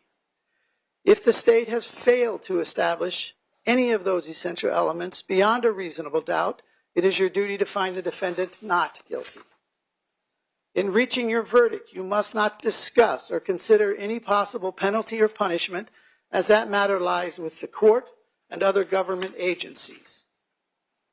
When you go to the jury room, you will select a jury leader. The jury leader will lead your deliberations, communicate with the bailiffs for you, and speak for you in court. The jury leader does not have more authority than the other jurors, and the jury leader's opinion does not carry more weight than the opinions of the other jurors. In order to return verdict, each juror must agree to the verdict. Your verdict must be unanimous. It is your duty to work with each other in an effort to reach an agreement, if you are able to do so without giving up your individual judgment. Each of you must decide the case for yourself, but you should consider the evidence impartially with the other jurors. You should not hesitate to change your opinion if you are convinced it was wrong. But you should not change your opinion about the weight or effect of the evidence just because of the opinion of other jurors or in order to return the verdict. If it becomes necessary for you to communicate with me during your deliberations, the jury leader should send a note to the bailiffs. All questions to the judge must be reviewed by the attorneys. This may take a period of time, and some questions may not be answered. After you have agreed on your verdict, the jury leader should fill in, date, and sign the formal verdict using the appropriate form which accompanies these instructions. The jury leader should then notify the bailiffs that you have reached your verdict. You will be brought to the courtroom for reception of the verdict. You must not disclose your verdict to anyone until it is returned in open court. One form of verdict is submitted to you for finding the defendant Nichole Rice not guilty or guilty of the offense of murder. You will now take this case, try it fairly and impartially between the state of North Dakota and the defendant, and return such verdict as is warranted under all of the evidence and these instructions. Dated the 25th day of March, 2025 by the court, Richard L. Hagar, District Court Judge. Ladies and gentlemen of the jury, I was in charge of your life. Now you are in charge of mine. Can I have the bailiffs come forward, please?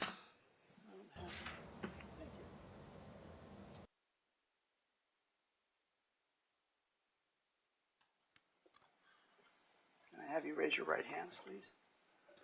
Do you solemnly swear to keep the jury together until they are returned to the court and not permit anyone to communicate with them unless you are directed to do so by the court, so help you God? Thank you very much. You may lead them out now. I didn't see that either. Did I miss the judge asking her if she was going to testify? I didn't see that. I don't know if that was on camera. Like, there's a small possibility we skipped over there, but I don't think so, because I only skipped the long breaks, like the coffee breaks and the lunch. So I didn't see that. I didn't remember it. How about you? Well, clearly she said no because she didn't testify, right? Okay. And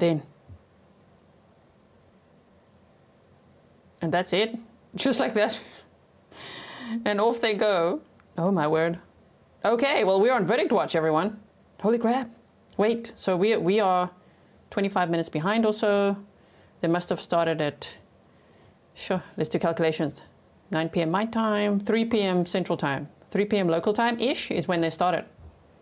Wow, okay. Very interesting. Yeah, it was around 3:05 p.m. local time. Oh my word. Are we ready to teleport to, let me tell you, because maybe some of you haven't watched the trial with me before. What we're going to do now is we're going to teleport, redirect to the next stream, which is the verdict watch stream.